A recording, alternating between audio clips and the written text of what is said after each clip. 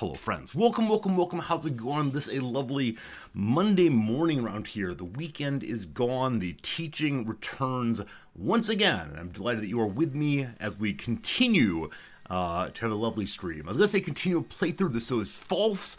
We are starting a brand new game today. We had a good time last week with the that one game, Kaiser Punk, but this week we're trying something new. We're trying a game that was sent to me a couple days ago called Grit Valor 1949. It's only saw the demo of but did not play. It is in fact a like World War II, but what if we had mechs playthrough? World War II but mechs.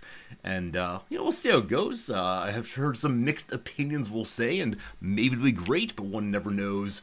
One never knows. Also, I feel a little bad right now, right before stream started. I was having a nice conversation over in Discord and asked people some questions, and I've just stopped responding now. In the middle of the conversation, dead, gone, absolutely not another word.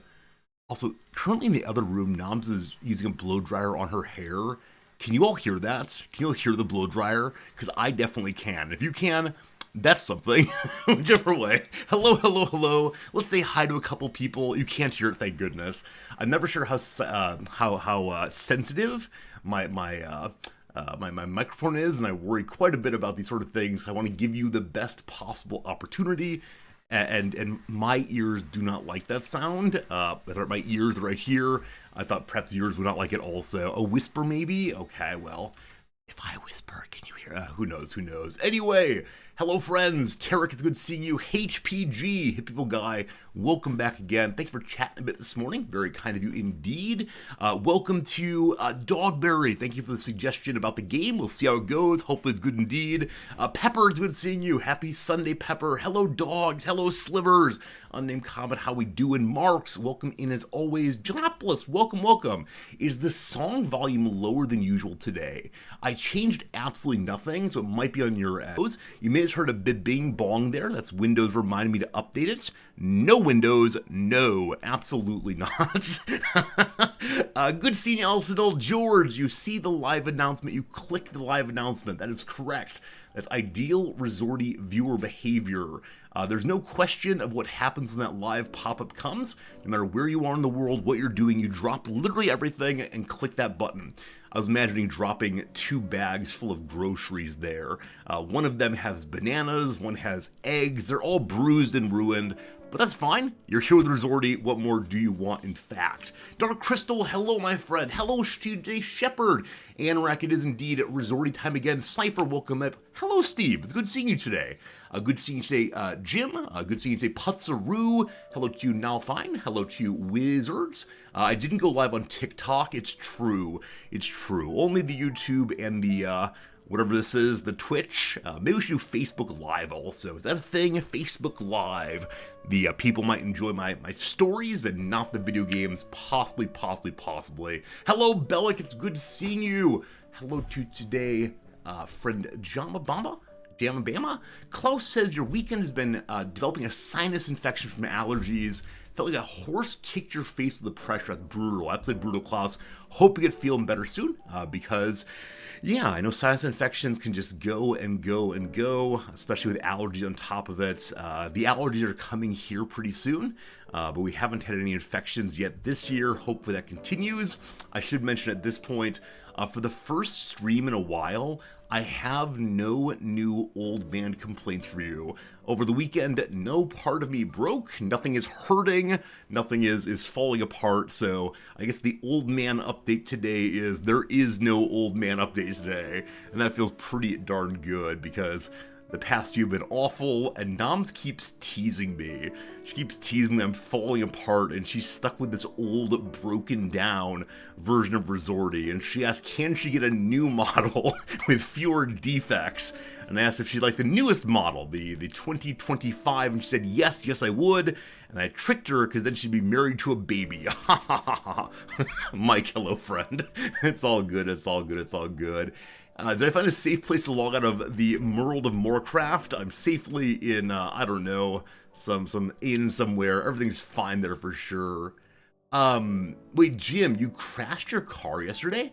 I had to crash my car yesterday because I heard the police are cracking down on reckless driving. That's a joke I can tell, but I'm not quite sure what it is, but delightful, and I think that's a joke. If you actually crashed your car, that's pretty bad. But oh, reckless people who did not go into wrecks. You have to have a wreck to avoid being punished for reckless driving. Ah, big brain joke based on homophones. We like them, we like them. I said it aloud and still got it wrong. Hello to you, Jewel. You got a BJJ camp this week. Is that Brazilian Jiu-Jitsu?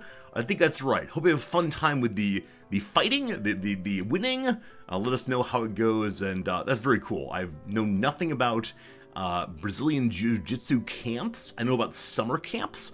I know about like Boy Scout camps. Past that, no knowledge of camps. I also know about being campy, a la on the stage, and possibly me occasionally, but who knows, who knows. Anyway, good to see you. This weekend, a lot of fun, some good relaxation. Definitely Saturday, but let me tell you directly, there were some periods of not good relaxation. You will recall that last week on Friday, we had an absolute disaster in which I discovered that the taxes had not been done on time for Japan. And so part of the weekend was filling out forms and doing math and so on. Because to use the online e-file, you have to go to the tax office and request a tax number, and then go to City Hall and associate your tax number with your like personal ID card for the nation. And after that's done, they will give you a login that you can use to log into the e-file system, and then you have to associate your e-file system with this magic card we all have. I appreciate that Japan's going in the direction of trying to do fewer things paperlessly. I appreciate that Japan's going in the direction of letting people file things from their home, but holy moly, the number of bureaucratic steps you have to go through in order to be able to use this thing, ridiculous. So I'm doing it on paper instead this year, so that next year I'll do a better job of being able to get online, of this like multi-week process possibly. So all the paper's done. Noms and I will be going to the tax office on Tuesday, tomorrow, and a bit of naughty, probably a conversation about how it's important to pay taxes on time, and they'll charge us a small fee. It's like 7.1% per annum. We're missing it by 15 days, so it should be okay. But just follow the protocols. Yeah, of course. It'll eventually work out. Do we need the low bow? I hope not. I hope we do not need to bow to 90 degrees. I've yet to have to do that. But I think in this case, there will be a lot of apologizing. I believe that I will be there so that Noms can gesture to me repeatedly and say that he is the one who's made the error. And I'll do my very best. I'm not from here smile. And they'll understand what's happened. As an inferior race, they'll understand my mistake there. How do taxes compare between Japan and the USA? So on the whole, taxes are higher here than in the USA. Percentage-wise, especially among people who are relatively well-off to wealthy.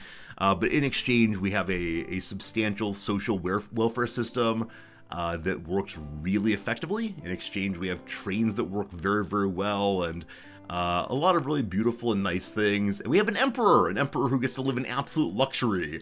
Not sure about that last one, but no, I'm someone who, agrees with Oliver Wendell Holmes that taxes are what we pay as the admission fee to civilization, and so I've got no problem with it all. It's not, even though I'm an American and should be like, tax is bad, stealing money from my wallet, whatever it is, the exchange that happens here feels fair and good and appropriate for the kind of world I want to live in, so that's how it goes for me. But yeah, thank you for asking, and I still have to do my American taxes by the 15th of next month, and those will get done probably next weekend, I suspect. We'll see what happens there.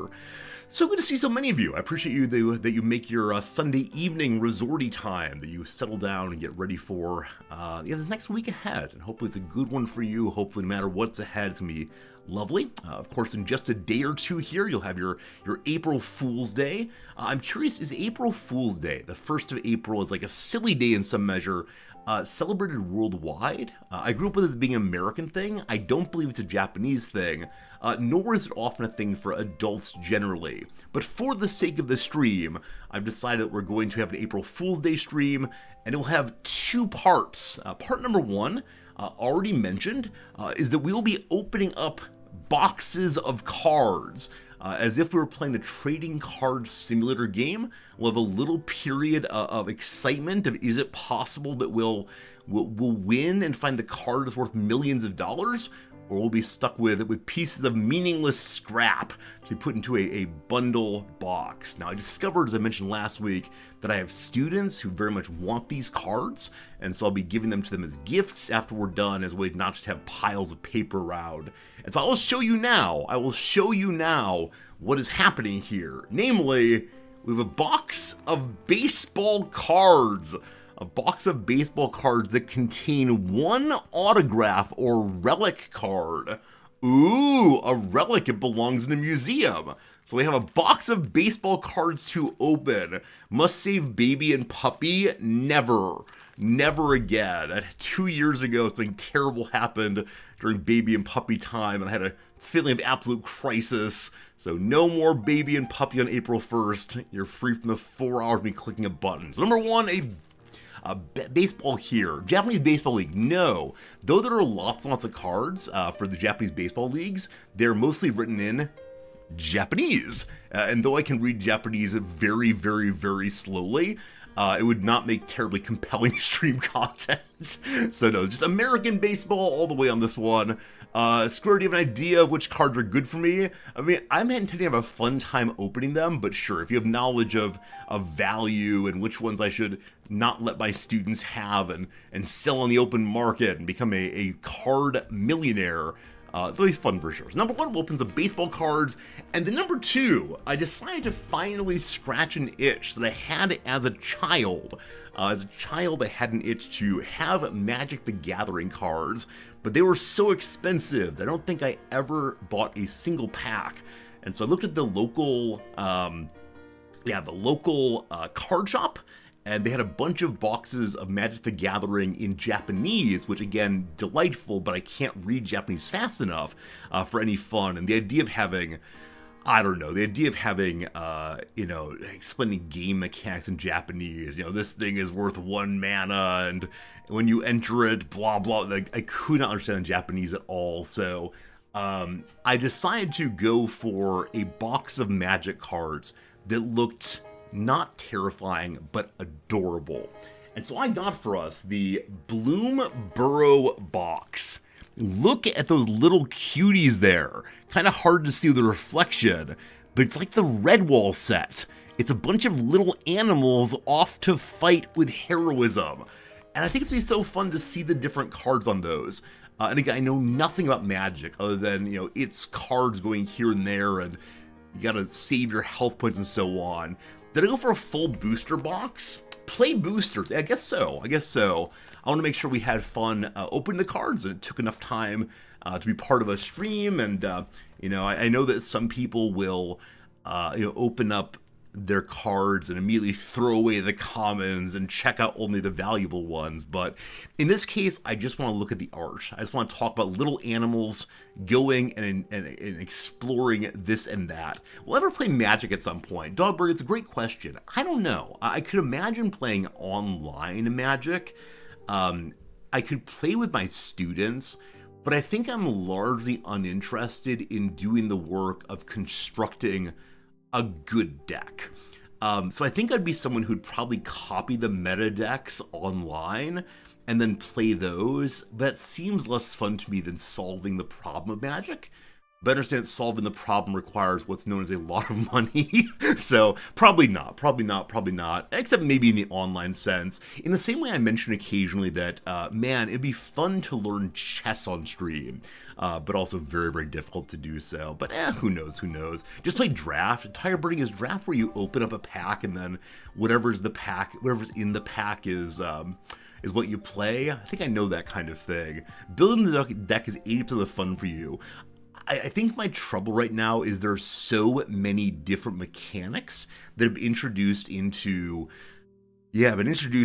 Magic over the years. And so when I look at the cards and they say anything other than like flying or trample, I don't know what they're talking about. Had I stayed with Magic all the way through, I probably would be able to learn it pretty well. But now Not sure. One thing you like about Magic compared to when you were playing as a teen is that you could buy semi-pre-made decks and play it. Oh, interesting. So you can buy a deck that says, like, here's what you play and here's how it goes. And, yeah, I mean, that seems like it could be fun as a way of not having to worry so much about how to make it, but I don't know. I have enough things to do in my life that do not cost a lot of money and that do not require me to learn a whole new set of skills. So probably no Magic in my future, again, unless we do an online version of the same, but we'll see. Have I seen the SpongeBob crossover cards? Yeah, I see that Magic is doing crossovers with just about everyone these days. They have some very weird art on their cards. But yeah, the idea of like having this serious world of dragons and white guards and so on, and then suddenly here's SpongeBob? I don't know. It's destroying the brand identity for the sake of the almighty dollar, which if you want to do, more power to you, but I don't know. Chess would be fun during commercial breaks, a 3-minute quick game. I suspect it's the case that if we were playing, blitz chess, like very fast chess, I would just make mistakes over and over and over again. Now, it's possible we could do, let's play 3 minutes of chess against an AI, against a computer, and then pause and come back to it. But I'm someone who really struggles with thinking through chess quickly. As many of you saw on Saturday, we played this fun word game where you have to find words as fast as possible, as long as possible, to get points before a timer expires.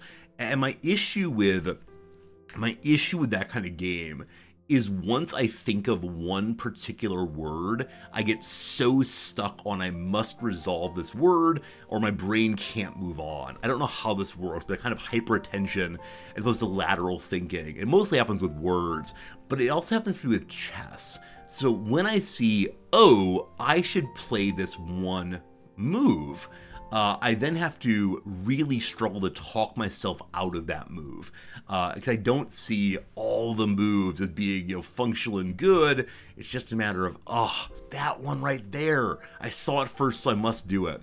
Many of you notice in my strategy game I do the same thing. Often I'll find one way that I think will work, and someone in chat will say, Resorty, it's much simpler if you do ... And I say, oh, I didn't even think of that because I'm locked in on my first solution. One weakness I have when it comes to my strategy games is become a little bit, monomaniacal, is that the word? Or at least singularly focused, so who knows.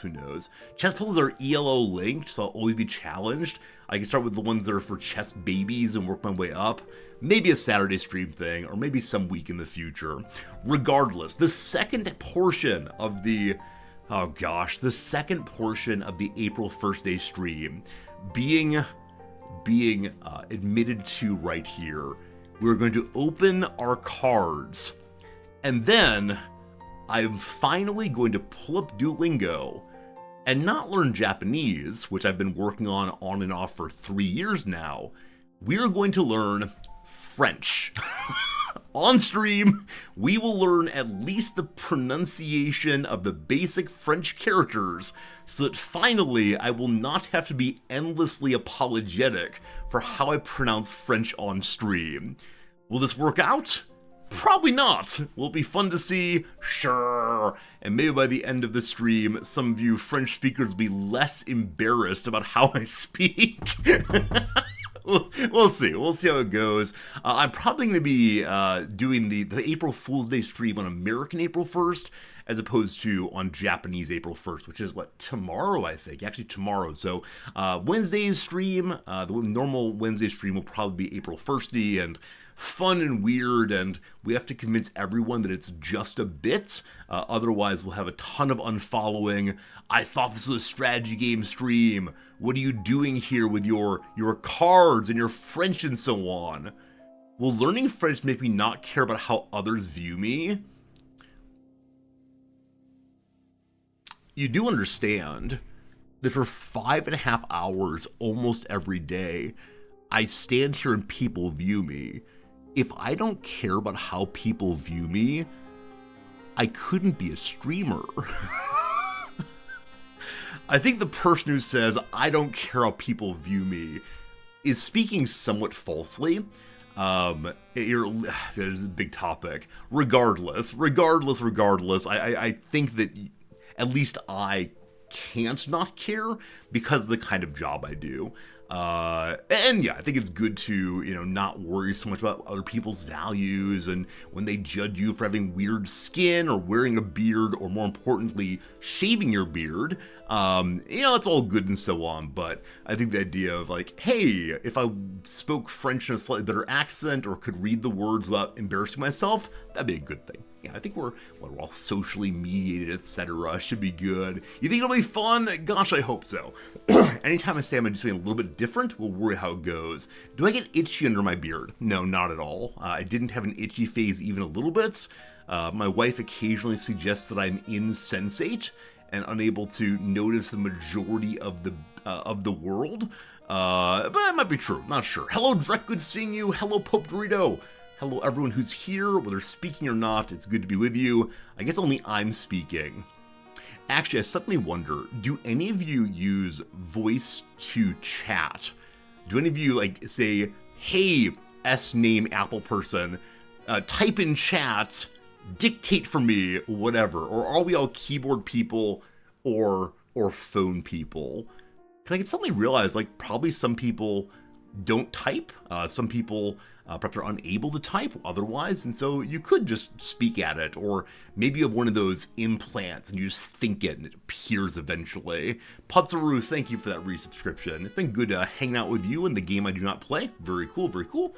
But thanks for being all the way. So occasionally while driving, you have indeed used voice to text. That's amazing.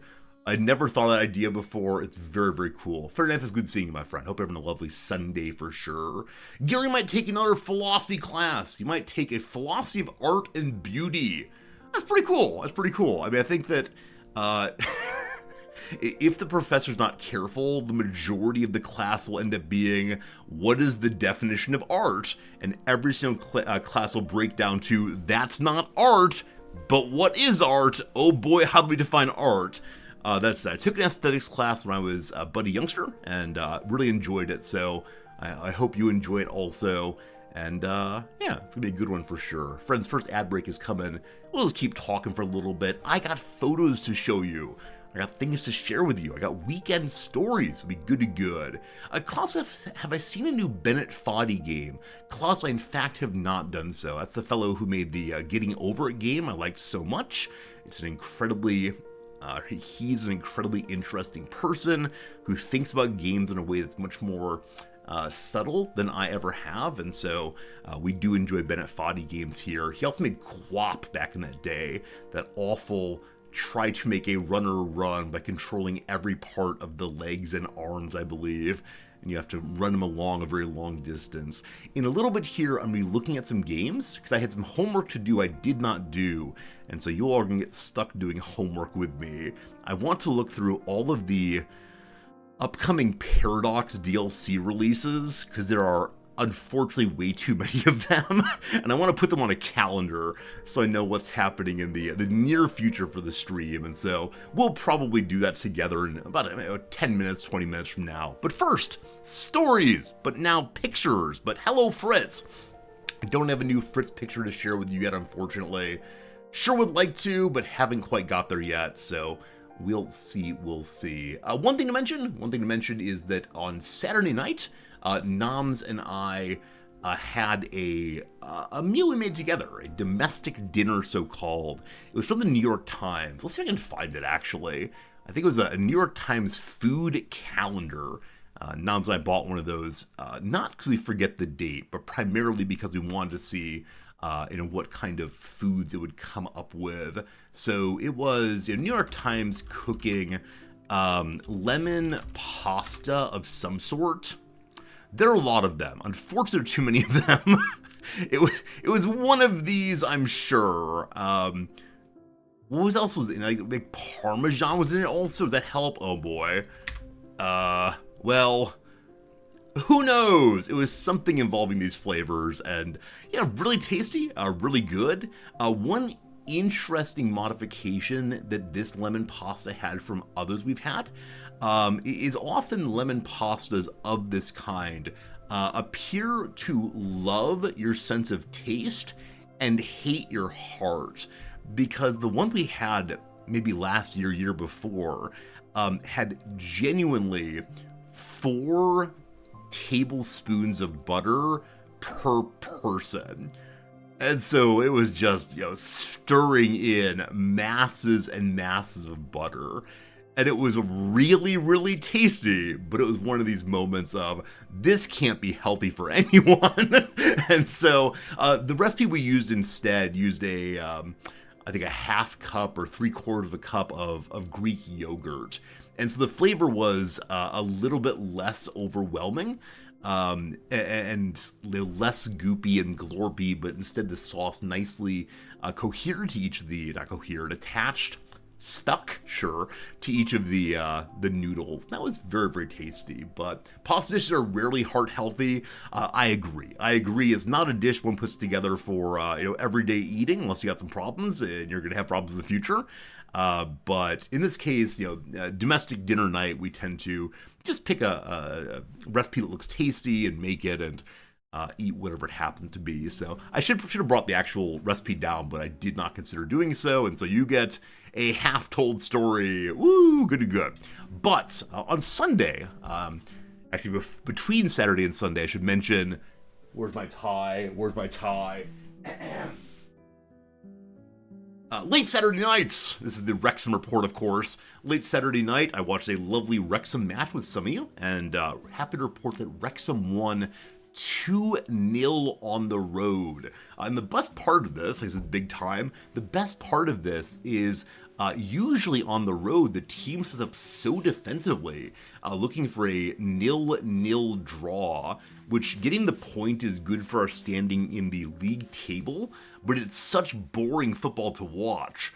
Absolutely boring. For whatever reason, this time on the road, Phil Parkinson, the manager, set the team up in a fairly offensive position, and so there were 2 really nice goals. I guess one nice goal and one penalty shot that went in. So Wrexham won. Unfortunately, the team that's roughly tied with us in the table also won, and so we continue on for the quest to get second place, to get the automatic promotion, with a new match on Tuesday at 4 a.m., I believe, from here. Wednesday at 4 a.m. probably. And so, we'll see how it goes, see what comes of it, and if you want to watch it with me on Tuesday, Wednesday, I'll be around, probably on Discord as always, but very happy. All right, there you go. There's your Wrexham report. Hope you enjoy my one true obsession. And really, poor Noms. Noms does not watch football with me. Noms does not care about football, but she cares about me. And so every morning after a Wrexham match, we're having breakfast and we're talking about the day ahead. We're talking about how just sleep, sweetie, and what needs to get done today for chores. And I always say, may I tell you about the Wrexham match? And she always says, go ahead. And I give her a very quick rundown with so much excitement and joy. And she always says, I'm glad you had fun. And something about that conversation, though I know she's getting very little out of it, I appreciate so much. It feels like an affirmation of me, at least letting me dump these feelings out of me. If we couldn't have that conversation, such as it is, conversation, I'd be a much less happy resorty, probably. Anyway, on Saturday, we decided to hang out with some friends, decided to go for a little hike on down one of the rivers, not the main rivers in Tokyo, but instead over in Kawasaki, a place that's a little bit less populated. I think last year I showed you we went cherry blossom hunting on one of the busiest rivers in all of Tokyo, and it was genuinely shoulder to shoulder last year, just trying to push through to see the cherry blossoms, and everyone was standing each person was standing next to them and taking their selfie, and it was very, very uncomfortable last year. So this year went someone a little bit less beautiful, perhaps, but also a little bit less crowded. So I have some photos for you of that. I want to bring you along on the things that I do. So let me go and get one of these pictures straight away. And they appear to be in a zip file. One moment, technical troubles as usual.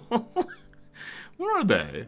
Did I download to my Google Chrome thing? my Google Drive. There we go. There we go. All right, one moment. We must unzip now. Which, this is a phrase that has different connotations, doesn't it? Allow me to briefly unzip, friends. And now I immediately lose my Twitch channel all at once. They were good to go now. Indeed we are. And so, yeah, let's go ahead and start with the first image we saw when we got there. This one right here. We have ourselves a lovely photo of, yep, there are some cherry blossoms. And I realize to the image here now, that's not a very good picture. But I swear they're cherry blossoms. I swear, here you are in Japan. Now, the cherry blossoms on this river are less of that aggressive pink color that shines through, and as you see, somewhat more white. I think that often when people come to Japan to see the cherry blossoms, they want those bright pink ones, which you often see in presentations of sakura festivals and sakura-flavored food. But, it's a river. There's some pictures. I got some better pictures, don't worry. We got better ones. Continuing along, is this nicer? Okay, this one actually has a tree involved. And I always love seeing how the trees, head on over the water, because as those cherry blossoms gradually fall, they land on the river and they float on down, and it's just nice to see the process of the thing. Now, in this case, of course, the path I'm standing on, and they've clearly cut back the tree on one side, or at least encourage it to lean over the river a bit more. And there you see on the right-hand side, I didn't realize I'd caught him, but a Japanese man with a very, very large and long, telephoto lens on his camera. I'm struck by how many people have these. And I'm guessing that these long lenses cost, I don't know, hundreds, thousands of dollars, not sure. But there's so many people out there who are trying to get the absolute perfect picture of the flower before it goes, or at the same time looking for animals also.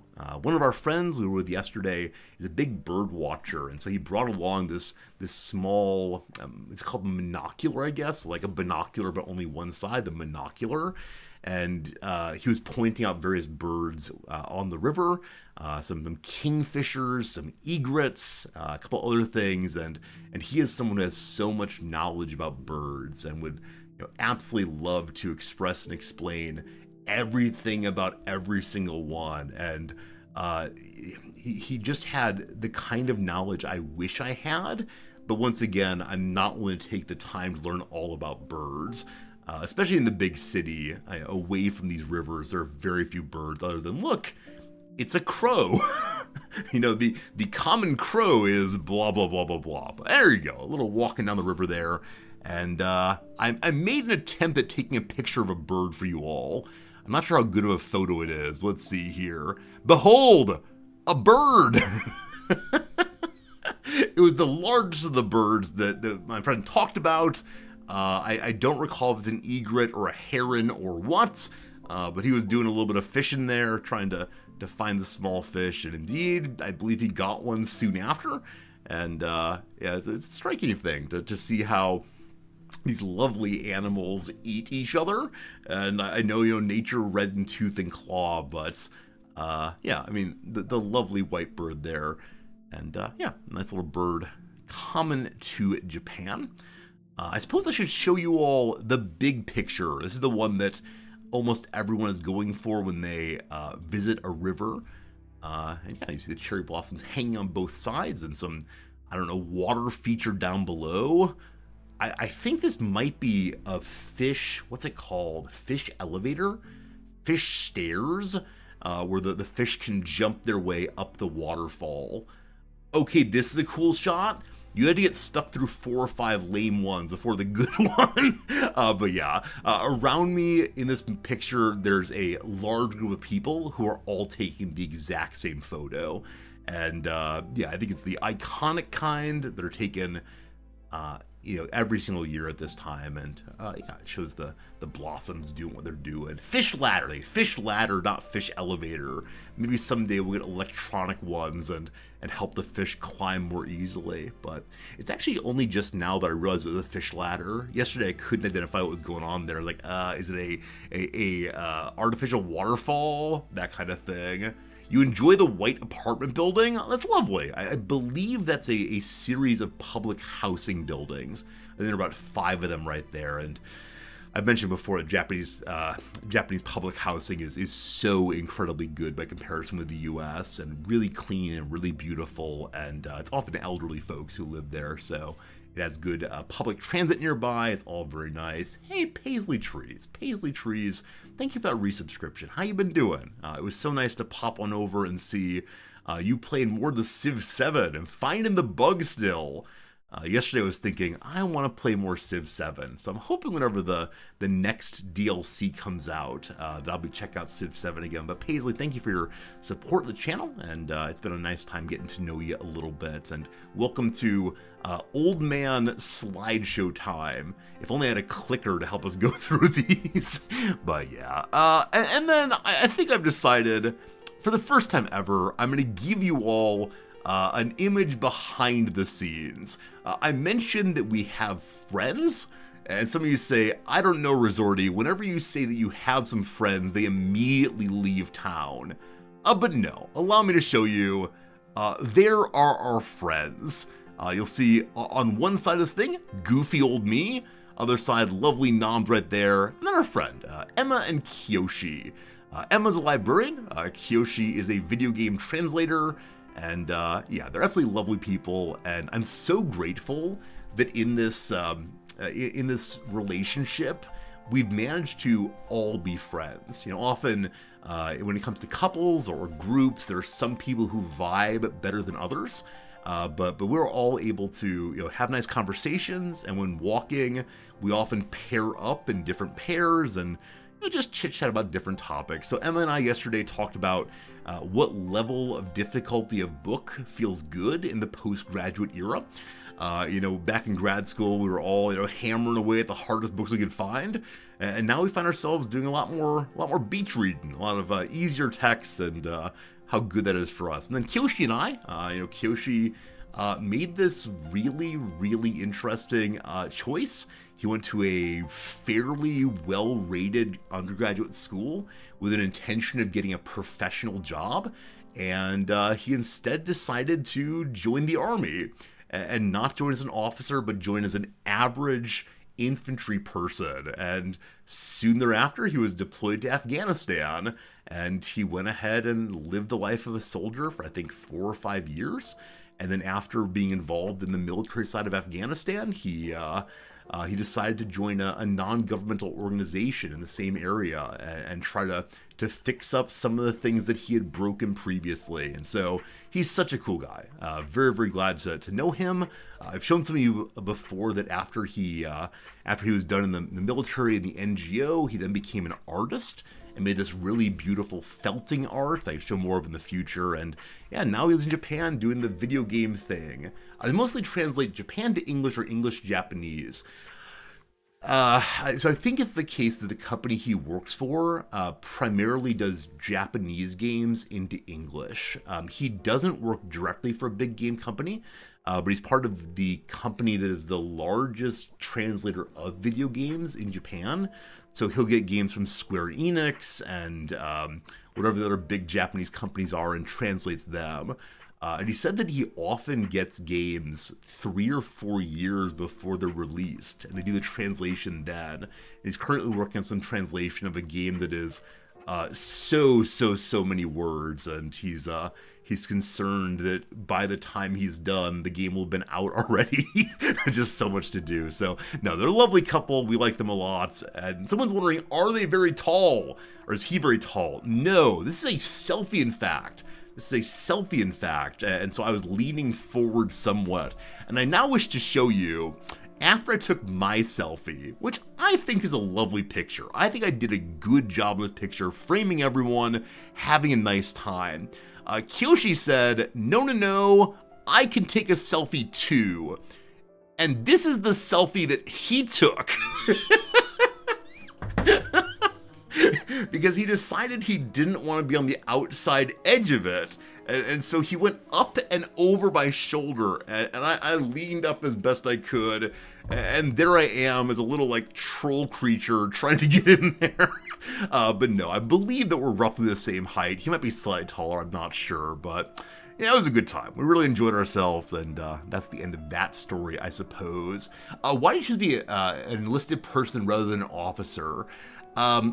I don't know his story entirely yet. You know, we're still getting to know each other, getting to engage with one another in ways that feel, productive and interesting. I don't want to go delving too far into his personal life yet, but we'll learn that eventually. And I think that part of it is he just wanted a different life and wanted to experience something he hadn't experienced before. He's a really fascinating person because his one side of his family is Chinese, one side is Japanese. He's a Japanese citizen along with being a U.S. citizen. And he's just a really cool guy that I'm so glad to be engaged to know. I did not bring up, some of you wanted me to bring up, but I did not bring up a topic that we discussed on stream last week, which is Noms has begun defacing library books. And Emma there is a librarian, and the books that Noms have been defacing are part of Emma's library.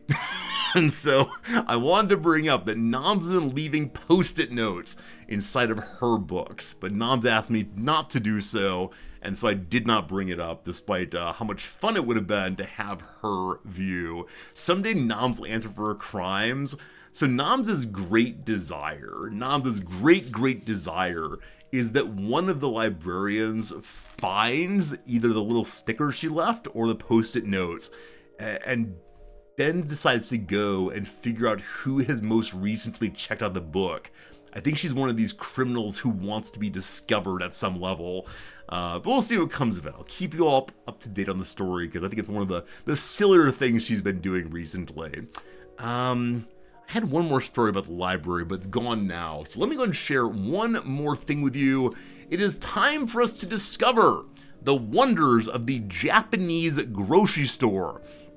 I'll begin with the horrifying part for you all, and then the delightful part. We know often that the Japanese people have more expensive fruit than in other places in the country, and so I give you some melons for $39.80 and $49.80. You can do the math, but those melons, which are of fairly normal American size, definitely cost the better part of, in the right case, probably $35, $38, and on the left, probably $30 or so. So, melons of a fairly small price, very, very pricey, as you see their box there, because these are often given as gifts here. There are not like different grades of melon here. These are what, cantaloupes maybe? I'm not sure exactly. The only ones here are for gifts. 20 to 25-ish USD. Don't say that, Kaiser Randall. No. The yen has gotten worse since we're here, but it is not yet half. It is not yet half of the value of the USD. If we want to retire in the US, I don't know what we're going to do. The way in which the yen has fallen has been a very difficult experience for us. So that's one thing. The ridiculously priced cantaloupes. Right next door to them were the very expensive pineapples. The price wasn't crazy on those. But then we found the season that I believe is just ending is strawberry season. And so here are some Japanese strawberries. And that is for, on the left-hand side, 3 by 5, 15 strawberries cost 3,000 yen. You can do the math compared to where you are, and that's crazy, my little American brain. Hello, Drid. Drid, thank you for the generous raid. Dridlicious plays a lot of games like we do, and is a lovely person with a fine voice and an engaging spirit and all the rest. And you're currently playing a game called Final Fantasy XI Online. Final Fantasy XI Online. Well, I appreciate that you're playing an MMO and tempting me to sin, but hopefully your stream went well. you might consider clicking that follow button right there. And Pepper, thank you for shouting that. Not shouting, yeah, shouting out that. It's called shouting out, which sounds so aggressive now I think about it. Shouting out. Hello, Odd Blue Turnip. Hello, Obsidian Code. A fellow fruiterator? I do like fruit very much. Hello, Lafo. Drid's got a tornado warning. A tornado warning. Those are horrifying. So hopefully the tornado passes. Because isn't the warning the level at which a tornado has actually been sighted in the area? I remember when I was a youngster, when it came to tornado warning times, the firefighters would take the fire trucks out to the different edges of town and have binoculars looking for tornadoes. If they saw one, it was time for the warning. The watch was only, the conditions under which they might develop. What's wrong with these strawberries? So at least to my understanding of the price of strawberries in the United States, these are ridiculously expensive. Now, you will see that they're from the Nara Strawberry Laboratory, and you'll see that they are at different levels of ripeness. Oh, that's like the look there. Yeah, the look there is different levels of ripeness. So when you get them, you can go ahead and eat the first ones right there, and then after a few days, the middle ones will be ripe, and after that, the far right ones will be ripe. So it's a variety pack. I've heard that some places have bananas that are set up the same way. The bananas are in 3 levels of ripeness. I think we can find these. It's an interesting thing I've seen. I believe I saw them from Germany, maybe. Let's discover and see what we have here. Normally for a container, strawberries in the US are about $4, on sale $2. Yep, that's the wages of global capitalism, I'm sure, but here we want our locally sourced Japanese things, presumably. Hey, Scorn, how's it going? All you lovely viewers, welcome in. I swear that we will not be talking about fruit all day long. We'll be playing some video games eventually, but we have the opening blather, and we appreciate you joining us for the opening blather. It's a lovely time to be with you. Can I find this? Like, banana 3-pack... different ripeness? The 1-a-day banana pack. Oh yes, Reddit. It's from Korea, apparently, in this case. But isn't that amazing? So often, one buys a clutch of bananas, and by the time you're through the first 3 of them, the 4th and 5th have begun to blacken, begin to rot. But here, they're set up so that you eat 1 a day, and by the time you get to the banana, it's ripe. That's very, very, very smart. Thank you, Korea, for your generous genius as always. Your bananas have to be green. You eat the green bananas. I know people who only eat green bananas. Have you forgotten your primate roots? Are you unable to return to monkey? Aren't green bananas so hard?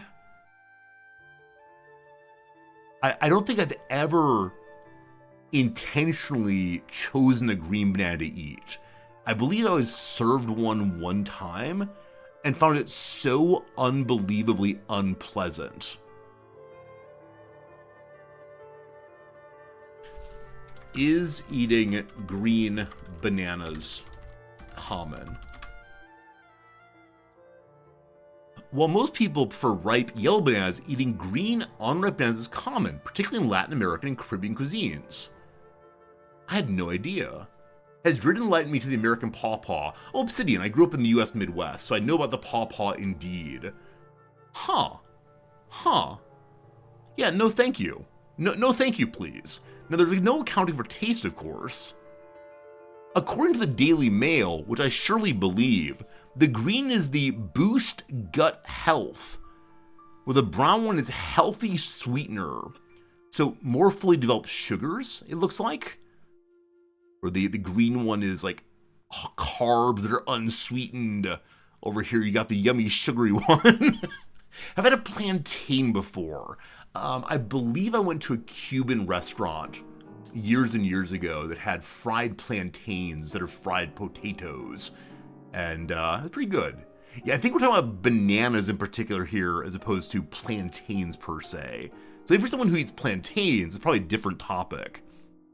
Also, I hope you know, contrary to the arguments of Ray Comfort and that one child actor, bananas were cultivated to look like this. If you look at a non-domesticated, that's not the right word, banana, you'll see this. See this? They're full of seeds. And were I a starving proto-human, I would eat this, of course, and probably spit out the seeds, I assume. But yeah, the ones you get in the grocery store are in no measure what one would expect to find out in the world before human invasion, intervention, something. But there you go, your little story about bananas of the day. Why am I talking about this? Expensive fruit. That was the topic. I've got one more set of photos to show you today before we get on to the word of the day and the other opening little games we play before we play the big game of the day. Big game of the day is a game that asks the questions: what if World War II were fought with large mechs instead of being fought with foot soldiers and tanks? I have no idea how it's going to go. I've mentioned previously that Japanese grocery stores have a tremendous number of curries. This is in fact only 1/4 of the curry aisle. Yes, indeed, at the grocery store, there's 1/2 of the aisle. It's entirely boxed curries. And these boxed curries are made very, very simply for one's lunch or dinner. The little box, it's put in, there's a bag inside, a microwave bag inside. There's like a steam releasing opening, I guess. And it's a little box, folds down at the top, and then it's used as a prop inside of the microwave. Anyway, very quick meal, tasty, probably terrible for you. But I want to select out this particular area of curries to discuss, because many of the other curries throughout this area are ordinary brands. Same way when you go get Oreo cookies, you know what you're getting. If you get the Konda curry, you know what you're getting. That Lee brand in top left is a standard, very spicy curry. Same thing every time. But the ones in the front middle, the ones that are about just $3.48 or so on the second shelf from the top there, these ones are special.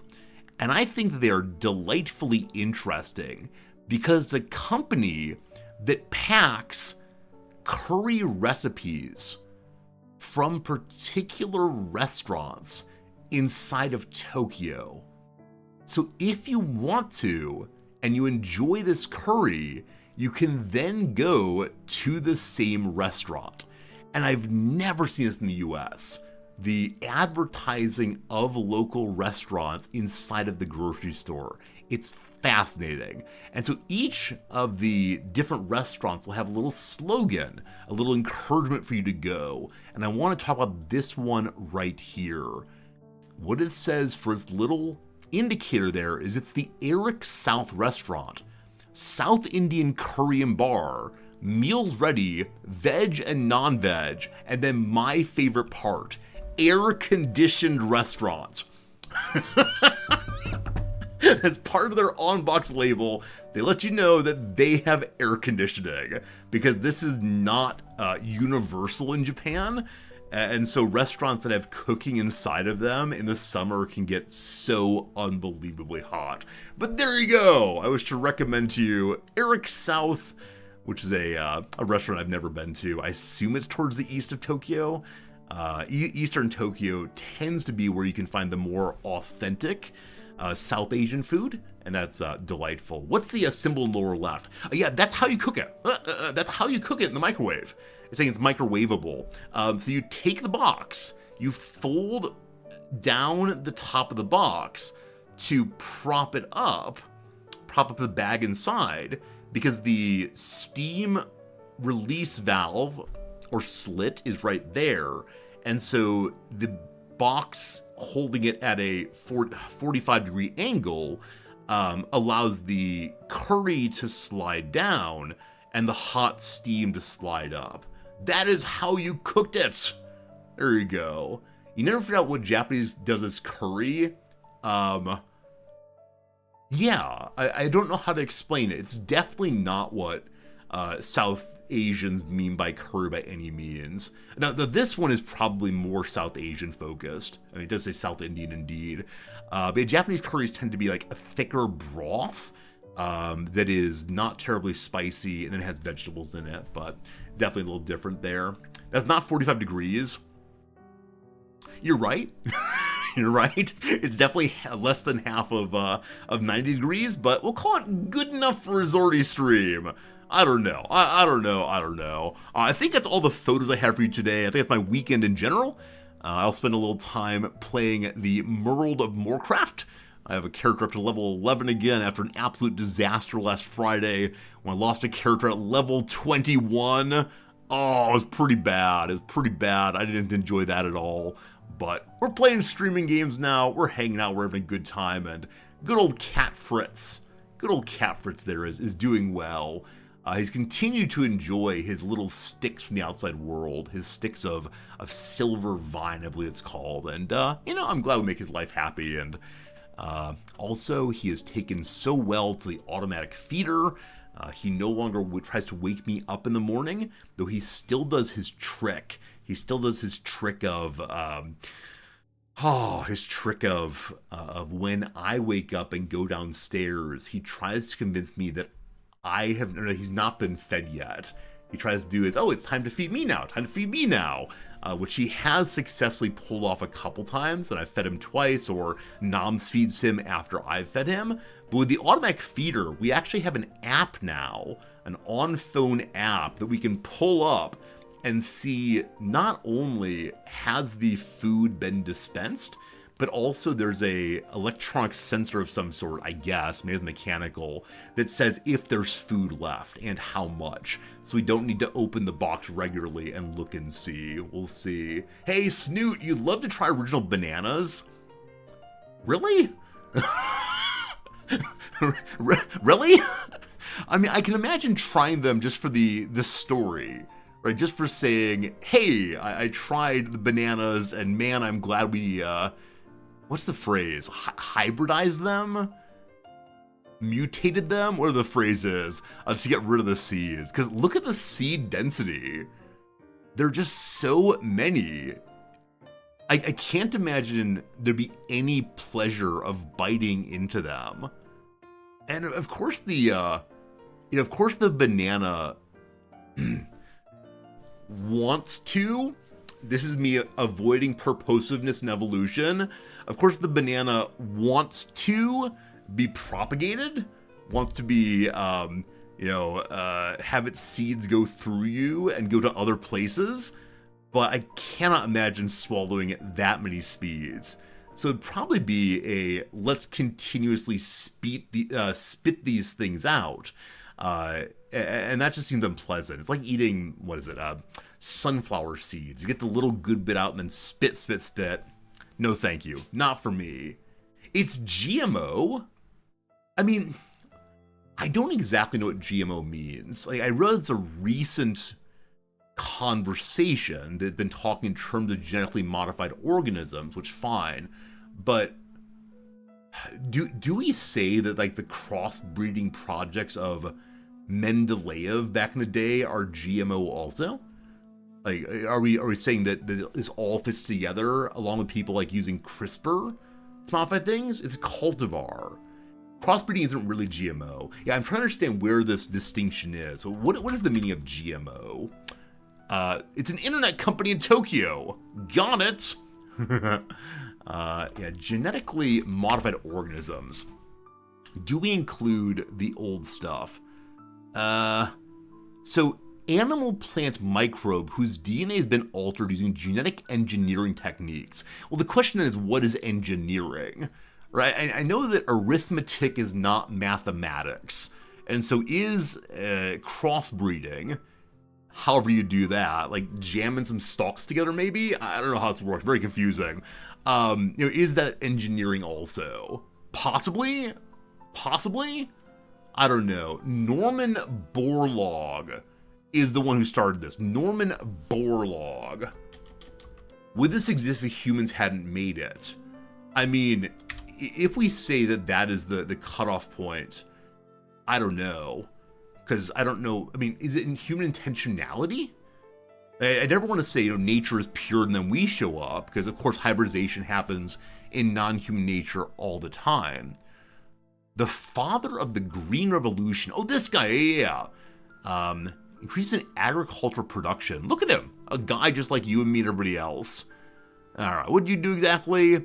Credit over saving over 1 billion people worldwide from starvation. I don't know how I'd be able to live with that. It would be of great danger to have that attributed to you. Because for the rest of your life, if you have kids especially, you say, I saved 1 billion people in my life, and what have you done? Oh, you know how to get a high score in Guitar Hero. You might want to work on that, kid. Interesting. Alright, so what exactly is it that you did? Save more lives than any man in human history. Crazy. And he's a wrestler! Hello, wrestler guy! Can you imagine how embarrassing this would be? Is he alive still? Okay. I don't want to say luckily he's dead, but can you imagine if this website is meant to say, here is this really important person we must remember for his contributions. And yes, the official dignified photo of Borlaug, the senior scientist, is matched with youngster in his singlet. I understand what picture of the young man also. The person in the singlet is somewhat embarrassing photo in my opinion. I'm not sure. So what is it you did exactly? Microbiologist at DuPont. Oh, DuPont, really? That's a big a chemical company, I believe. All right. Tell me what you did. Director of the International Wheat Improvement Program. Now, what a phrase. What a phrase there.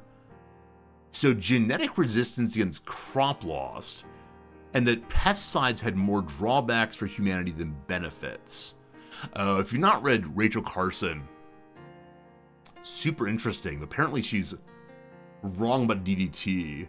So wheat research, what he has done. Research in genetics, plant breeding, pathology, entomology, agronomy, soil science, and cereal. Of these things, I only study cereal, and I do it every morning. Alright, so increasing harvest seasons? Disease resistance. Okay, here we go. This is the important paragraph, I'm sure. Because purebred, that say genotypically identical plant varieties, often only have one or a few major genes for disease resistance. So the plants survive against some things, but not to other things. And as we move around the world, we bring along diseases from everywhere. It's a problem. So I don't understand what happens here, but linear line varieties were developed. What an unhelpful little sentence that is. Regardless, it looks like he improved food. Dwarfing is an important agronomic quality for wheat. Dwarf plants produce thick stems. Now, are the stems ones that we eat then? Because they have more flour in them or whatever? I have no idea. Texas A&M, this person worked with your grandfather? Oh, is that right? No, that's very cool. Yesterday I was reading a book by Stiglitz, the economist, near my librarian friend, and she said, oh, we had him over for dinner regularly. He's very unpleasant. It's always funny when people know the humans behind the work as opposed to just the work standing on its own. Regardless, we've learned things, so Borlaug is the one who we attribute to the beginning of GMO. So anything before 1914 does not count as genetically modified organisms. And I'm trying to avoid the politics here, right? Definitely it's the case that there's major, in my view, uninformed debate about the meaning of GMO and the consequences thereof. But Yeah, it's a topic to understand. Like, humans have made these changes now to the world that have made things so much better for us in terms of like people not starving. But some people are very scared of what it means to. I mean, I think it's the case that anytime you mention genetics at all, it's a terrifying topic. You end up worrying about, are we turning into the X-Men possibly? We have some X-Men. I don't know. I don't know. Team, it is time for us to go ahead and do my homework. Gotta do the homework I meant to do over the weekend. Didn't quite get there. And so it's time for us together to pull up the calendar. The Resorty calendar for the stream. A thing that I almost never use effectively. So I'll put this here, and we're going to figure out together what games are coming out soon that I absolutely need to play. Hello, Klaus. Yes, do I know of Wes Jackson? Do I know Wes Jackson? Not by name, no. Not sure who that is exactly. Okay, so you'll see, I actually did put some things onto the calendar once upon a time here. Hollywood Animal release, it did not. It was once again pushed back, I think, until April. Kaiserpunk release, we did play Kaiserpunk. Yes, we did. So I want to get on my little calendar here everything that's Paradox that's coming out pretty soon. So this is in my time zone. This is March. Here is today. We're good. So this is today. I'm intending this day to be our April Fool's stream. And what are we doing April Fool's stream? As I mentioned, we're opening baseball and Magic the Gathering cards. It's gonna be fun. Also, we are learning French. Very good. So that's an all-day event. There you go. Also, I've promised to play. You don't want to see opening cards? You don't want to see the trading card game in real life? I have some students. Who want cards, and I'll be giving them to them. This is entirely planned out, so we don't have an addiction here. Don't worry, we're not trying to make big money. We're having fun looking at pictures. Isn't fun fun? Isn't fun fun? Oh, it makes you want to spend money you can't afford. I get that, my friend. If you need to avoid it for avoiding the possibility of addiction or otherwise, I get it. Or you can live vicariously through me. You can imagine that my hands are your hands, and when I go crinkle, etc. Japanese baseball cards? No, I went with the US ones, because unfortunately I know almost nothing about baseball. One thing I love though, friends, one thing I really love is there are websites where you can order various Japanese baseball card boxes to open if you want to. And along with having the baseball section and the football section and Pokemon, all the rest, there is in fact a area you can go to with single and boxes that may contain Shohei Ohtani. They have a specific Shohei Ohtani section. Bizarre. All right, so when is Hollywood Animal coming out? I've promised to do a 3-day stream for these fine folks on Hollywood Animal, but they keep changing the release dates. Really throw me off. So currently saying April 10th of 2025 early access. So onto the calendar, April 10th. So it's my April 10th. We're probably doing Hollywood Animal sponsored for 3 days. Repeat, no. Okay, so save that. Now that does include, it seems, a Saturday stream, which is unusual. Sponsored, awesome. Doing my homework live on stream. Hollywood Animals ethically compromised? Wait, why is that? I know nothing about it, other than I really enjoyed the demo back in the day. We played it 2 Next Fest ago, and really had a good time. So, wait, why is it ethically compromised? Tell me stories.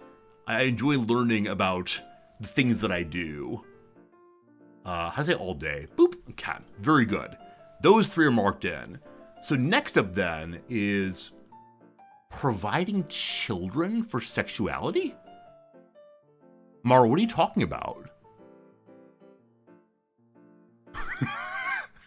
I don't want to play a game that endorses pedophilia.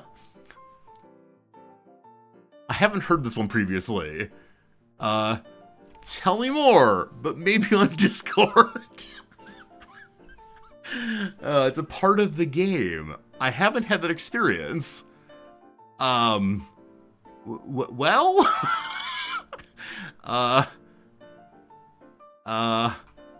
Well, thanks for letting me know. I'll look into that, I suppose.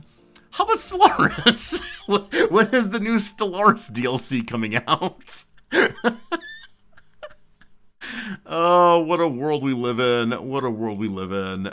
Friends, next Stellaris DLC is coming out. Biogenesis, May 5th. Is that right?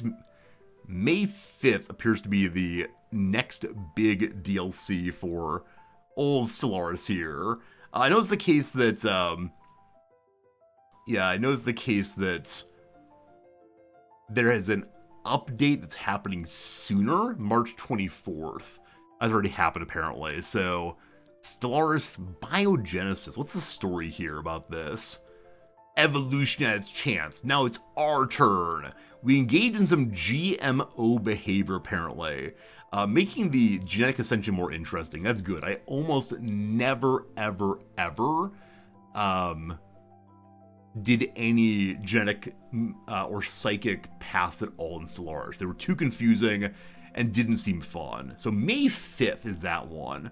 All right, April, May, Cinco de Mayo. I'll find a way to like wear a poncho. No, I won't actually, don't worry. Okay, one second. So it's going to be Stellaris DLC. Very good, very good. Also team. Cinco de Mayo makes me sad. Because my first fiance and I, long story, had our first date on Cinco de Marcho. Cinco de Marcho. And so, Cinco de Mayo reminds me of a very rough period in life. But good old Cinco de Marcho, good time, good time. We know that CK3 has a similar DLC coming out soon. Crusader Kings 3. The next DLC is... It's the Cons one, I believe. Is that right, Cons? I believe it's the Cons one, is the next big release. April 28th. April 28th. Is that open still? It is open still. So, it's going to be, what are you called? CK3 DLC. Very good. Now, I believe that Victoria 3 has one also. Oh boy, too many DLCs. Is this true? And are there any other games that you know of that are having DLCs released soon? No. Pivot Empire. I already have this. So no Victoria 3. What are the other games that have upcoming releases, whether Paradox or otherwise, that I've said I should probably play? Or is that about all for right now? Age of Wonders 4 has one coming out. I haven't played that much Age of Wonders 4, but... Sins of Solar Empire 2, didn't enjoy it, unfortunately. Yeah, I think I played the release version of AOW 4, but I believe it'll... Yeah, all the DLCs I've skipped so far. The game just didn't exactly vibe with me the way I wish it did, but... Maybe Total War. So there are Total War DLCs I've not played yet. So I think now that I have these on the old schedule here, we can begin planning around them. So that is my goal for the future. As many of you know, a large portion of my streaming career, so to speak, has been Sunday evening saying, hey, I should figure out what we're playing tomorrow. And then saying, okay, well, I'll figure out in the morning. And then Monday morning panicking about, oh no, what do we play today? I would like very much to begin planning a little more thoughtfully. So I can imagine, for example, the CK3 DLC taking up at least this whole week, and unfortunately not until next week, because then Stellaris. So a week of this and a week of that. I'm going to try, especially across the next summer push, when I'm not teaching, to be much more thoughtful in planning ahead. And we'll see what happens. This is the man doing the homework on stream. You're not wrong about that. You're not wrong about that at all. But it's okay. It's happening all day on August 9th. Resorty's birthday. Aww. That's nice. I put Nam's birthday here also. Civ 7 is an update in April. All right, what is the Civ 7 update looking like? Is it something new other than just let's be British now? I did enjoy Civ 7. I would not mind going back to it. There's 3 DLC here. So is the deluxe content pack how one gets the new DLC with the Queen and so on? No, I already have this. Friends, which is the DLC that gives you the British? People are complaining in a really, really big way about not getting the British. Is it this one? Who dat? Simon Bolivar. Okay, I don't think I've played as him previously. Add to the game already. Huh. Yeah, we can check out in the future. Now here's the thing I should actually be doing more often.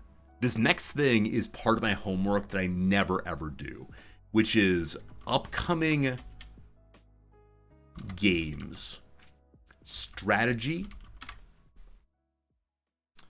and like people make videos like this. Most anticipated new strategy game of 2025. Like, I love this. I appreciate people do this work. Right, 3 days ago, PC Gamer did this for us. What's coming up this year? Star Trek Fleet Commander. Is this game gonna be good? Well, you can play it for free. Does that concern us? That might concern us.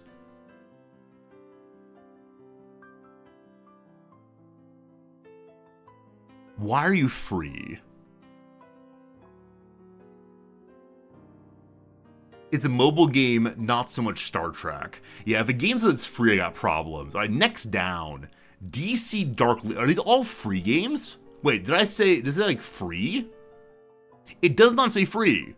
And yet the first 3 games they play for free. We don't like that. Homeworld 3. I think I played this game and didn't enjoy it. Manor Lords, we love it. So I think these are not games that are releasing soon. I believe they're games that are instead possibly released already. AI article? I mean, it has a person's name. Is Dave Irwin an AI? Should we email Dave Irwin? Are you a real person? Give me a recipe for this and that. He's a guides writer. Apparently the AI Dave Irwin says, don't talk about old games, board games, pro wrestling, or bird watching. Wait. We have a viewer who's into some of these things. Are you Dave Irwin? I'll just read here real quick. XCOM 2. No. These are games that are all released. Civ 6. No, I'm very confused. We'll trust RTS, no. I'm sorry. I know we should be doing this off stream. 2023, no. Yeah, the mobile games apparently the best ones coming out. Okay, I'm going to be a terrible human right now. We're not watching this 40-minute video. Did you cut it up into... You did. Okay, so... Heart of the Machine. I didn't enjoy that game at all. Civ 7, maybe later. Era 1. What is the Era 1 game? Innovative space game that combines elements of RTS, base building, space survival, and tactical battles.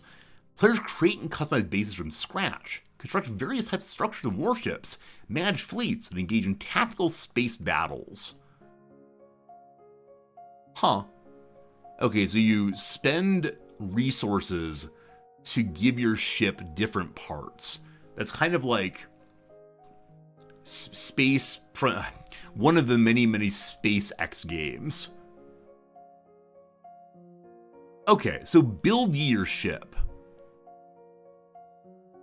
Did I play this game?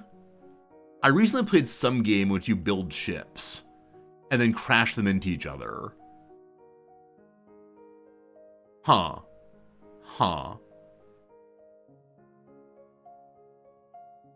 Okay.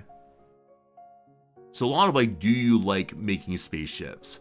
And there is a battle of some sort. I didn't play this game. I played something else. Star Sector. I think Star Sector is what I'm thinking of that's similar in terms of build up your ship in some way and then fly around. A whole fleet!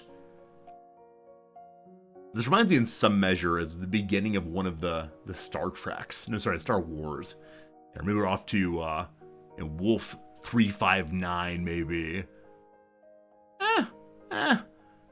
Alright, not quite sure about the actual storyline here. Maybe no story. Space survival and so on. We'll check it out. Maybe check it out at some point. Alright, what else is being anticipated soon? Era 1. Commando's Origins. Probably not for me.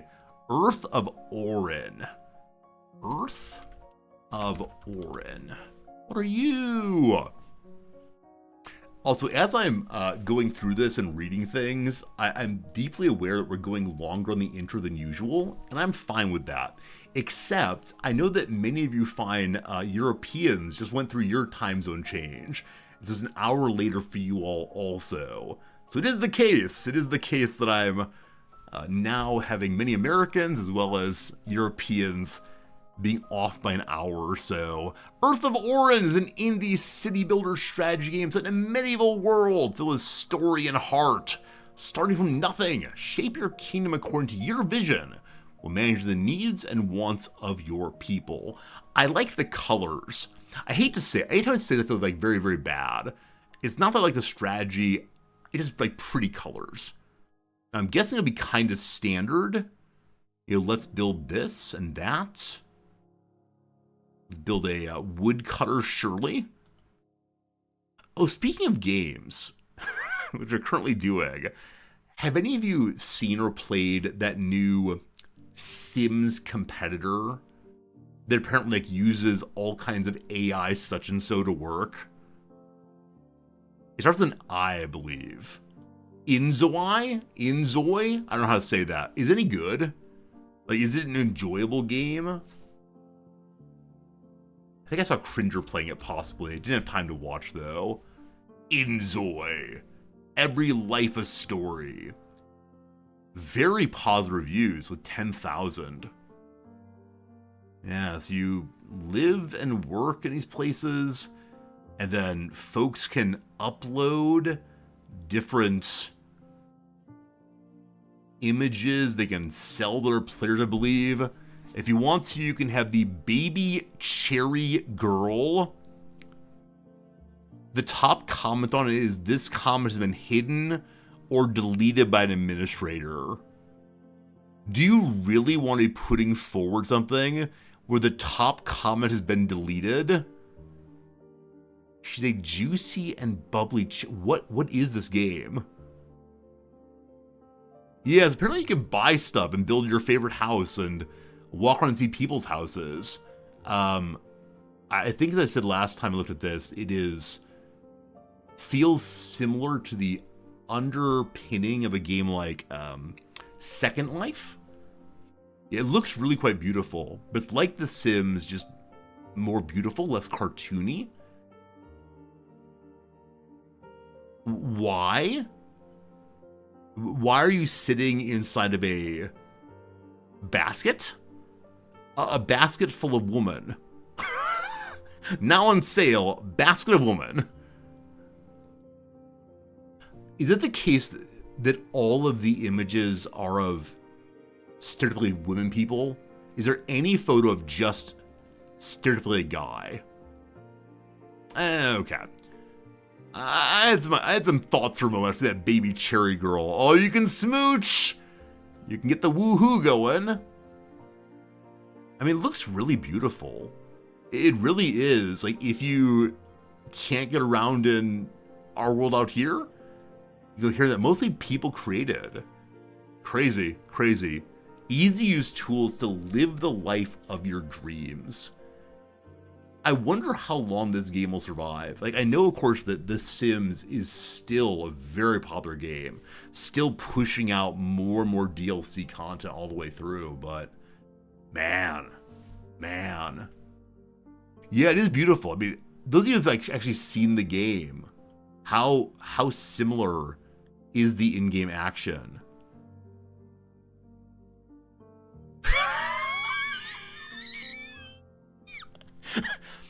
I think there's some implicit sexualization happening, trying to draw in a certain audience. The earlier word, I apologize in advance. Look at her run, right here. I don't know. Maybe I'm in the wrong mood right now. Oh, look, happiness, fun. Now again, is this in-game or is this instead just... I think it's in-game. I think it's in-game. So I think this is the kind of thing you gotta see if you want to, and that's, I mean, looks like fun. Hope you'll play it. Wait. What was that in the corner?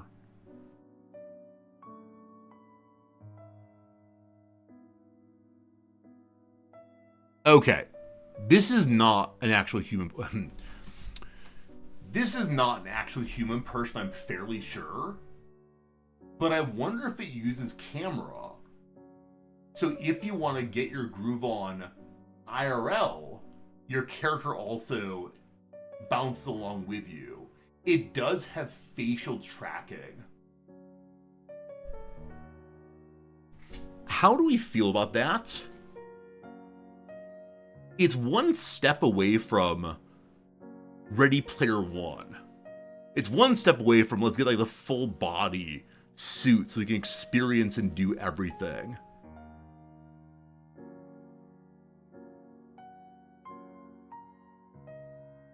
Yeah, the creepy thing is like first to mind is that this is creepy and weird. But if they're making a world in which they want players to be able to present themselves living their dream life, then how cool is it that you can put some of yourself in very, very easily? You want to make your character smile, and so you smile yourself. In the same way that, excuse me, in the same way that I, want my character to go left, and so I gesture to, that's right, so I gesture to the left with my mouse. It's just one more kind of way of interacting with the game. Yeah, I think I have the initial, this is creepy, because it's new to me, that feeling of repulsion at the novel or the unknown. But perhaps it is pretty cool, actually. I don't know. It gets used for all the wrong reasons immediately. I know the cynicism flows through our chat room. I know that so many of us believe that things will always be used for their worst possible purposes immediately. And maybe that's right. But wouldn't it be cool if it provided people a place to connect? Wouldn't it be cool if people were able to spend time with each other? Oh, is the game online? That's a very good question. Maybe not. Maybe not. I apologize. I was thinking this is an MMO, but it does not have MMO here, just a life sim. I apologize. I thought it was multiple people together.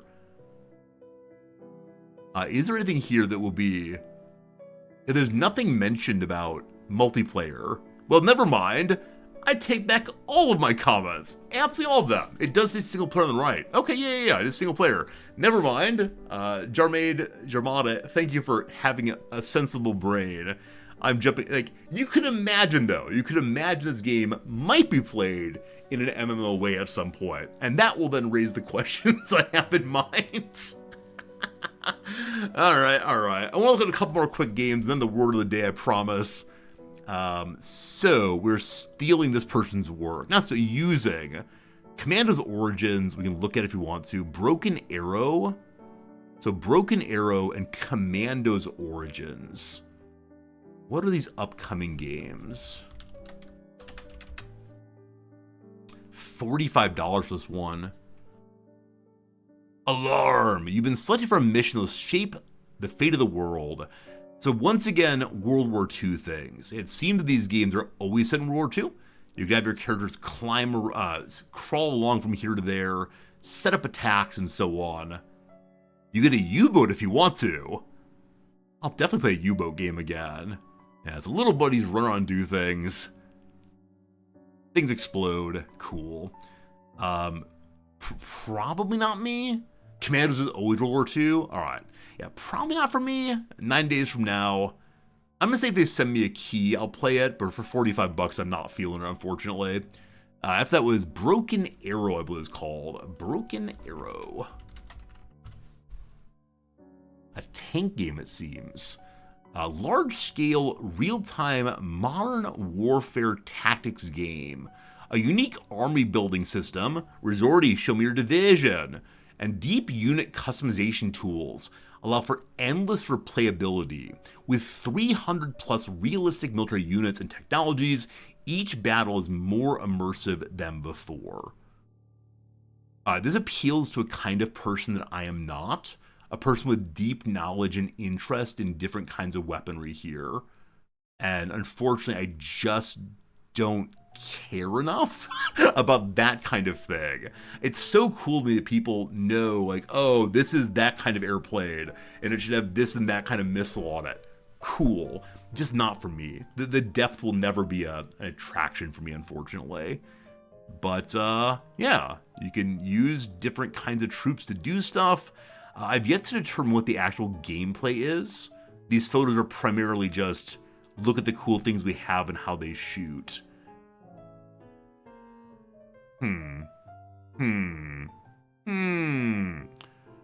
Okay, so after all the blasting, this may be how the game's actually played. You select a unit and move it around, maybe? Can you zoom in? I mean, absolutely beautiful. I just need to be told how the game is actually played. Action RTS, single player. Maybe by June they'll have some in-game content other than just, look, here are the things you can play with. Okay, here we go. Here's what's actually played.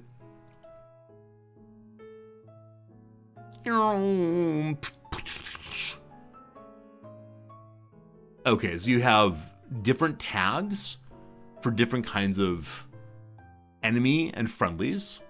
You can see they have stats like shooting and weight and so on, different weapons aboard, as well as a range on them.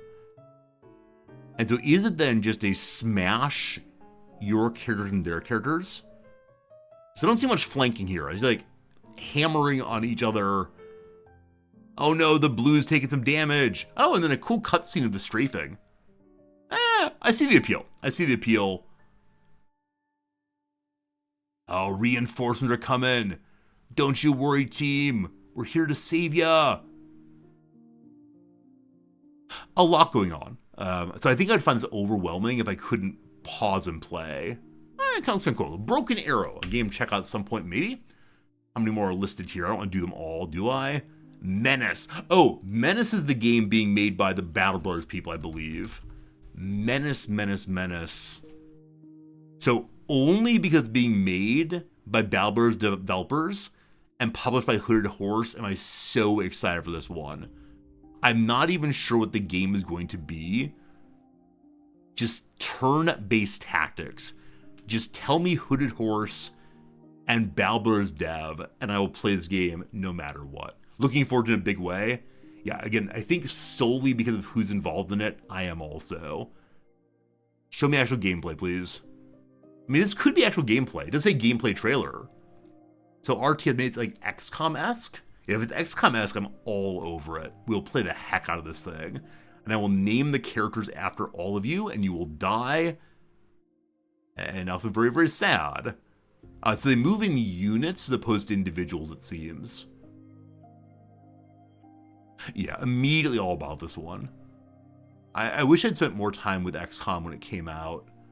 Xenonauts is the one I'm waiting for most of all, but it looks really cool. Yep, definitely playing it. When's it come out? Quarter 3. Put on the wish list, keep an eye on that.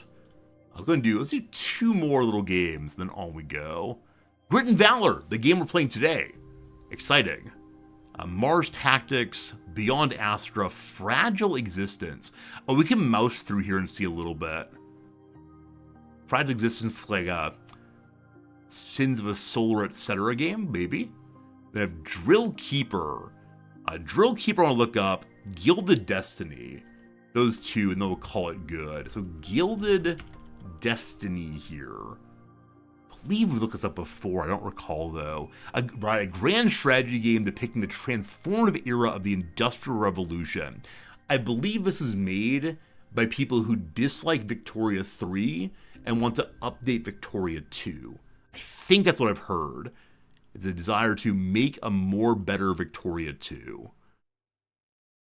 So it looks kind of old school. A return to an earlier, less attractive version of Paradox Games. We'll play it. I like Victoria 3 as it is right now, but it's Vicky 2 with Vicky 1 graphics. Got it. All right. 5 friends want the game. I see some of you. No date yet. The last one I wanted to look at was, I don't recall what.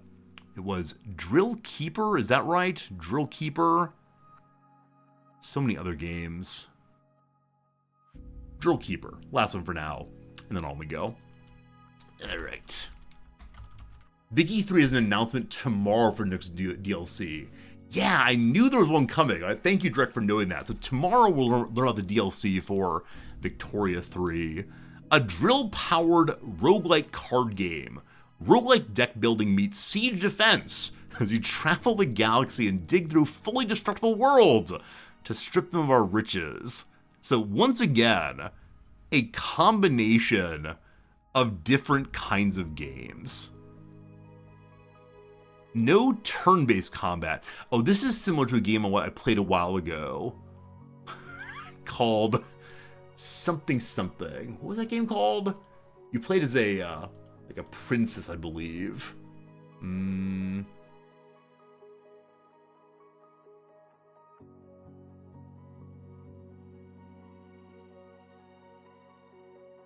Songs of Silence. Songs of Silence reminds me of this one a little bit. Wasn't a huge fan of that one, but yeah. Is another Hooded Horse game? Or is it actually? Is this what we should do? Is just see whatever games Hooded Horse is putting out and play literally all of them? They're all pretty good. Waiting for updates on Norland, of course.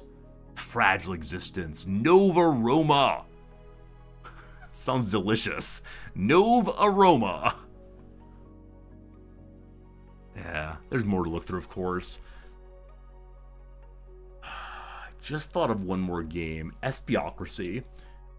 A game we heard about last year. Espiocracy. Any knowledge about it? The spy-based game published by Hooded Horse. No release date beyond this year. So in my desire to try to put everything on the calendar, we have nothing on the calendar because all the release dates are still too vague. Well, I'll try to work on it. Making it a little better. For the next scheduled stream is the April Fool's Day stream on Wednesday the 2nd, and then presumably Hollywood Animals coming out around here, but they've put back the release date 3 or 4 times now, unfortunately. And the CK3 DLC on the 28th. Alright, we'll work on it. Friends, what's the word of the day? What's today's word of the day? It's untoward. Untoward. That's fun. Y'all know this one? If so, put a Y in chat. If no, put an N in chat. Are we learning this together? When I talk about tomorrow's March 31st, so actually, factually, I'm not doing the April Fool's Day stream until my Wednesday. It will be on your April 1. Alright, a lot of Y's today. For an N, that's fine too. No worries. Untoward is a formal word that describes something improper or inappropriate, or averse or unfavorable. Here's an example.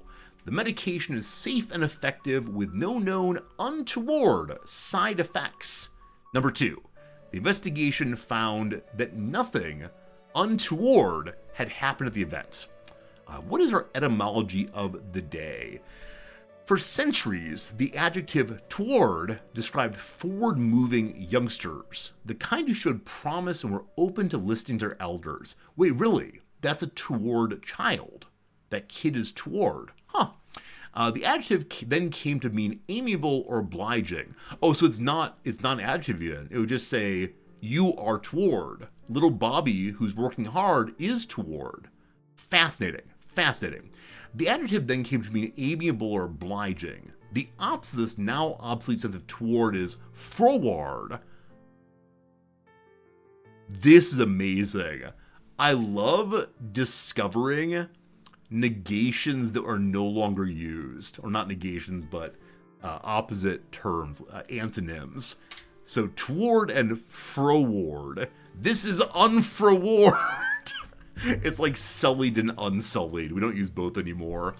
Froward has fallen out of common use, but thankfully another toward antonym, untoward, obliged in picking up the slack. In addition to describing people or things that are, quote, difficult to guide, manage, or work with, untoward today is applied to that which is unfavorable or adverse, as well as to things that are inappropriate or in bad taste. All right, friends, I look forward to hearing all of your usages today. Those who use the word toward get 500 resorty bucks. Froward, worth double. Unpaired opposites. Thank God are possible. Yeah, we don't use the other side. Unpaired opposites. The word kempt, we don't use very much, but unkempt, we use more regularly. Here we go. What is a word that means stubbornly resistant to control or unruly? That is a lot of letters. Stubbornly resistant to control or unruly. Do you see it? Do you see it?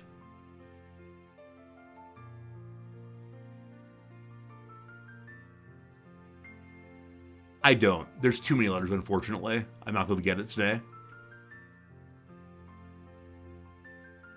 Huh. What is it? I don't see anyone using it right now. You see it? You see, what is it? What is it then? Tell us. Oh, obstreperous. Obstreperous. That's right. Obstreperous. You can't answer here, absolutely. Oh, this one, I'll get it. Good job, you got it. Obstreperous. What a fun word. Marked by unruly or aggressive noisiness. Clamorous. Stubbornly resistant to control or unruly. Did you know? Imagine walking a dog down a sidewalk in a neighborhood full of delicious smells and other temptations. It's easy to picture your pooch barking and straining at the leash to chase a squirrel, or dragging you towards something enticingly to them stinky, right? But can you imagine saying to your doggo in response, "Quit being so obstreperous"? Probably not.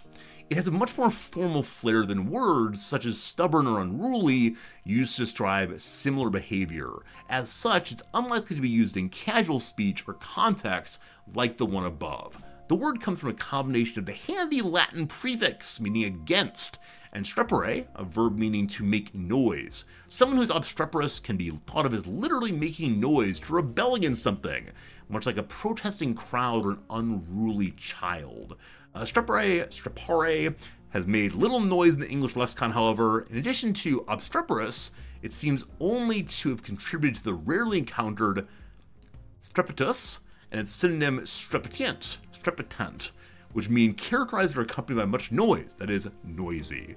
There you go. I do not know the following two, but I do know obstreperous. Delightful. Good job, team. Word of the day. Well done. It is time then. Just one hit, and then we'll play the Redactyl, I promise. Hello, Nana-chan. Konnichiwa. What game do you have for us to appear at today? You will know that over the weekend, we played a random game, and it was so fun. My Furry Dragon. Welp, we click on what she gives her. Arigato, Nana-chan. Oh no! The kingdom is preparing for war, and the prince has been captured by a terrifying dragon. Now you must travel through the dreadful forest to find the princess and fight the evil dragon. But what if the dragon is not evil at all? Alright, we've had our fun. We've had our fun. We've had our fun. Time for the Redactyl team. Let's go ahead and solve this puzzle over here. I want to say today's intro has been a little bit strange, a little delightful. What a good time. Let me get you into slow mode. Put your guesses in chat now on either chats and discover this right here. What is this puzzle? The blank of blank is a blank, blank, blank, and a blank, blank, blank. Here we go. Number 1, bassoon. If only, if only. Unfortunately not. Ancient. 4 ancients. Good job. Mongolia. No Mongolia today. War. 19 wars. How about France? There are 2 Frances. Music. 17 musics. Million. 13 millions. Toasted corn. Well done. Lots of millions on top there. Language. 7 of those. Title. Title. 0 of those. River. 15 rivers. How about England? There's 1 England today. How about noble? Noble. There's 0 of those. City. 20 cities. Island. 16 islands. The Nile. Nile River. None of those. How about pumpernickel? Oh, it sounds delicious. But no, not today. Region. We have 30 regions. How about the word stone? Only 1 stone today. Do we have any civilization today? 6 civilization with us. On year, there are 23 years. On India. India, almost for indica. Don't know what that is. 11 Indias. Another India one. Oh, India every day. Mesopotamia, 7 of those. Good job. Manila, 0 of those. Europe today, 2 of those. State, 42 states. Oh no, it's be another one of these Indian states. Good luck, team. Of a capital, there are 4 of those. Persia, 2 of those. Gold, but 1. On middle, we have 16. How about Babylon? I seem like some of you are getting nicely focused down. Nile, I believe we did a moment ago. How about roads? There are no colosses of roads here. China, 9 Chinas. Iraq, 30 Iraqs. Good job. Population. Indeed. Large populations of blank, blank million. The word country we may have done before. We hadn't. Good job. How about the word east? 19. Iran. There are 4 Irans somewhere. Punjab. None of those. Farsi. None of those. Kuwait. We have 491 Kuwaits. I believe for the 2nd day in a row, Dr. Possible has embarrassed all of us. 2nd day in a row that Dr. Possible has said, you people are wandering in the wrong direction. I and only I can save us. Dr. Possible, well done on a 2nd solve. Very good job. All right. Kuwait, officially the state of Kuwait, is a country in the Middle East. It's situated in the northern edge of eastern Arabia at the tip of the Persian Gulf, bordering Iraq to the north and Saudi Arabia to the south. Kuwait also shares maritime borders with Iran. Kuwait has a coastal length of approximately 500 kilometers. Most of the country's population resides in the urban agglomeration of the capital and largest city, Kuwait City.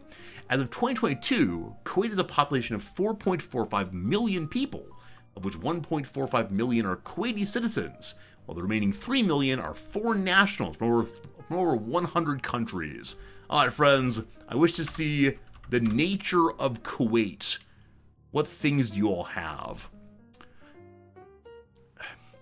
This picture at left, I believe, is not Kuwait. But when I think Kuwait, I think deserts. So they seem at least somewhat plausible. Is this Kuwait City, in fact? Are those minarets? Or, yeah, large, like, are these minarets or are they water towers? Popular Kuwaiti tour guides. Wait, what is this page I found? Hello, Walide. Friends, should we move to Kuwait? Not move to. Should we vacation in Kuwait with Walide? Hello, Walide. Lovely seeing you.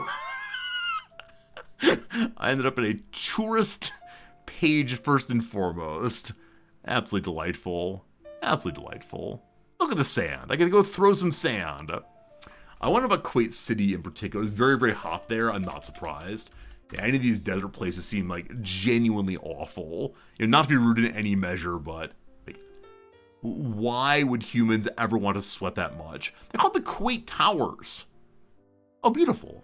Can one go up inside of them? There's a viewing platform there, I believe.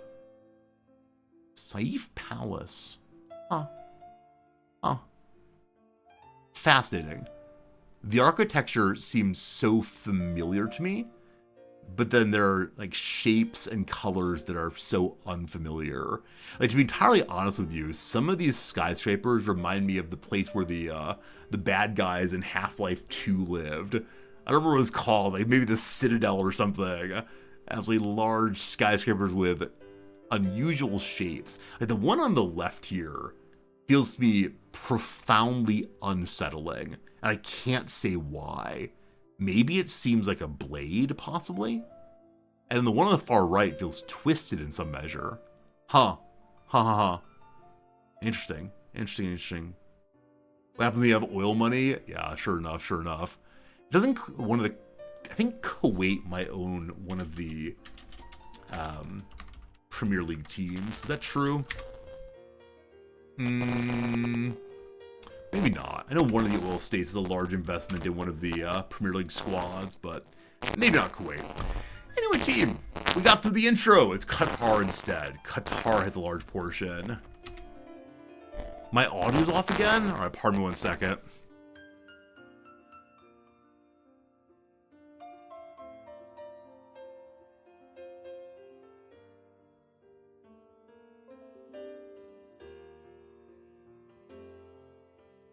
Hello there. We good? We good again? It's been about a week or so since it happened. I changed the USB port that I plugged into, but it seems infrequently I need to unplug it and plug it back in. Any computer dudes and gals out there have any ideas of what the problem is? Do I need to get like new cables possibly? Do I need gold-plated cables all the way? My apologies for all the troubles there, team. You didn't miss anything terribly important, except for it's time for the pivot. Time to pivot to a video game. Gonna be fun. Gonna be fun. Today's game is called, what's it called again? Grit and Valor 1949. Have I ever rebooted my PC? At least once. Maybe update the firmware on the PreSonus Scarlet interface. I doubt I've done that. Alright, so we need to look into updating firmware. Perhaps we'll do that after stream, maybe. I'll look into it. Update drivers? I thought I had. Sound like a bad grounder feedback. Okay. So maybe something inside of my box of parts down there's causing problems. Oh boy. That's beyond my ken, certainly. What's my motherboard? How do I find out? I thought I'd done something before on my motherboard. Okay, here we go, team. Let's do our, what's it called? Like, my PC thing. This PC. How do I learn about you? System information will do it. Cool. System information. Good. Hello. So my system manufacturer is Microstar International MS7C37. Is that what you need? Microstar MS7C37. Baseboard, what you need. Baseboard, here we go. Microstar again, X570-A Pro, which is again MS737, 7C37. Binding not possible. I don't know what that means. Binding not possible. Also, I need to make the TCM modifications, like install Windows 11. Ugh, one of these days. There you go. You have information. Thank you for looking into my problems. Without you, chat, my computer would never ever work. Friends, time for the pivot though. Time for a video game. Our first play of Grit and Valor. I actually did not pull up the Steam reviews for this one. I should probably glance those real quick just because... Actually, no. I should probably go in unaware of other people's comments and instead just learn it myself. Grit and... It's Grit Ampersand, unfortunately. Valor. There we go. Game is updated. Music, goodbye. Game sound online. And welcome one all to the gaming portion of the stream. You made it. Hope you're having a lovely evening, no matter what you're doing. Hope you're enjoying yourself very, very much. It's been nice to be here so far, and we got ourselves still quite a few hours together as we begin playing the gaming portion. So, data collection. We value your privacy, etc. I'm going to say no. I've been told to withdraw consent always, always. A wee bit behind on the mainboard firmware. How does one change firmware? Like, I know how to do updates on my graphics card. I know how to do Windows updates. But is it important to update firmware on other things? I don't know. I mean, I'm guessing it is, but still. Is there a play music in background? Is there? I don't think so, unfortunately. Make it work. Welcome to Grit Valor 1949. I've never, ever played this one. We appear to be playing as, like, mech commanders, Battletech action. I enjoyed Battletech very much back in the day, and so we'll see what happens here. 1949. Oh no, music continue. I'm hiding myself, oh gosh. Axis forces have destroyed Europe with their legion of giant mechs. Most of the Allied forces have been defeated. The few survivors have been pushed back to the Axis death squads hunt down the remaining civilians, forcing any survivors into labor camps deep underground. But hope remains. A small group of allies have regrouped off the coast of Scotland and prepare their captured mechs for a deadly mission. Their plan is to travel deep into enemy territory and detonate an EMP in the Axis HQ, known as Machine Tower. The explosion will disable all Axis mech production and take down their communications. This elite squad is known as the Resistance, and they are the last hope to save the world. Bum, bum, bum. Okay, so really clear Axis allies splits. I didn't expect them to, like, explain what the Axis are up to in such detail about death squads and so on. Also, I don't know if you noticed, but apparently the apparently all the mechs are made by the Axis, and all Axis rather, and we have stolen them. Mine now. Here's a hint and/or tip. Cover. Position units on cover tiles to shield them from damage. Where, though, cover only shields you from damage in the direction it faces. Okay. Good. Welcome to the training grounds. Commander, I'm General Larkin. I'm here to teach you the crucial know-how needed for your upcoming mission. I'll provide you with essential strategic and battlefield insights to keep you safe. General, first let me introduce you to your command vehicle. If it's destroyed, the mission is lost. It must be protected at all costs. Alright, so this is the King. It may move one step in any direction, but only one step. To protect your command vehicle, you'll have an elite squad of mechs. However, in training today, you'll only have an ironclad mech at your disposal. Now you know the units you'll be commanding. Let's learn how to observe the battlefield. Here's how we get around. You can only zoom in that far, unfortunately. My command vehicle, and then an iron sight, I believe it's called. I'd love to be able to zoom in a little bit more to see the details of the mechs, but I do enjoy the pivoting that those guns do, at least. I hope we get to meet the pilots. I don't know how deep this game goes, but any game that's mech-based, I want to know who the pilots are. I want to know their motivation, their tragic backstories of how they got stuck in a mech, etc.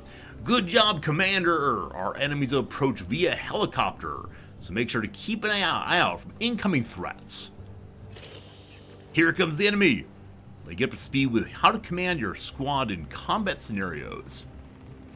So, is this a spotter? I'm being told to build spotters? Alright, they're here now. Click the left mouse button to select the ironclad mech. Boop. And we can see its range. So the Ironclad's a shoot, shoot, shoot class mech. Its machine guns are designed to lay down a hail of bullets upon enemy positions. Let me move myself. I'm blocking important content, so we'll go over to this side. Have any of you seen or played this game yet? I should always ask that. Is this one that's known to the community already, or is it totally novel to us all? And by us all, I mean anyone who wants to type. So say we all indeed. Okay, so we have a range right away. We can click anywhere we want to go. Use your mech to eliminate the enemies. So you click the mech, you see your... Oh, this is weapon range, not movement range. Oh, is that right? So here's the cover. Click on top of the right mouse button to move the mech. So this is move. I didn't see how many movement points, but maybe moving and shooting are independent. Oh, wow. Okay, so when I move, Brother Man shoots automatically. So it's unlike XCOM, etc., where you have to think about moving and shooting and preserve your points. Got it. Nice work, Commander. Tactical positioning of your units will aid you greatly in combat and pairing the advanced strategies, but to teach you with the correct positioning will prove vital. Advanced strategy, here we go. The first of these is knowing that units have strengths and weaknesses. Ironclad Mech is a ballistic class unit. It's strong against fire class units. So I wonder if it'll be a simple rock, paper, scissors or more to it than that. So ballistics, strong against fire. Incoming mech is a fire class. Your Ironclad Mech's abilities will do increased damage. Should I go hide my little command unit? It didn't tell me to do anything, so I probably shouldn't do anything. Okay. Move your mech into range and destroy the enemy. We probably need to wait until it lands first. Yeah, there it goes. Off we go. I wonder if we'll get in trouble for moving too far away. There appeared to be one crit hit in there, a double number. Your Ironclad Mech made quick work of that mech, but while it can easily dispose of fire class units, it's weaker against explosive class units. The next advanced strategy I'll talk about is taking advantage of terrain through attacking enemies from the high ground. So we're learning that ballistics are strong against fire, but weak against...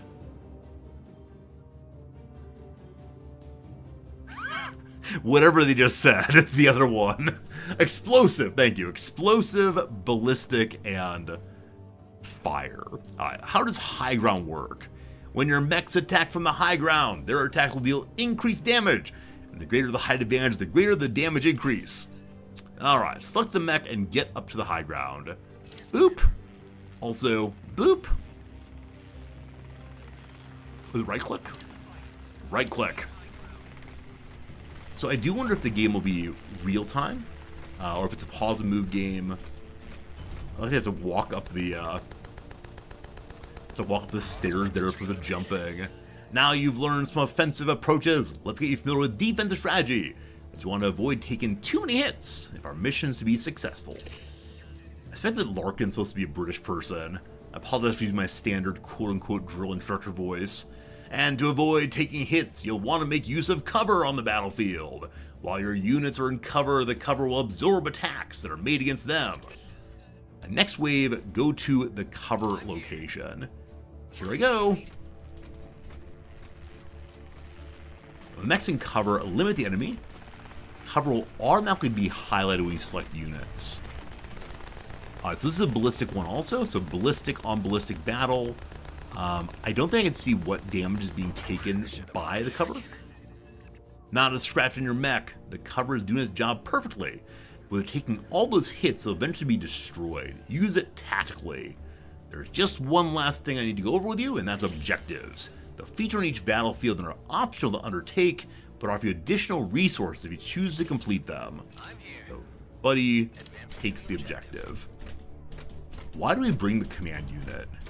Can't it stay at home? So it is time based on taking the tower also. Good work! You'll encounter plenty of different objectives which require you to undertake different actions, so be aware. And with that, you've learned everything you need to know. I have so many questions still. So what does my command unit do? Why are we blue? Where do babies come from? And what is the meaning of life? Anybody? Anything? Aren't you forgetting something? Is Archie Miller the pilot? Of course! How could I forget about our steam mech pilots and their abilities? Awesome, so pilots do have something distinctive. Each pilot brings their own ability to the mech, and your command vehicle's ability can be used to support your squad. Abilities are activated by clicking the ability button on your unit's frame. Use your mech to eliminate the enemies. Some abilities require you to target a tile. You can do it by selecting any tile in range. So the command vehicle has field repairs. Call in air support to deploy an advanced mechanized arm, rapidly repairing any unit that steps on its platform. Number 2, for the Ironclad. A jump jet allows the mech to leap across the terrain, dealing damage to any enemy where it lands. Alright, so it's a large area, and I'm guessing damage will be done no matter where it lands here. So here we go. Whee! Alright, giant damage. Nothing scarier than seeing 100 tons of steel flying towards you. Remember, each ability has limited uses, so make sure you use them strategically. And with that, you're now ready to take the fight to the Axis. Good luck out there, and you can return to the training grounds later if you need a refresher on anything. Let's rest up before our next operation. We won. Got 25 points of some sort. Here we are.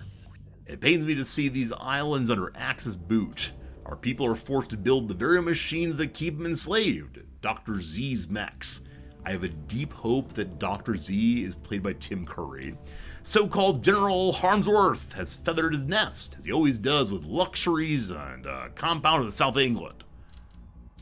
Your first task will be fiendishly difficult, but worth it to show the world there's hope.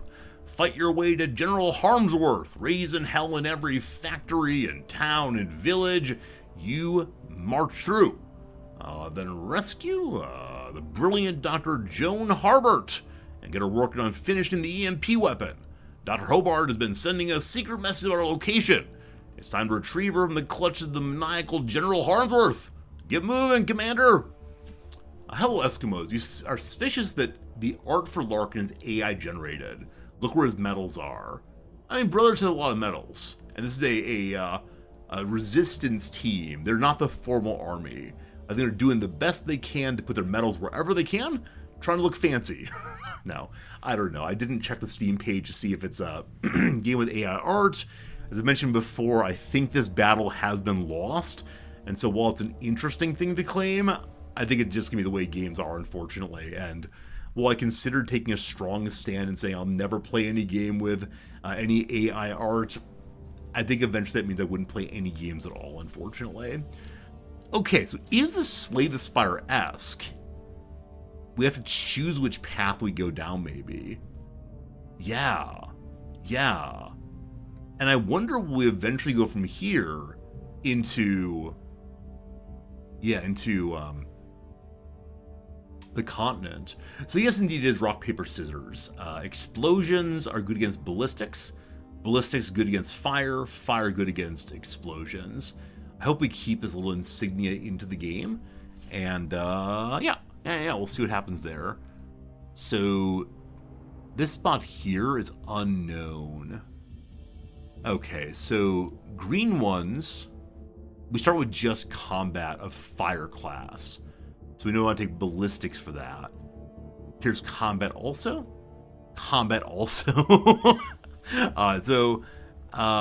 Capture objective versus defend objective versus destroy objective. So the insignias indicate different kinds of battles. Here, we have noticed happening there. Here, advanced combat. So we have a harder explosive fight here. Now, I see that I have 2 mechs along with the command vehicle. They are ballistics and fire.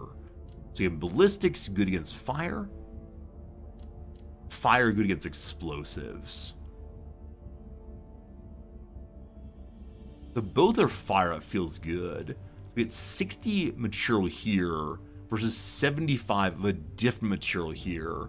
So there's circle and cylinder mana so far. They're up here. Black coins. Why black? Black coins can be used to purchase items in the salvage outpost or reroll rewards. Any idea what are called black coins? Maybe it means like the black market, right? Not the legitimate grocery stores the Germans have put out, but instead the black market that will give me food and such. Or scrap. So scrap is used for crafting upgrade modules, and black coins are used for purchasing salvage outposts or reroll rewards. I don't know what that means. Also, slightly dismayed that I can't change my group's insignia. We are a bear with 3 stars. I want to be a 5-star Yelp review, but no.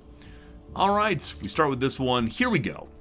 So you see the command vehicle ability is to repair stuff. That's good. It dumps a spot for repairing to happen. Move any unit to repair pad location. And it'll move on to repair pad to be partially repaired. I wonder if it consumes a full turn to repair, or if you can walk through it. Let's see. Okay. So defend the command vehicle for 4 turns, or 4 waves. And then Axis V2 rockets must be destroyed. So this is a defend point. And we see that there are multiple places to hide, and the command vehicle. We don't know where the enemies are yet, so I'm guessing as the enemies helicopter in, we'll place our troops in response to that. We don't have our magic wheel of countering yet. I need to remember it. We'll see if we do actually. So, can I set up in this phase? No, you can't move anything in this phase at all. And I'm a little disappointed I can't build in this mode also. We'll see how it goes. I know there's some like crafting mechanics outside of the maps. Let's see. I've added a new mech tier roster commander. Dragon is a fire class mech. Make it strong against explosive enemies, but weak against ballistic enemies. It should serve you well. The mech's pilot is Jan Noak, whose ability will allow you to deploy mines on the battlefield. The enemy better be careful where they step. Cat. So there is a pause button. So Jan Noak's ability is deploy mines which detonate when an enemy walks over them. Part of me wants to deploy those early, but we don't know where the enemies are coming from, so we should probably save them until a little later. And they said they have limited uses. So I wonder if the special abilities are 6 uses, 10 uses, and 4 uses. We'll have to see. So for now, I'm guessing the enemies will come from the forward direction. So I'm going to move one of you here and you hang out there. Enemy number 1 is coming. It is a fire enemy. Fire enemy is defeated by ballistics enemy. Go, go, go. Also, explosive enemy. Explosive enemy is strong against against ballistics, but weak against fire. So when attacking from higher ground, you'll deal increased damage. So I believe we have the highest of the high ground, unless we can climb onto these boxes. The boxes are not mountable. So we're hoping for enemies to come from low ground, but probably not going to happen. Sort of want to push all the way forward here. This is possibly ridiculous. We'll see. Cover will absorb damage made by enemies standing behind it. I hope they drop on the front end. I realize they could possibly drop anywhere. Okay, so that's fire. You're strong against that. The enemy with explosives is coming this direction, I think. So you drop back. Okay. Coming from multiple ways at once. I'm going to go ahead and dump a mine here. Holy cow. Alright, the flame dude, the dragon, destroyed those explosives so fast. I believe those are just people, and I believe those people probably had families, and now they do not. Or the families don't have parents or something like that. Where's the fight? Okay, so you are strong against the fire, and fire is weak against ballistics. So I want to dump mines and then run away, I believe. 2 slow on the mines.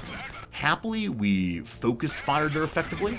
So it's working out. Okay, that is wave 1 has been done. Now, these are the, what, V5? V2 rockets must be destroyed. And so you're going to march on down this way. And there are 2 over here. Let's get moving. Is it before they launch, possibly? What's this? Okay, it takes a lot of damage to destroy them. Also, what are you?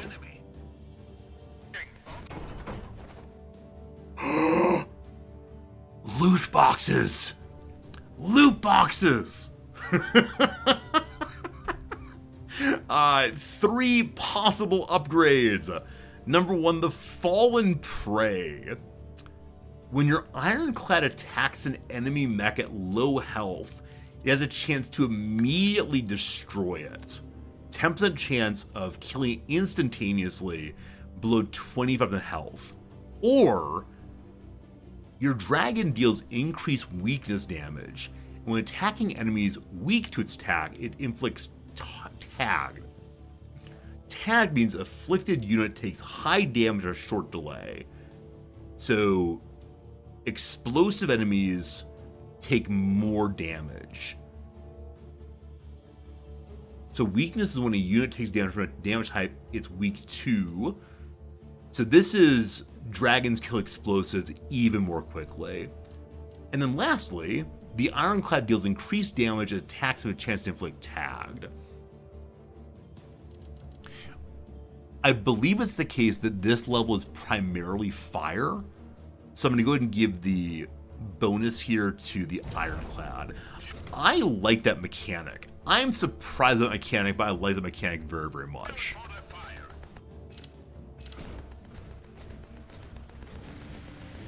Okay, I was thinking maybe... Oh, there's enemy behind. Shoot. Okay. Command vehicle, run! I wonder what kind of time we have to destroy these. But clearly we need to shift position. I think they're just hanging out. So fire and a bunch more fire. Oh boy. Oh, we probably could do more damage on these by taking high ground. Unfortunately, the flamethrower can't throw that far. So, there's no cover except I sent my buddy here. I believe we will do quite a bit of damage regardless of high ground. We have high ground here. So just get blasting. I'll throw some mines. How far can you throw them? Oh, if they're grouped up, we should jump on them. Yeah, if they're grouped up, a big jump would be awesome. So, your mine's going to throw that far. Alright, finish the kill. Is my game lagging now? There's too many enemies here. Alright, time for the jump. Alright, so you jump here. I push the right mouse button. Wrong one, rather. Aha! I think I will probably get tired of that eventually, but the giant smash might be amazing. One of the rockets has been destroyed. One's at half health. Because they're all flame, I think we're fine having our fire buddy move down this way to do more damage, and you just hold the line here. I don't want to lose high ground, so you just stay there and blast with blast. Awesome. Taking some damage, this is fine. You are destroying this. Not quite close enough. Awesome. We can heal up if we want to. Feels like the game begins to lag. Huh. How do we feel about that, team? I mean, not good, I think, is the answer. There's only a few enemies on it. Loot box. So loot box between every level is wonderful. New waves, including explosives. Loot box real quick. What we got? Select supplies. All right, this is a different one than previously. Restore ability charges to your jump jet or to the mine. So we have 5 jumps left and 9 mines left, I believe. Now, I've yet to use mines effectively. I'm betting I could do better if I really thought about it. So I'm going to give it to the jump jet because it's absolutely delightful. Okay, you're almost finished. We have mines there for no good reason. I just finished this real quick. You... So again, are weak against explosives. You're just going to stand here with the command vehicle. That's destroyed. Okay, you move on forward, please. And then we're going to throw mines. Yeah, the timing of this game is such that I have trouble doing a lot of things. And so mines by the staircase would be awesome. Please. I know 20 seconds. So this is not ideal. We should be having the flame dude working on the explosives. And a mine here would be awesome, but as they come up, the flames should start. Taking the... Oh, you know what? I just had my command vehicle tank. That's not great. This is wonderful. My cover's been destroyed. That's fine. A lot more coming in. This would be a case where the jump could be very, very good. Let's go ahead and do it. We have 6 left. Let's wait for me close. And the big jump. Ha ha! Alright, never get tired of that. I think mining up the ladders, or not ladders, but the staircases make a ton of sense. Hey, Ototo, ever played the game called Cruelty Squad? I do not know Cruelty Squad at all, no. Oh, so the slowing happens when I select a character during the battle. I think it's a way of showing that I can move without losing all of my my timing, I guess. Like, we have like plan while the game's still happening. Loot box! What do we got? Alright, tune up the squad. So the flamethrower gets more health, more high ground damage on my ballistic, or higher critical chance of the flamethrower. I'm gonna do high ground damage, try to be very good at that. Hello, Jonas, do units level up? So I've been playing the game for about 15 minutes so far. I don't have a great answer on that, except to say you do get upgrades for them. Now, are those upgrades only in your current mission, or do they stick around? I'm not sure exactly. Also, I believe there is some meta progression. Okay, I want to throw a heal right here. I have to wait for it, I believe. Okay. Fire, ballistic. You are strong against explosives. We're kind of evenly matched against ballistics. I'd like you to heal, please. Command unit's gonna drop back. Great. Jonas is great seeing you, though. Thank you for being here. Friends, an ad break is coming in just a moment. I'm going to... Jump jet here could be good, but I want to maintain high ground. I'm going to go ahead and do 1 or 2 more quick things before we do our ad break. Crossword. A mines. A mines. This cover right here I should be using should drop back a bit. There are no mines there. Let's go have our jump jet go. Wait for them to get a little closer. Here we go. Ba-boom! High ground against explosives. That's flamethrower guy. We'll have you move back to avoid... Wrong direction. Have you move back to avoid the explosives. You're not going to get high ground here. You will there, though. Quick burn. Fantastic. Go to cover. Friends, we're going to pause the game mid-mission. Hate doing that. We should win this one. It is the first mission, so going pretty well. Time for a quick 3-minute ad break. Don't worry, you won't miss a thing other than a little bit of a game called the Crossword Puzzle.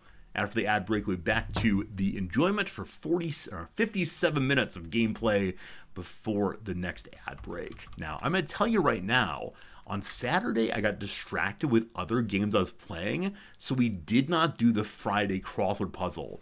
If you've missed the Friday crossword puzzle before, it is tiny, it is fast, and I'm going to attempt to do it in under 30 seconds, ideally in under 10 seconds. It depends entirely on how long the clues are on the first couple. So We'll see, we'll see. Have I ever had a crossword that had the word of the day? I have not, Ladaudio. I've had some that are in the similar neighborhood to the word of the day, but never exactly there, unfortunately. But that'd be fun, wouldn't it? I'd really enjoy that. Okay.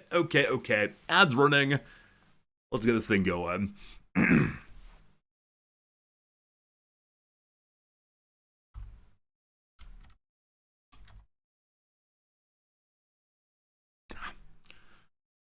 Ah!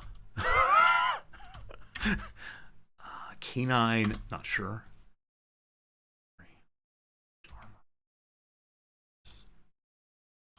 Mistype. It's D here. Okay, very good. 24 seconds, under 30. We'll call it a win. But I got very, very stuck early, unfortunately. So, got the spiky medieval weapon on second one. It's a mace, clearly. And then type of character in Cinderella, Peter Pan, and Pinocchio.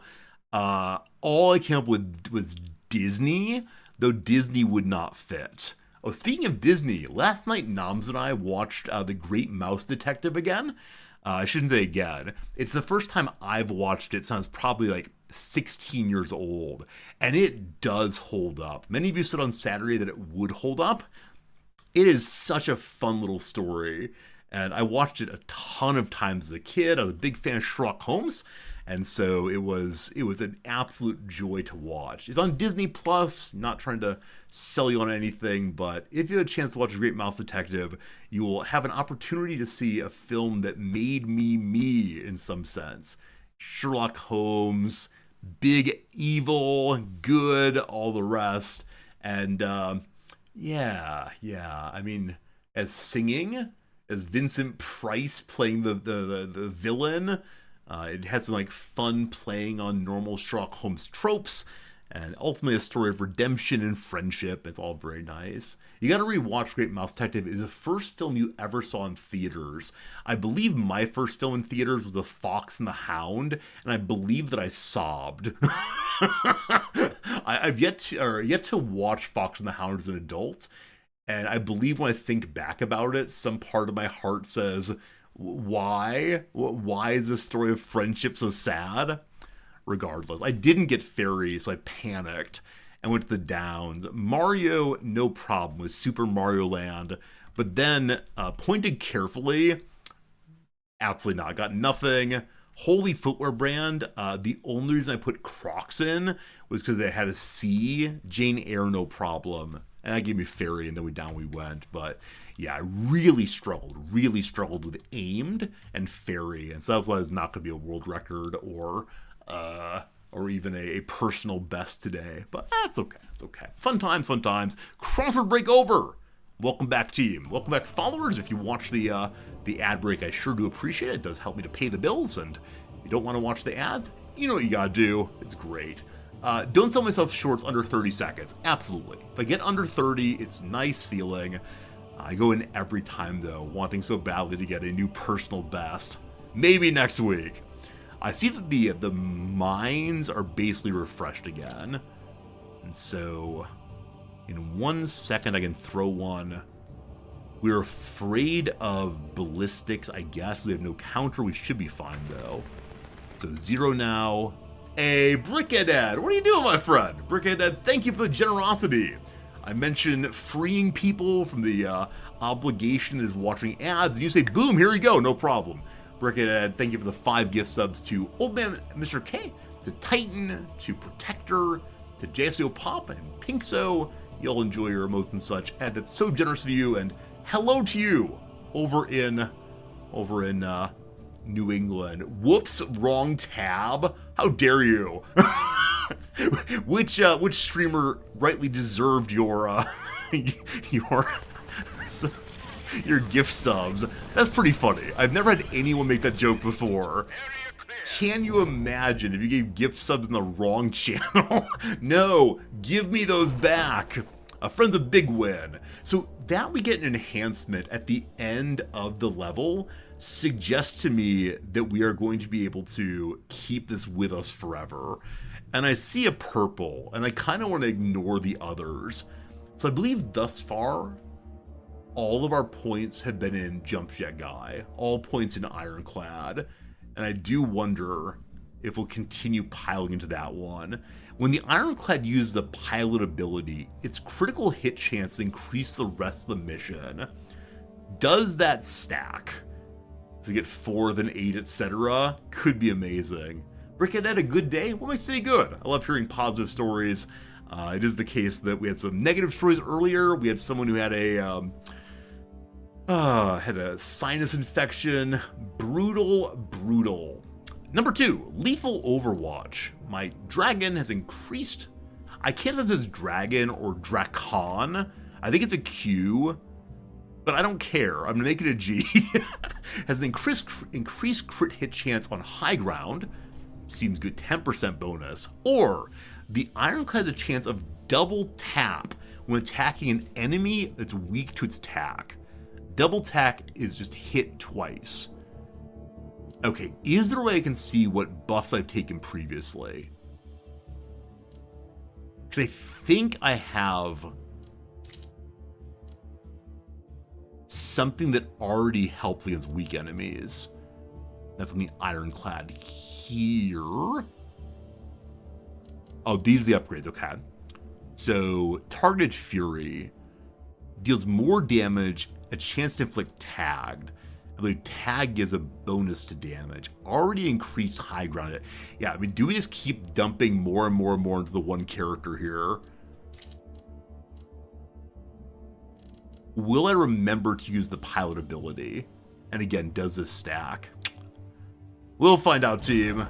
If I can stack to 20, 25% crit with jumping over and over again, it'd be pretty great.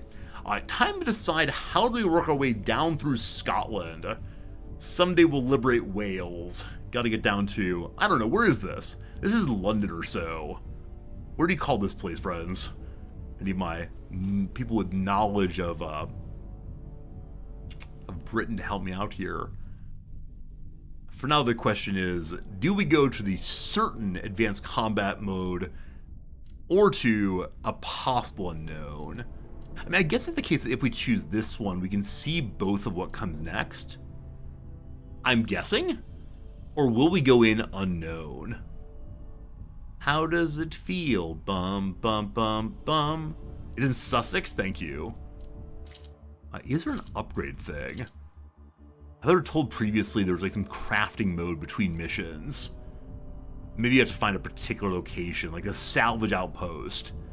We can sell wares here for black coins. I surely want to go there. And eventually we'll find resistance bases for upgrades. Going to this one. We must defend a location. Which I think we just did. But it's fire again, so Ironclad is the big helper here. Alright, the battle begins again. Looks pretty similar. So I'm guessing that defense ones will almost always be on this kind of map. I mean, different sorts of buildings out there, but again, a raised platform. Maybe at the beginning here we'll be on raised platforms, in the future, no. Defend the civilian tents. If there's territory outside of my high ground that matters to, I think throwing mines would be a very, very smart idea. So you step forward and then throw a mine right there. Hello? Throw mine right there. Throw now good. The first group coming from this side includes explosives. So command vehicle, you just run away as usual.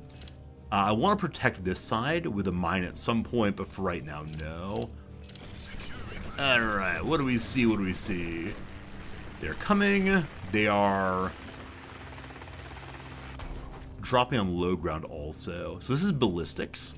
So we prefer to move Flame Dude over here and have ballistics engage ballistics. Cool. I want to jump as early as possible. Also, now they have tanks. So higher level than previously. Can you jump from the high ground to the low ground? You can. Boop. Oh. I forgot that he was there. I jumped the wrong character. I mean, the one that could jump. That was not the intention, though. Okay, so these are neutral. Like, flame They're not neutral. Sorry, ballistics is positive against flame. So dragon, run away. Can't believe that happened. Command unit, run. Direct engagement here. Taka. Ordinary men versus giant machine. It works out. I love that death from above. Can we see how your upgrades work now on the jump jet thing? Wrong one. Okay, I don't see what its crit chance is now. So I don't know if the crit chance is going to stack, unfortunately. You stay here. I'm going to go and dump a mine on this side also, just in case. And we get our little reward thing. All right, mine, not quite there. I put in the wrong location, that's fine though. What do we get? Black coins are scrap. So we know we're going to a black coin dealer pretty soon, so I kind of want to take that just to have as much buying power as possible. I'll learn about scrap eventually. Alright. I threw the mine in the wrong location. They're coming from this side. So, all fire. You are strong as fire. You output the mine in the right location. We'll see. I hope they always drop on the edge. Okay. So, I may end up jumping here to protect the tent if they attack the tent. They are doing so. Okay. I'm going to have you go engage them directly. We're already attacking directly, no problem. Slight death, no problem though. Yeah, the bonus to crit is doing such a good job here. We have mines again now. We'll throw a mine here. And again, fire, ballistics. We have fairly overwhelming strength right now. I do wonder how that will change as time goes by. Also, what's this little thing here? Huh. I think this might be a reward I missed before. So using the command vehicle to find rewards feels pretty good. I had 4 seconds till next mine. What do we get? So further crit chance increase on my main vehicle, or more fire rate on fire, or movement speed on the ironclad. So far we've been in good position consistently, so I'm going to do more crit chance. How much damage can we do is the current question. I come from south right now. Well, the command unit actually not grab that, but go this way instead. We'll have ironclad go grab that. Jumping in might be a good idea, but no. And then you are going to move this way. This way. Hello? Hello online? Oh, maybe they can't stand on the staircase. That would be interesting. Good to know if so. Okay. Wow. Alright, the first legendary I see. I'm using legendaries higher than epic. It increases the weapon range on my flamethrower. I want to continue piling into the ironclad, because more damage, that means more crit damage also. But I'm going to go ahead and take the legendary, because I have noticed my flamethrower range is kind of limited. Okay, brother, run away. You come this way. We see explosive that is scary. It's on the low ground, so you go here. And we see only one here. That's fine. That's fine. Yeah, there will not be a time when we're able to do a big jump right now that's useful. And so we go over here. The mines are not quite in the right place, unfortunately, but the civilian should be fine. Okay, we have another mine ready. We only have 2 mines remaining, unfortunately. We have so many jumps left, though, 3 of them. I noticed that my flamethrower is a little bit lost of health, so we'll go ahead and throw a repair out here. And then you will drop your mine. I'm going to go 1 step forward to here. And you go farther. Fine. And then mine there. The final wave. I worry if I'm doing too much strategery. It's working out just fine, but we'll see. Hey, Jack, what's up? Happy Sunday, Jack. Hope you had a good weekend, my friend. We got ourselves some upgrades. Increased repair of the dragon. The amount of health is repaired at the end of every wave. I didn't realize we had auto healing. That's cool though. Or the epic, more crit damage. We've increased its crit percentage. I think we're only going by color right now, which feels a little ridiculous. Consistently just whatever has the fancy colors is mine.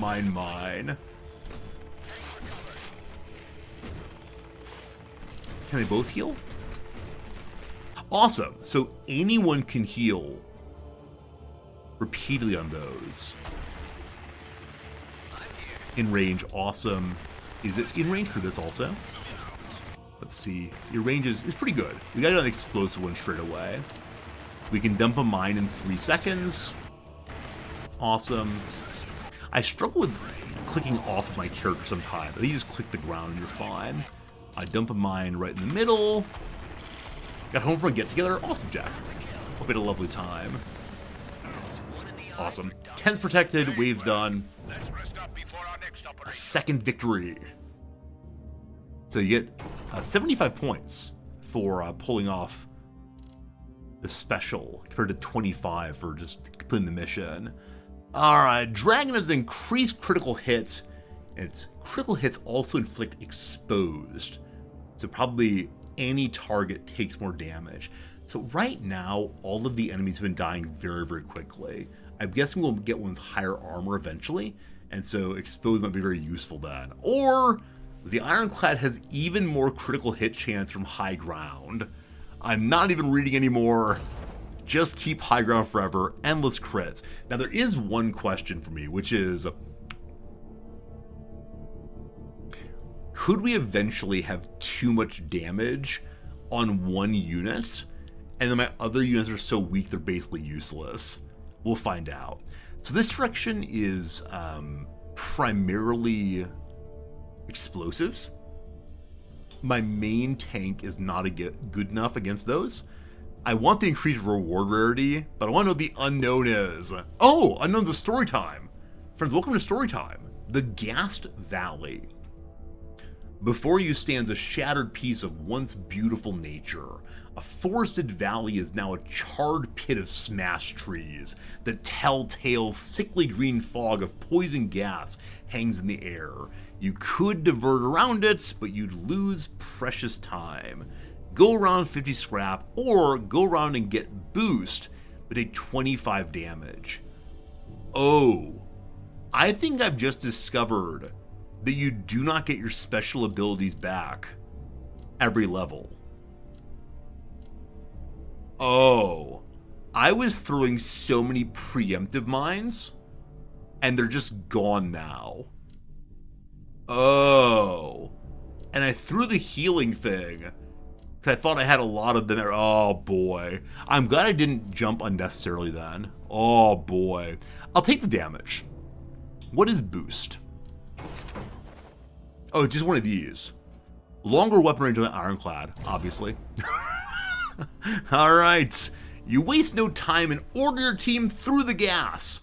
Your gas masks work and the sealed cockpits hold fast, but the ventilation system on one of the mechs is damaged and you're forced to carry out a field repair.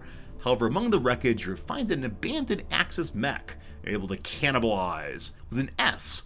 Aren't we British? Maybe the S is the British, I can't remember. Good job, team.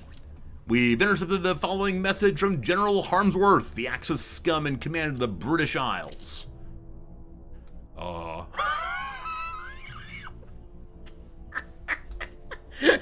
The man's name is Harmsworth, and that's what they give it. What voice do I even use for Big Brother here? Oh my goodness. I think it's a very fleshy voice, possibly.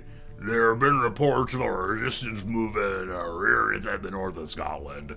This is no laughing matter, and those who have failed our security operation will be punished.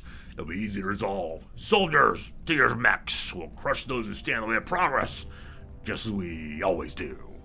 Once again, medals everywhere. He's got a cane also, a cigar. I should had a big old pull and puff.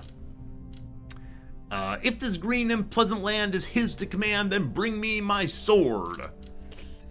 Both of our people have canes. I wonder if everyone ends up being damaged by the time that they are in command. Our first salvage outpost. Whoa, hold up, you're not here to shoot me, right? Oh, good. That means you're here to buy. Name's Anita, battlefield scavenger extraordinaire, finder of rare parts, dodger of stray bullets, and proud owner of this fine establishment. See something you like? Well, good news. Toss me some coins, and it's yours. Okay. Restores ability charges. Increases the strength of a unit, or random new enhancement. Okay, so we do not know definitively what we get. It's the random chances like inside of missions. I can't decide how I feel about this. Yeah, because so often in these Slay the Spire-esque games, there are random events along the way, but then when you get to the marketplace, you know exactly what you're getting.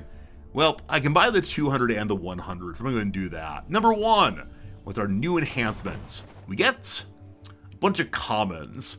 So dragon is dealt when the dragon is dealt damage, a chance to inflict the attacker with burn, a damage over time, a dot. Repair amplifier. When the dragon has health restored, a chance to restore additional health. So you get health back between waves and on the healing thing. Or overcharge protocol. When your dragon's above 6% health, it has increased fire rate. I like that one very much. Alright, number 2. Ability recharger.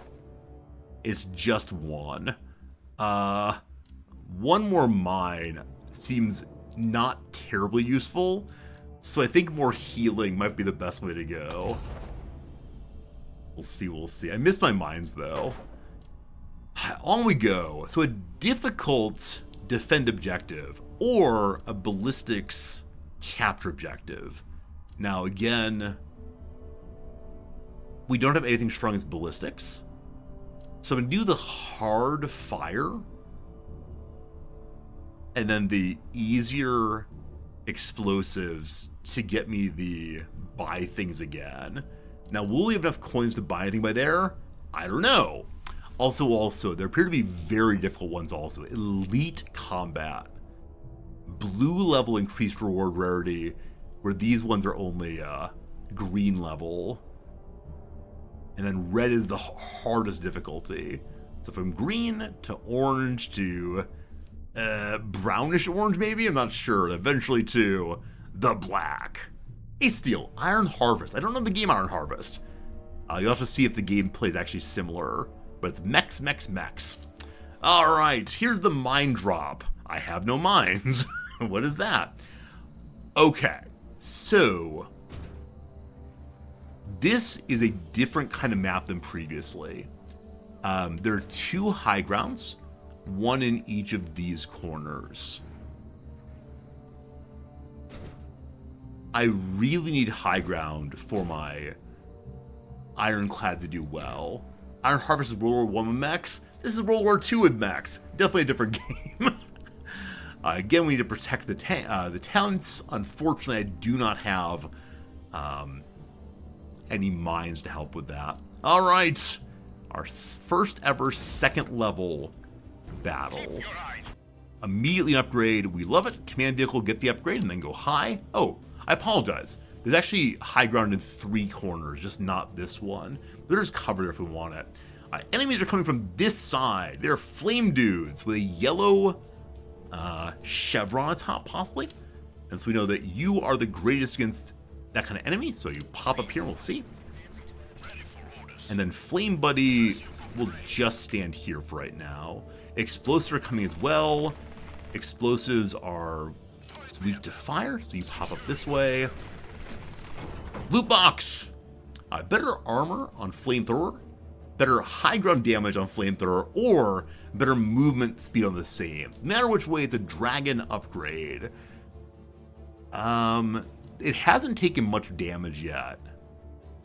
It gets on pretty slowly, but if you have high enough damage, I'm gonna take the movement speed. Cool.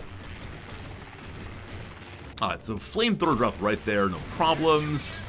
These have armor. So the yellow ones have armor I've not seen previously. And can I tell them how to aim? No, I think they choose nearest target all by itself. Or maybe try to finish target for another one. We just took mortar fire, possibly? So I didn't see what that is until the very last moment. But there appear to have been some kind of bombs dropped on our two characters. This is a new mechanic. There's a big red square. I honestly did not see the big red square even a little bit. So thanks for mentioning it. I'll have my command vehicle throw out a heal. And definitely try to fix what we've done. Next wave, not yet. Loot box. More health on the Draken. Better crit chance on Ironclad. Or better fire rate on the Draken. I'm sorry. All crit chance forever on my main vehicle.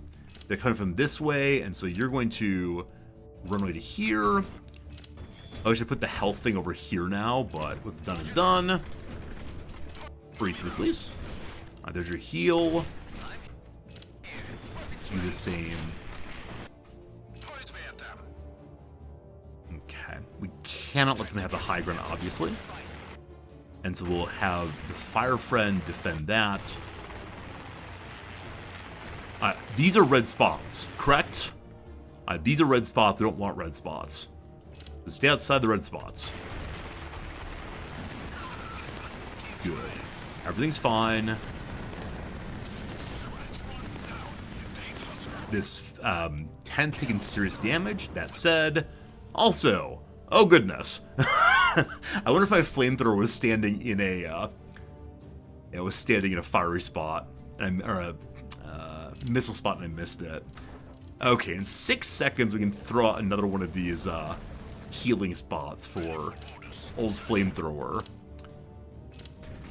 1 second. Don't pick this up. Right, throw there.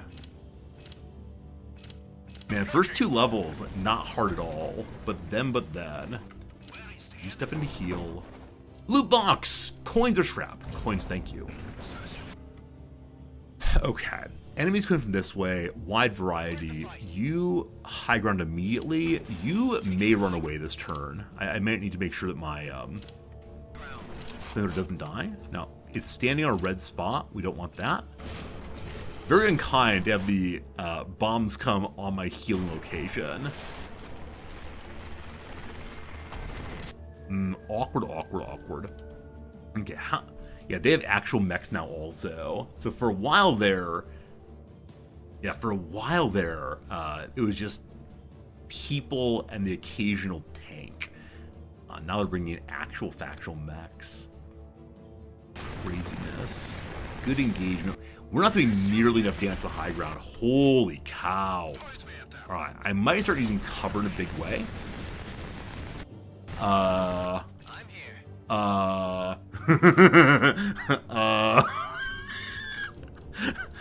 Alright. So, the jump jets. I forgot we had jump jets.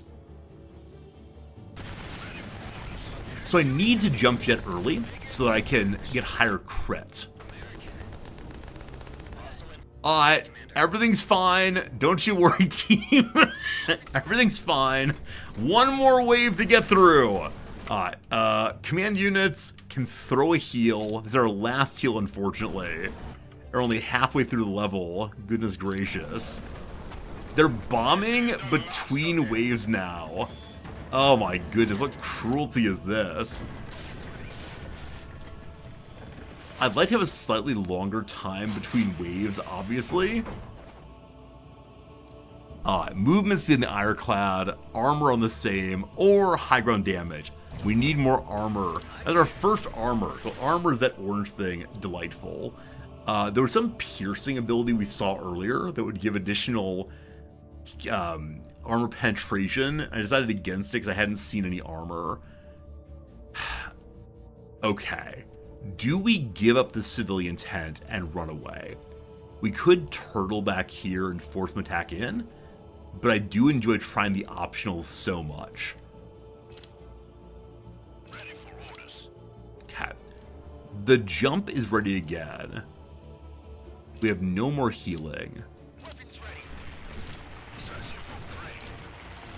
Okay, here comes a jump to high ground, I believe. Explosive buddy is this one, and one more coming. Gosh. No me gusta. Nada. Just a lot of damage. God. This had loot boxes by being single player? Absolutely. It's very similar to Slay the Spire in that way. It's in-level random upgrades. We need you to jump, brother man. Here we go. Whee! Alright, so killed one, weakened the other. We have armor still. Fine. Okay, we see bombardment happening, not on anybody. These are merely human people. They're explosives. That's bad. However, that's good. Oh boy. Oh boy. That was one heck of a level.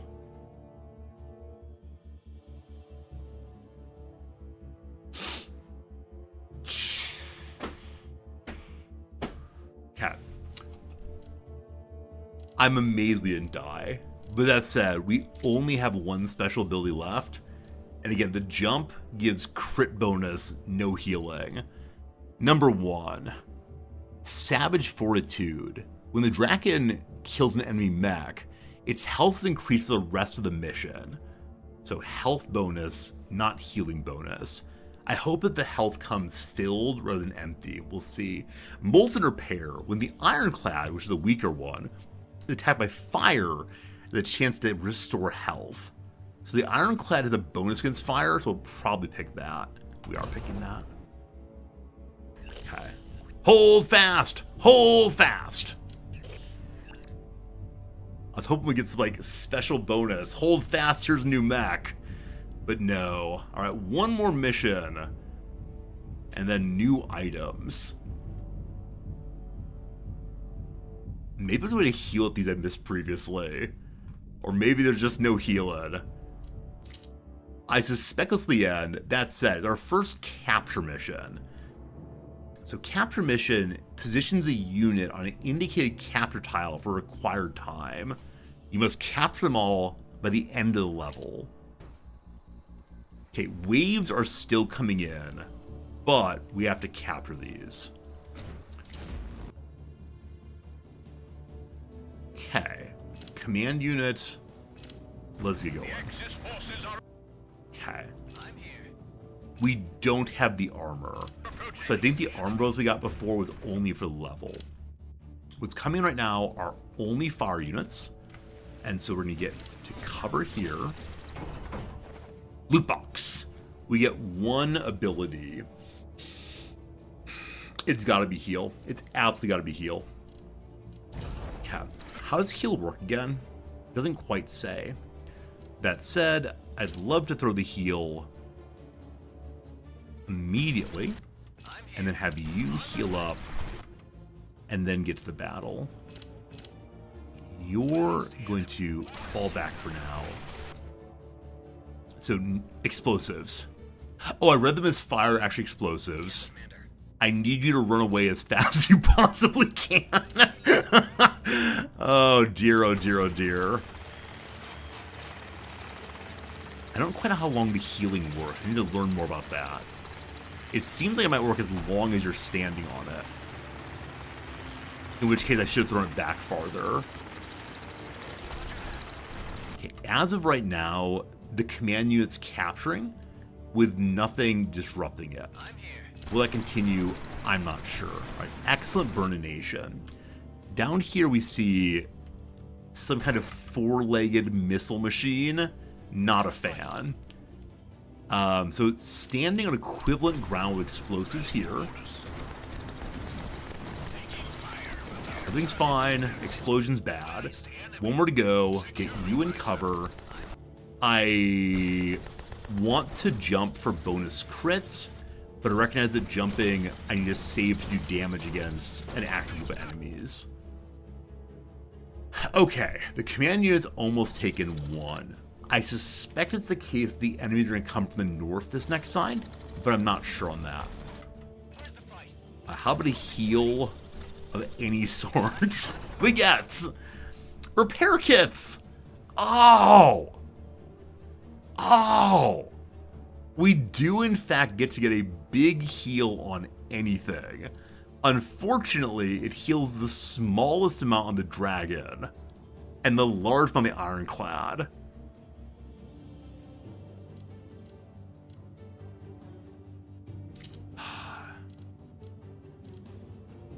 The dragon really needs help. That says my ironclad has the most damage. So I'm throwing it into the ironclad. May God have mercy on our souls. This has been fully captured, A+, yes. They're actually coming from the south. And so command vehicle rolls back to grab the other one. And ballistics are strong against my fire friend. So fire friend's going to stay behind. I will probably end up doing my big jump here to get the crit bonus. Is that right? Yeah. Yeah, that's right. An explosive is coming also. We'll deal that in a moment. I wish they were together. They're going to be together awesome. Do a little bit more damage. And then big jump in. Losing high ground, unfortunately. But good explosives there. Fire friend come down. We got to get out of here in just a moment. We got out of here right now. Break line of sight, awesome. The explosive knocking us. Fantastic. Cat. We got 2 more waves, unfortunately. We'll see how this goes. We have a drop here. I am enjoying this game. It's challenging in a way I didn't expect, but I am enjoying it. Coins are scrap. Does not help us. More coins, thank you. It's fire and explosives both. We see the explosives are to the north and the fire to the south. Now, I've actually not... Does the command vehicle have a weapon? I don't know if it has a weapon. I guess I can try moving my command vehicle in and see if it shoots at all. No, stay where you are. Stay where, sorry. Does that stop the capture? For a second it does. Okay, so flaming guys are down there. We don't have great cover against them, just in the angle they're in. But we have... Oh, that's not the right target. Brother, change targets. Brother, change targets, please. Oh, boy. Yeah, the auto battler elements here, most distressing. Oh, it's close. Well, there we go. Ironclad down. Command vehicle, can you do anything? Command vehicle, please. One more level. Oh, no. All right. Well, how do we upgrade the dragon is the question. We have 34 health. Now we have 64 health. A final wave. Coming from this way, we have no meaningful cover. The command vehicle could tank for a while, but there's damage. You're right. It's 300 health. It's a give cover here. This is so bad. Oh boy, oh boy, oh boy. Yeah, you're absolutely right. It does tank for us. Pretty swell that. Alright, unfortunate missile one shot over the top. We have lost. There's no hope left for the Alliance. That said, a new mech unlocked. So this is the meta upgrade point. I was wondering when we get a mech that did explosive damage. Here we go. A Thunderhead, an explosive class mech manufactured by Warhead. Equipped with a pair of powerful mortar cannons, each launching a high explosive shell as target. So we now have the third piece of the triad. Got it. Defeated. We got 60 probably meta upgrades. The hero, the Ironclad. Good job, good job. Half progress, 30 minutes. Went to one unknown area, which I think are storylines. Okay. So, welcome to base. Commander, I hope my teachings in the training ground prove useful in combat. Now that you're back to the base, I'll take you through what you can upgrade with your attempts at bringing down the machine tower. Our space is limited. On the island off the coast of Scotland, we filled it with many useful facilities as possible to aid in success. For now, we only have our command center up and running. Head over there and take a look. So eventually we may have to upgrade our things. Develop advancements in the command center to get access to these things. Hello, Commander! Sorry, it's a nice lady. Everyone has the same voice. Hello, Commander, and welcome to our command center. This facility allows us to support you in your mission by making improvements to the base, upgrading your command vehicle, and aiding you out on the battlefield. I have a list of assignments for you to complete while in the field. I can extract intelligence from completed assignments and deliver the support you need on your mission. Number 1, Iron Resolve. You can track the progress of your assignments here, and I'll add more when these have been completed. So I hope you enjoy a little challenge, Commander. Please head over to my development area. I'll show you how we can utilize gathered intelligence. Okay, so the initial missions, one of which we actually completed already, is to get 50 kills on your basic machines. You then get additional damage and repairs, and just go use your various abilities. So with these, we can then... I can use the intelligence to develop many useful advancements, which gives us a fighting chance of bringing down the Axis once and for all. Now, please choose an advancement to perfect. So we have 1 command point. Reggie's Requisitions. Learn the mech yard. Develop and access the mech yard. You now have access to the mech yard. We'll be able to upgrade your mechs. Give my regards to Reggie. Cool. So next ones are 3 points each for the pilot, quarters, and the command vehicle's radar now allows you to control 3 mechs. Oh, I was hoping we'd automatically get a 3rd mech, but no. You have to complete the in-game achievements. 1, 2, 3 maybe, in order to be able to control more mechs. This is the metagaming moment, right? Where you recognize until you get the other achievements done, you're unlikely to complete the first mission. How do we feel about that? On the one hand, it leads to playability, but it does raise the thought that I'll be going into the mission ready for failure. I mean, that's the right defensive stance. If you expect failure and it all works out, how great is that? If you expect success, though, and it goes bad, what a disaster. This one feels absolutely mind-blowingly important. Exactly, HPG. In this case, it really feels like more failure will happen. I guess the success of the first level, first attempt rather, is I learned how to use the vehicles, and that was great. But I now worry. Well, it's not that big of a deal, right? I had 80 kills last time. I so wish the kills from last time would have counted here. So if we get to 80 again, we'll have 1.5 done possibly. And then I'm not quite sure how much damage we're doing, but maybe we'll get close to one of these. Use 5 jump jets, use 5 field repairs. So these ones are very, very easy to complete. And then combat. Have 5 combats. If some of these are very, very simple, we could probably complete them next time out, enough to get the 3rd control. That's our goal, of course. 3rd control, very cool. For now, though, we opened up the mech yard. All right. Seeing this one page has made me fall in love with the game even more. Morning, I'm Reginald, but most people call me Reggie. Pleasure to meet you, Commander. I'm the engineer's outfit. Talk to me when you want to make improvements to the mechs. Got a lovely mug of coffee or tea or hot cocoa, and I now want more of the same. We'll see. Also, have any of you ever seen this right here? The wearing of tools on a harness? Like, how does brother get the wrench out? I understand the screwdriver, but the wrench seems, like, surprisingly stuck. Maybe he has this wrench to allow him to use it to get out that wrench. It's wrenches all the way down. This is our mech yard. A bit makeshift, but hell, I've worked with much less. Here I can upgrade your mechs using the models I craft. Hey, let's head to my workshop. I'll show you. We have access to 1, 2, 3. So we know that the Thunderhead, the new one, which looks like some kind of like strange sea creature, is strong as ballistics.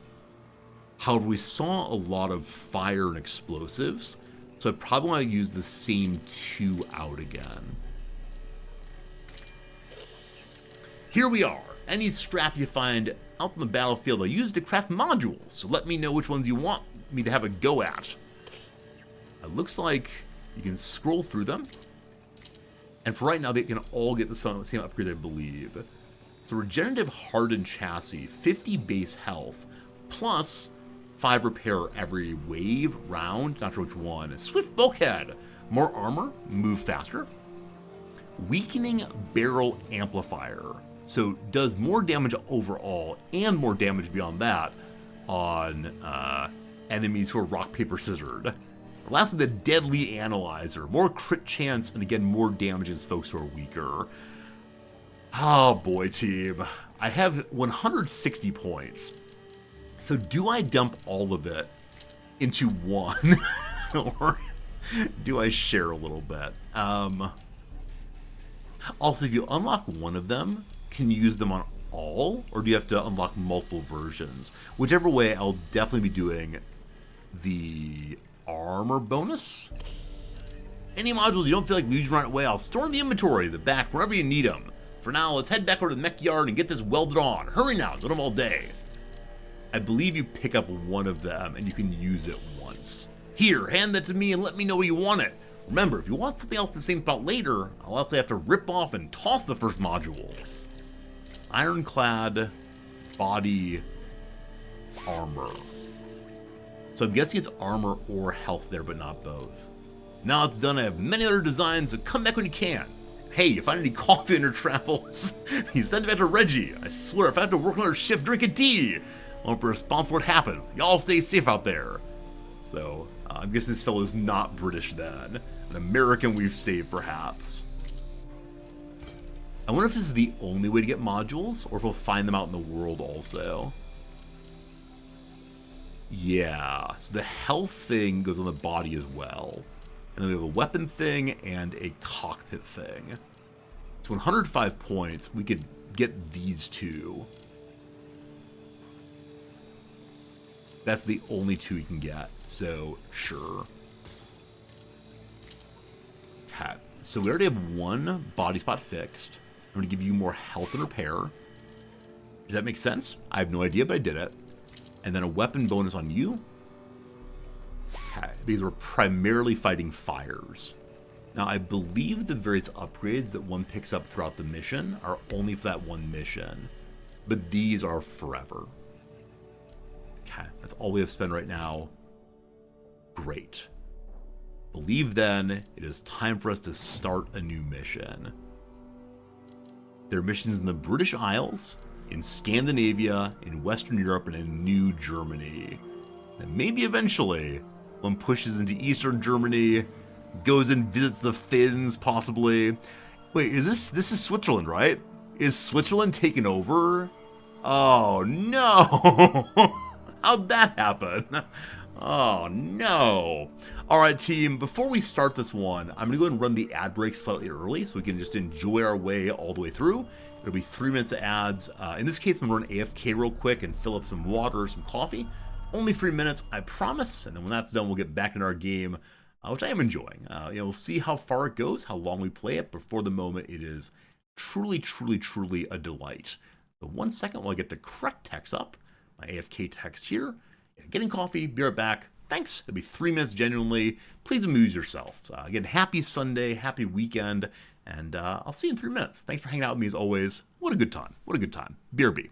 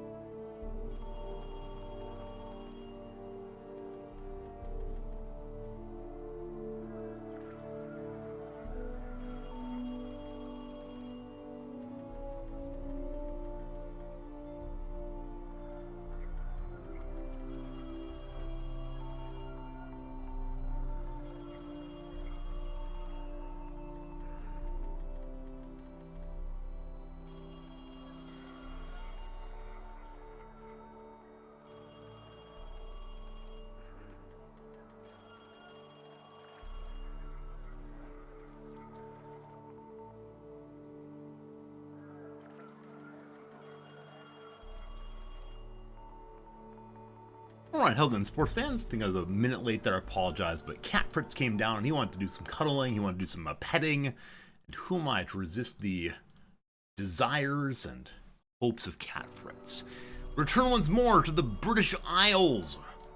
Return once more to learning how the game works. Alright, for right now we have no character in the command center. We can learn it eventually, apparently. I do have other pilots if I want to. So I have 3 pilots. So the one that's not being used right now is Amelia Rockfort, a mechanical arm. Deploys a mechanical arm which repairs the mech's health over time. As long as the arm holds, we'll keep fighting. So a self-heal.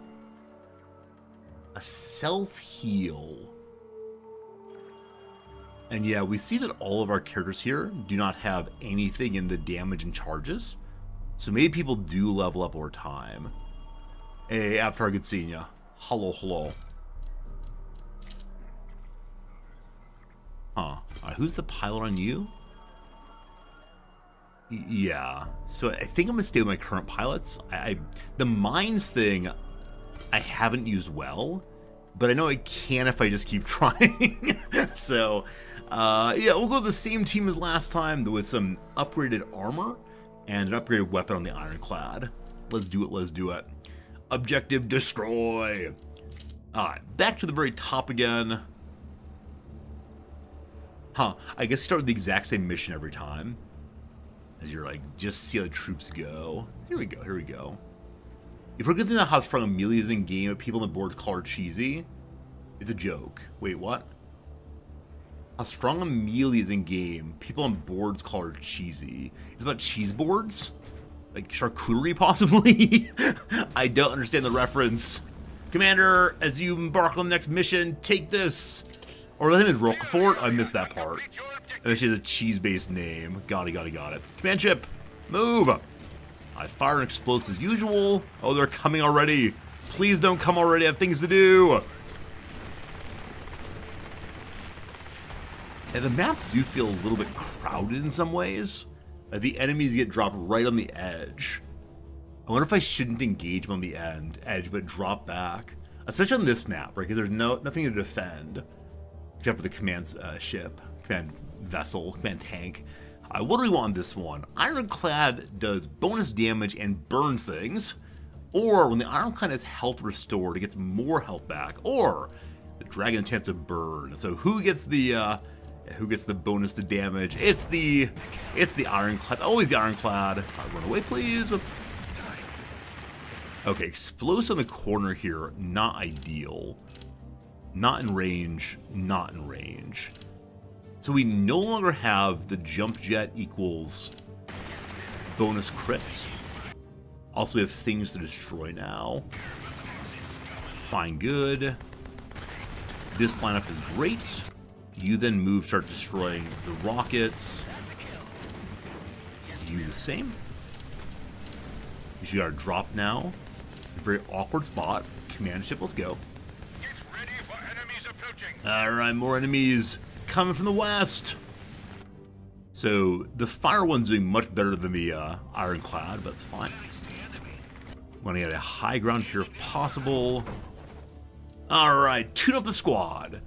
So better critical hit chance of fire, or more movement speed on the Ironclad, or crit on the Ironclad. I think speed might actually be better than what I've chosen, but gosh, I sure do enjoy doing more damage. Alright, so one is dropping on the high ground there. Explosives versus fire, good. Is there any way to force a change in shooting? Just not sure. Okay, so someone is now pestering my command unit. We could jump over there, but I think just walking here and shooting is fine. Oh, it doesn't immediately stop and start shooting. Unfortunately, when it has a target in range, it's up to the player to say, please stop here and start attacking. So clicking a little too far away can cause troubles. Keep your wits about you. Have this. Scorched Earth!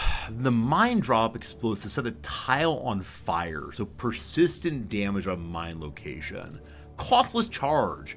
Mine drop uses no ability charge, but increased cooldown, or the mines blind enemies, lower attack range. So if we keep our mines for later in the mission, this one seems incredibly strong. But being able to have free mines forever seems fantastic. I need to use them then. Attack from this direction.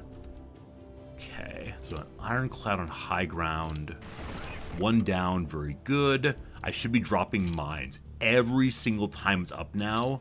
No matter where, just throw a mine. Does not matter. Throw a mine, thank you. One's coming from a secondary direction. We've never seen that previously. Command ship run away. Awkward range here. They might be intentionally staying out of range. 12 seconds on the mine drop.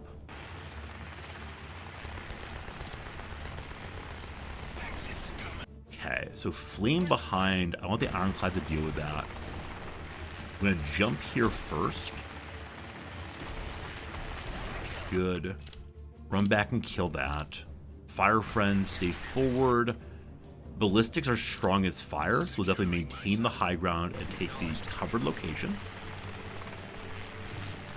Alright, just stop moving. Start shooting. Awesome. Mines are up. Throw a mine. No cover. That's fine. Awesome. Okay, we have two more of the V2s to deal with before the mission ends. Have our command ship pick up the bonus. Final wave incoming. No, I don't want the wave yet. I got killing to do. I may have to use one of my vehicles very, very awkwardly here.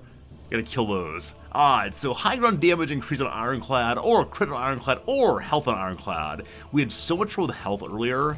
Ironclad health seems good. Alright, you run away. Luckily, because they're attacking in the north, we can keep firing on this one. They changed target, it seems. Also, we had one hard hit on the Ironclad, which led to burn there. Now, more are coming, so I'm going to jump for now, get those down, and then return destroy that. Fire buddy comes in. I don't see explosive except for there. So you move for explosive. They have high ground. I hate they're having high ground. But it seems that for now at least, the enemies are set up to run in. Either they don't know how to use high ground or they don't care. So we'll move to high ground now and move the command ship back. I should have thrown a mine already. Just get the mine right on the stairs. What's the phrase for it? Not staircase at all, but a ramp. There we go. Hey, that's beautiful. Hey, that's beautiful. Hey, that's beautiful. Hey, all right. Big reward, worked just fine. Alright, so when the Ironclad is attacked while it's armored, it is armored right now, a chance to restore a jump. 2.5% chance to get one back. But my armor's going to fall off before too long. When the dragon attacks an enemy with low health, has a chance to make him unable to move, or the dragon has an increased fire rate, attack suppress, which slows. Cool. Flamethrower that slows people, all about that. Now, I do wonder if the missions are exactly the same here. They look like they might be.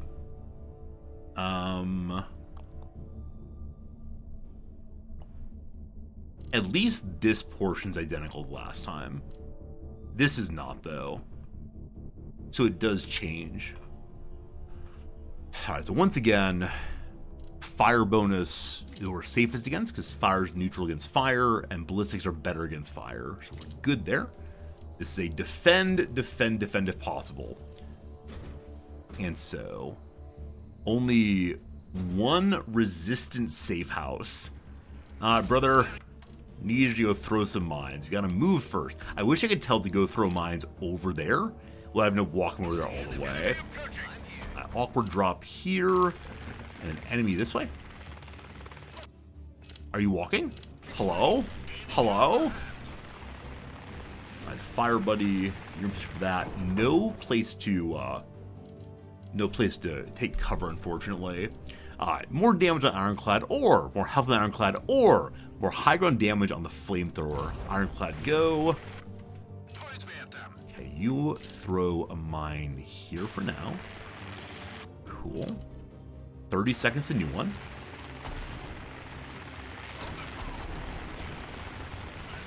Okay, these are ballistics. They're coming this way, no problem. Fire and fire and problem. Oh gosh, that's actually quite a bit of damage against my armored buddy. Surprised how strong that one was. I don't know what I missed about it. 7 seconds to next throw. Also curious how long until... Hey, a throw really nearby. That's the first useful throw we had in a long time. Mine's already again. Let's go and throw another mine. It's just have me walk a little bit first. We go on downstairs. I think my initial review of this game is definitely fun enough. I wasn't quite sure what we'd get out of it, but it's fun enough indeed. The strong was in cover. Redlaw, thank you for noticing that. Completely missed it. This game is fun enough. I don't remember how much it costs exactly, but I've at least had so far, what, like an hour and a half, 2 hours of fun with it, and I can see how you can play and play and play more and more. Now, I do wonder how much more complex it gets. I know there are additional kinds of mechs, but I suspect that they stick with that standard rock, paper, scissors interaction. How do you all feel about that, when one kind of unit clearly counters another? The old RPG version is what? Red fire counters green nature, counters water, counters earth, like this kind of circle, or whatever it is. Like, do you enjoy that kind of setup, or does it feel not as complex as thinking through like piercing damage and explosive and so on? Reminds me a little Mechabellum. I've seen Mechabellum, but I've not played it. Any game that involves mechs, I might be all about. More crit damage, more base damage, or movement speed. I know I should take movement speed more often. It helps us throw mines more easily. But if I can just get more damage forever, my life will be complete. Okay, command unit, roll here. Fire coming that way, set up here for now. And I need you on explosives. Boom, boom, boom, great. Fire down south. You want more nuance? I agree. I agree this is like definitely a game where it's easy to understand what's going on pretty early. But I agree also that more nuance would be good too. The attack multiple directions, it's fine. Gotta work on the Ironclad healing up, of course. Hello, range? I like my troops yell out, "That's a kill," repeatedly. Yeah, gotta work on maintaining range. In that case, my dragon stood there doing basically nothing for about 5 seconds. So that's not great. Alright, drop very close by again. We get... Ooh! Oh, 90 health back on... This is so unfortunate. Every unit has really high health already. What a cruelty. Getting this so early in the playthrough. I mean, 90 health is 90 health, but you don't get health overspill, I believe. I guess the dragon one is most useful. If only it became armor. Hello? Wait, where's the heal? Weren't you at 47 before? Maybe you weren't. Maybe I got confused. Down this way. Line up there. Wrong one. Sorry, you run away. Maybe every mission I should attempt to return to the middle instead of hanging out while waiting for the enemies to appear. Awesome. Great. Explosive high ground. Wish you could jump. We have the jump. We're saving the jump. Very grateful as enemy moved into position before attacking. Had to attack from distance would have done real damage. Okay. Move to the middle this time.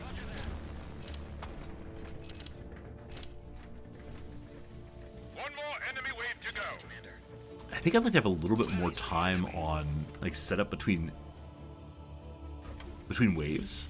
But I think I recognize if that were the case or that were to happen, it would require the player to not be able to place or use any abilities in between levels. Scrapper coins. See, now that I know what the scrap is for, I know we're going to be dying. And so I think I want the permanent upgrades. That's a weird decision. Fine, fine, fine. No more explosives. Mine's here. Nice. Mine's so good. The explosive tank. Now, do you recall this is not the big scary enemies yet? They will come, I believe, at this level. Mission accomplished. All goals met. Okay, we've been playing the game for about like an hour and a half, 2 hours now. How would you rate this game on a scale from like absolute 0, that one furry dragon game I pulled up earlier today? Furry Dragons. That's on Steam. That's weird. It might even be called My Furry Dragon. Not sure about that. To 10. 10 is, I don't know, RimWorld or something. Whatever good game you want. Where'd you put it? Maybe this channel we should use an academic rating system instead.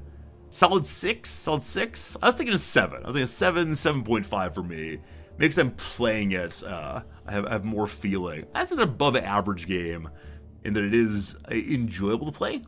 5 out of 10. All right, number of you are swinging lower than I am. That's fair. That's fair. All right. You like the flavor? Me too. 7 point something? All right, all right, all right.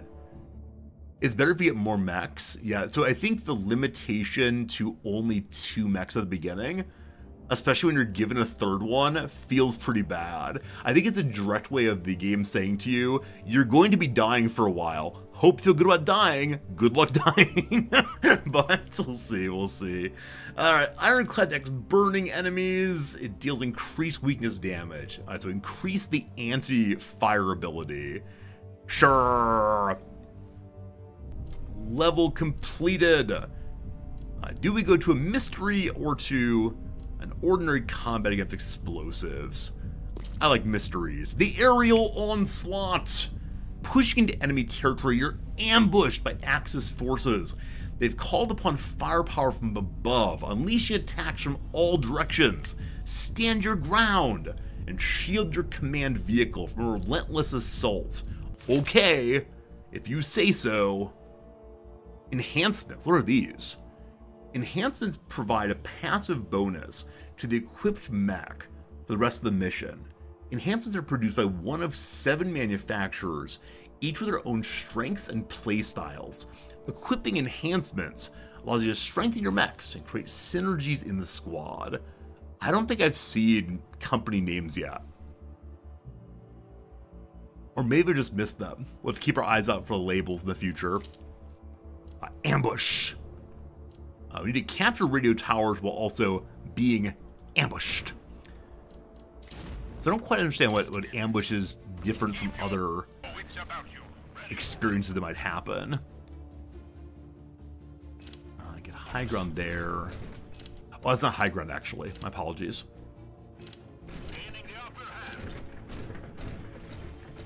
Run and run. You pick up this. Yes, Commander. So my Ironclad actually has longer range than my Firebug. I'll call you a Firebug. Alright, there's the first mech. There's the first mech. It takes some damage. Also, we see that death from above is coming. One moment. Faster movement than Ironclad, or more crit damage on the dragon, or more armor than Ironclad. 80 armor temporarily. It goes away. Movement speed is forever. Alright. We must run away. I hope I eventually get death from above. Oh gosh, just keep running. Oh, you're confused. What an awkward dance that was. Also, I didn't make sure my command vehicle was not being attacked there. Luckily, it was not, but still. What a mess. Oh, goodness. Fun dance, fun dance, fun dance. Alright, this time, repair on the Ironclad between waves, or more critical damage on the dragon, or more movement speed. We're getting heavier movement speed this time than previously. Also, it might be a good time to begin healing a little bit. I'm not sure. Alright, enemies on this side, including a mech. So I don't see any cover. We'll have to meet them on the level. We're capturing both of these right now. Okay, I think they're going to drop down here, actually. We will be doing a jump this time, I guarantee. What awkward positioning, huh? Jump time. I've not been using my mines at all. I have no idea why.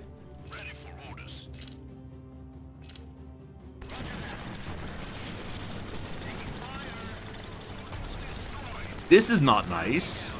No one likes this. We time for some healing, I do believe.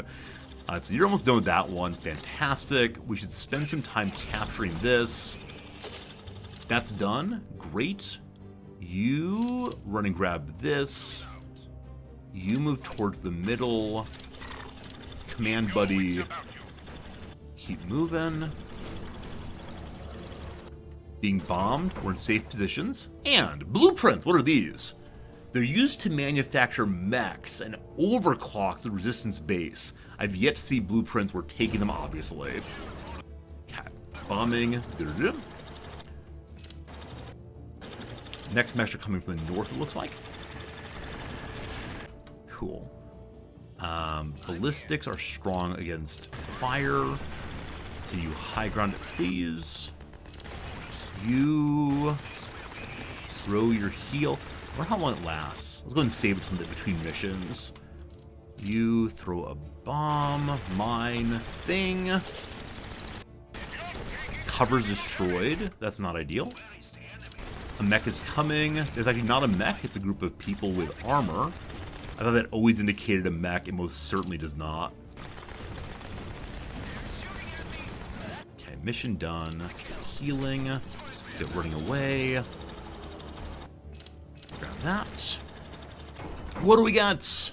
Hey, repair kit on any of the three again. My command vehicle is taking quite a bit of damage, so we'll hit that one for now. Most distressing. Last wave. We need to finish capturing this.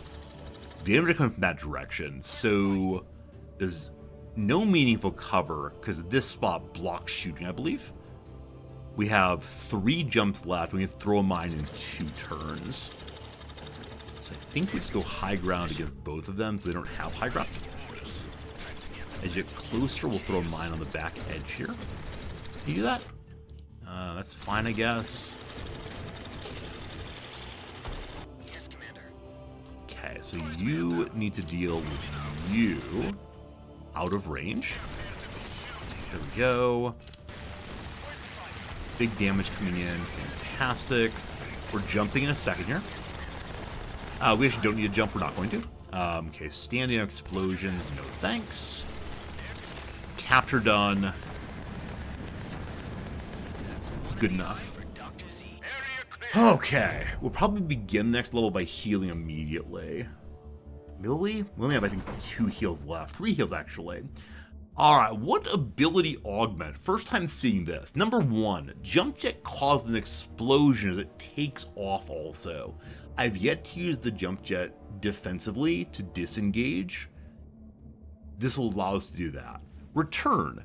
the jump jet immediately jumps back to its starting location after landing its target, dealing damage again when it returns. So that's amazing for two reasons. Number one, when I go in, I always feel like I'm stuck in there and have no great way to disengage. So independently of doing damage where it lands, big fan. Number three, jump jet deals more damage to armored enemies. I want the get in there and then run away, absolutely. We've intercepted the following message from General Harmsworth, the Axis Scope, in command of the British Isles. There have been reports of a resistance movement rearing its head in the north of Scotland. This is no laughing matter, and those who failed our security operation will be punished. It's not easy to resolve. Soldiers, to your max. We'll crush those who stand in the way of progress, just as we always do. I want to read progress as Progresso. Get a little hungry. Isn't Progresso a brand of spaghetti sauce, maybe? Possibly. If he thinks all we have is British pluck, he's in for a rude awakening. Do I try to do a British accent? Hip hip cheerio. If he thinks all we have is British pluck, he's in for a rude awakening. Progresso soup. Thank you, thank you. Dylan, good seeing you. Soup! Alright. So the alleged salvage outpost, we have 225. Enough to do, unfortunately, only one this time. My dragon's at half health. I said I was going to heal at the beginning of next level. So, strength and attribute or random enhancement. Random enhancement. Here we go. When the dragon's dealt damage, it deals increased damage. When the ironclad attacks an enemy on low health, a chance to kill it. Or the ironclad kills a mech, it deals more damage short period. So unfortunately in the current missions, we rarely have multiple enemies to fight one after another. They usually are just one and then move. If I knew one that shows 10 seconds actually, that's not super short period. It might be nice, but let's go with a chance of automatically killing things. That's all we got for right now, unfortunately. Alright, more flame or more flame. So the harder one here definitely leads us into a super difficult one or a sort of difficult one. Or we can go easy mode and then harder mode. Better rewards. Who doesn't like better rewards? And if we lose, we have a bunch of scrap already and a blueprint. Let's try the harder one. Surely a good idea. One thing I do like is we know with certainty now the costs of the various upgrades at the black market. They're stable every time. Where in some games like this, the market has unknown values. Slay the Spire, it might be 10 gold, might be 4 gold, who knows? In this, it's always me 100, 150, 200. And so you can plan ahead about which one we want. Okay, first things first, immediate healing.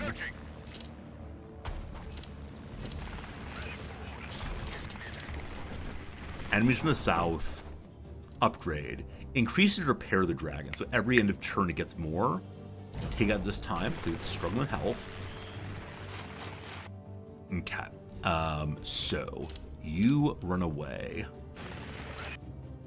Explosives in the middle, go there. You high ground if you can.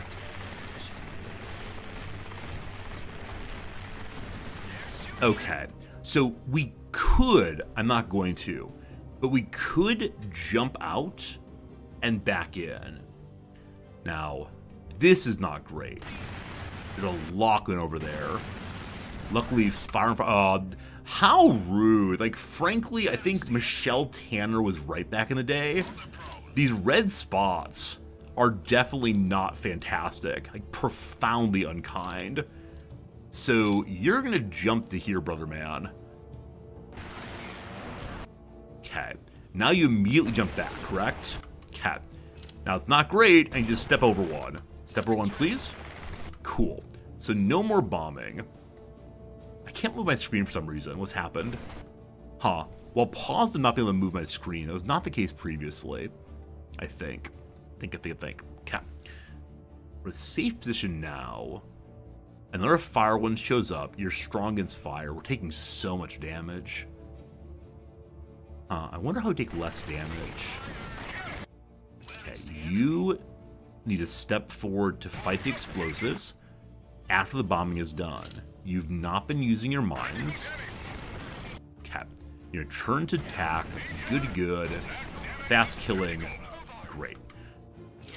Okay, let's focus on taking it out together. We have 2 heals left. I think we throw another one as we can here.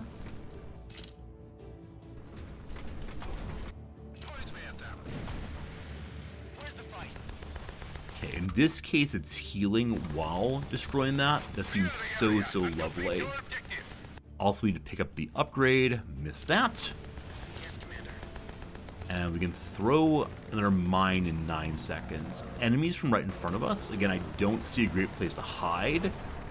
Also a lot of bombing immediately. All right, one of the rockets is down. Like, we could go hide over here and hope they come at us. But my command vehicle's in a very, like, forward location. They are coming towards the mechs right now.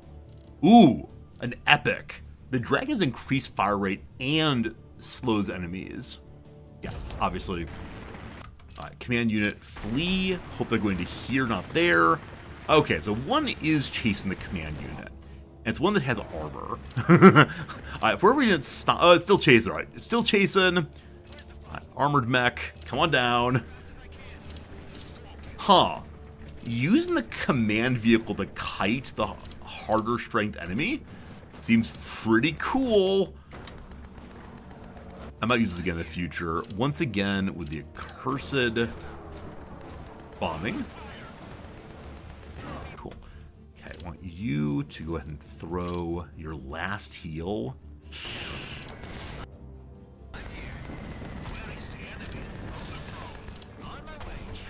The upgrade's in the middle. Grab this. I do wonder how this game would go if one never paused. Okay, another one down. Awesome. So, luckily the cover here is still up. And so, Ironclad, you're currently healing, yeah? The healing is done, it looks like. So, scoot on down. It'd go fast with no pause? Absolutely. Pure chaos, I assume. Alright, if the Ironclad attacks an enemy mech at low health, chance to dismantle. We already have one of these, but a 20% chance of destroying one under 20% health? So good. Cool. Any chance to kill things early, I'm all about. I need you to stop, move, start attacking. Fine. I missed a bomb my command unit. Okay, so you're going to be jumping away and then right back. Actually, no, it's dying very quickly. We're fine. Okay, cool. Last one be destroyed. We have one more wave. I thought that might be the end, my friends. We're doing okay here.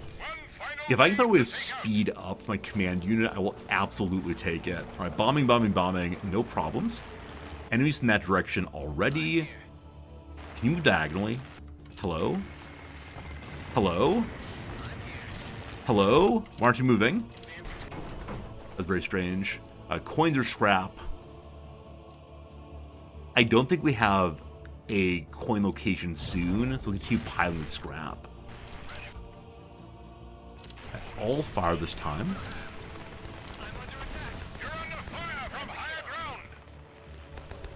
Okay, a jump jet here would probably be good.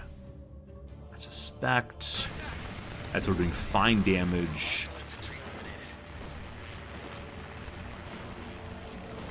We're standing in a bomb location. The jump away and jump right back seemed a lot less good when there's bombs. Alright, good jump. Jump back in. Got a kill. So it does 250 on both sides of the jump. I'm all about that. Also, my command unit was bombed again. I gotta remember my command unit counts the mech, so I can take damage, of course. There's cover back here. Constant running away. What a coward. We should throw mine again. Cool. Victory for the Allies! What do we get? Yeah, you can't stand the ramp. That's probably what I was doing. I'm clicking on the ramp over and over again. Fiery recharge. Burn gives a chance of getting a jump back. And repair amplifier. When the dragon is health restored in combat, might get even more health back.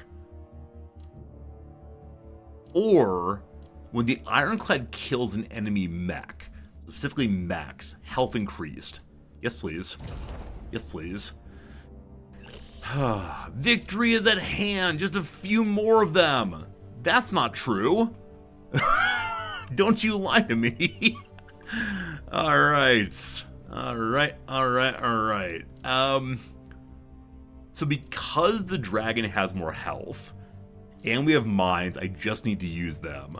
I'm going to go in the direction of the one that the dragon is stronger against, I guess.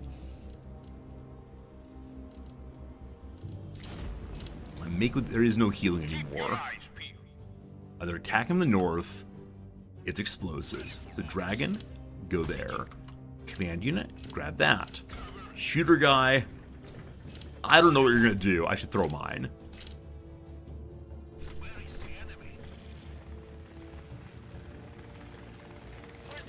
Okay, they might be coming from this side instead. So we're going to cover up here. More damage on ironclad, more high ground, more movement speed. Awesome. Very fast kill, no problems. Cat. Explosive buddy over there.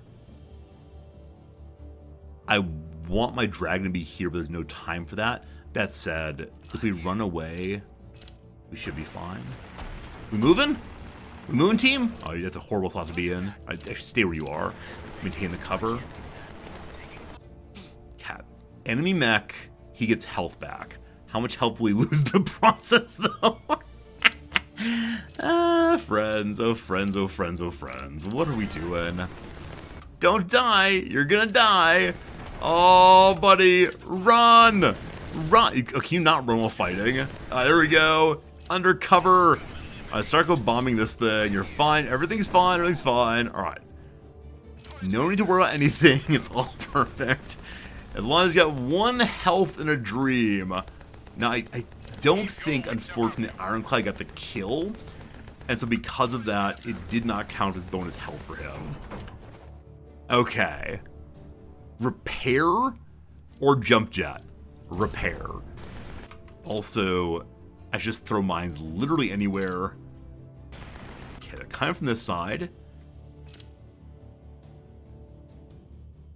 So because of the way this map is set up, I haven't been able to use high ground nearly as much as previously.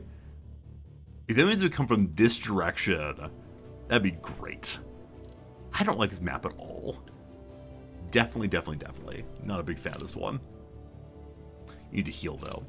So you're going to throw your healer right here. You're going to get running immediately. And then you're going to disengage with here. That's an awkward spot for the healer. Wait, why? I moved you. I moved you. Didn't I move you? Oh, no. No more Ironclad. That's pretty bad. Oh, boy. Good luck, flamethrower. Good luck. Back in the corner here. Oh, boy. Oh, boy. And they drop bombs on top of them immediately. Can I get out in time? That's probably no. Run! We're good, we're good. Get back in your hidden corner, please. Throw a mine right here. There's no way. We have one. You can go heal. Go heal. Okay, there's one more wave. There's two more waves. Coming from this direction. We're being bombed again. Okay. So, there's cover right here. Mine up in 1 second. Team, what are we doing? What are we doing, team? You can dump mines on locations that are already held. Your dragon has increased fire rate, also has to slow enemies. I need longer range to hit them before they get to a location that's going to cause damage to us. We lost our cover. Just keep shooting, team. Luckily, we're... Oh, no! I didn't move my command vehicle. It got bombed. Oh, okay. We unlocked a new green level module, the Sturdy Analyzer, an upgrade from the last one. Things I've learned. Also, a dominant ammo loader, a green or blue level rare. So this is the same level we died on last time. And, the Ironclad dealt enough damage to finish an achievement, definitely. And I bet someone also finished second achievement. We'll see, we'll see, we'll see. Show me the command center. So I was worried we wouldn't complete these. We did so many, though. So 50 enemies of Dragon Mech, 10,000 ballistics, 10,000 fire damage, enough heals, jump jet 5 times, mine drop 1 time. I need to kill one more thing with the Ironclad, but we can now have a 3rd mech. That's huge. This game seems more stressful than Letter Tetris. I mean, Letter Tetris, I was so locked in. I also get the pilot barracks now. Fantastic. You now have access to the pilot's barracks. We'll be able to train your pilots to improve their abilities. What's the most stressful game y'all have ever played? Like, what's a game where as you're playing, you have the feeling of, oh no, it's all falling apart the whole time? The next ones are more cover in the British Isles, or allows you to use black coins to reroll rewards, increase modules in the mech yard. All the games are stressful. And lastly, increase the move speed and health of command vehicle. I can see how all games are stressful in their own ways. Hello, pilot barracks. Commander, welcome to the pilot barracks. Wait. Pip pip cheerio. Welcome to the pilot barracks. So here the pilots can use the Valor to improve their skills for long fight ahead. I have 100 Valor points. So jump jet guy, more damage, more charge of jump jet, and faster cooldown on this special ability, I believe. The self-heal may be so good. The game Noita, however say that one, is very challenging. Yeah, I can imagine any game where there's like particle effects and things moving all at once. Any kind of bullet hell game, like Binding of Isaac perhaps, could be very, very, very challenging. Absolutely can imagine that. I think games where you're able to stop and think, very, very useful. Big fan of those. Less stressful. Except for the knowledge that it might all fall apart very quickly. The house of cards might come collapsing all at once. Okay, so yeah, Rockford here does seem like a potentially cheesy character, just because she can heal so much. Now, she only heals herself, I believe. I'm going to need to put her in one of the mechs, though. And I don't quite know how to think about which vehicles are best with what. If I played FTL, I love FTL. I enjoy FTL very much. I used to watch Dolphin Chemist play it every single night. I've played it a few times. I don't know how many hours. I'm actually curious about that now. So we're gonna check and see how many hours of good old FTL have been played on stream. If you don't know FTL, it's Faster Than Light.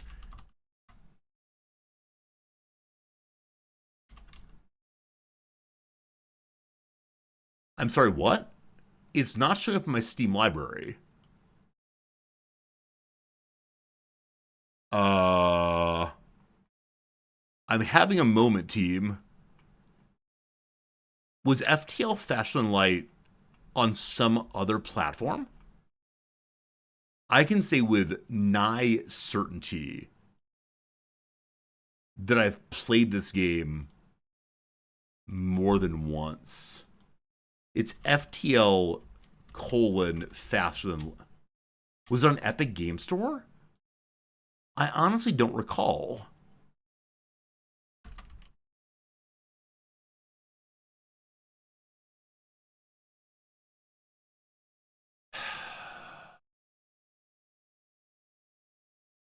I know one day, years and years and years ago, I did a dolphin chemist roleplay stream in which I wore a goofy hat like you were at the time, and the entire time talked in a voice like, I know I did this.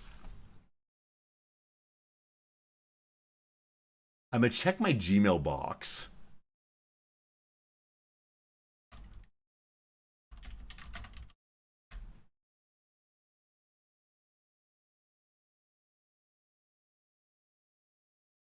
Huh.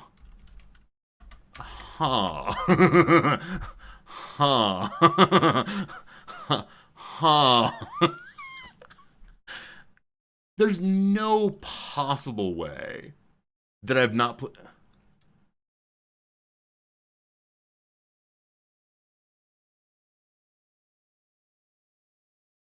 It is on Epic indeed. May I put on Epic? I don't know why I would have played on Epic, but I'm not going to waste your time with more of this, but I'm very, very confused right now. Yeah, Pepper, thank you. So at least one person in the good old days recalls that I have played this game. I guess I don't have it on Steam. Very well. It's a great game, though. I feel super fun. And the strategy involved and thinking about what to upgrade and so on is very similar to this game. I like that. I think we're just going to continue upgrading the damage on Brother Man here. Remember, Commander, a well-trained pilot could sway the Valor favor. So head out there and earn more Valor to continue their training. Very good. And then you, my friend, will get more heal. Cool. So I don't exactly have a healing mech per se. So I wonder... Wait, can I put her inside the command vehicle? No, not yet. It repairs its own health. So we know that the Thunderhead, or we assume, that it has a longer range than others. 3. 1 second. 3 versus 2 versus 3. So it's not the closest range. So I wonder if we should have the healer on the one that has to be in closest range. I think that makes sense.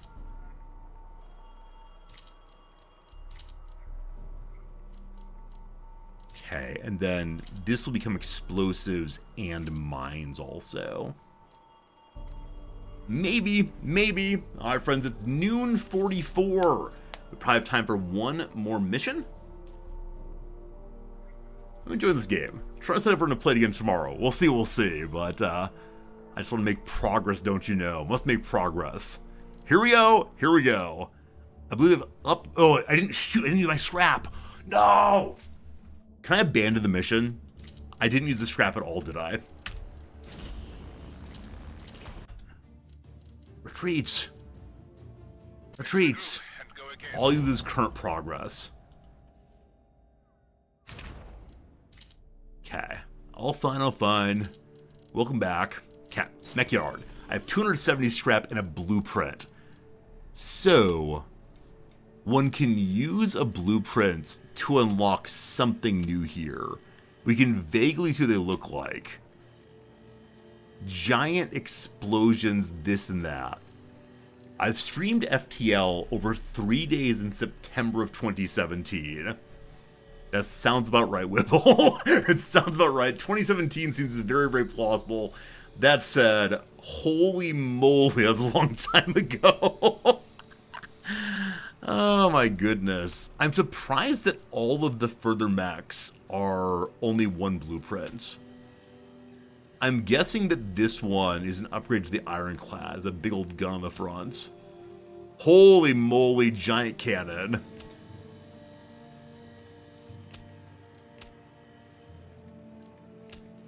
This is so much like the old Mech Warrior games, isn't it? Just looking at them, imagining using them. This is a little cutie. This is adorable. Can't imagine using it, though. Let's unlock... Let's just unlock them in order. Makes sense, I guess. Oh, you can see what kind they are actually right here. So ballistics, fire, explosive, ballistics, fire, explosive. So there's 3 of each kind in total. Alright, Spider-Man. Wow. It's called the Steelhawk. Its colossal sniper rifle has an increased chance to deal critical hits.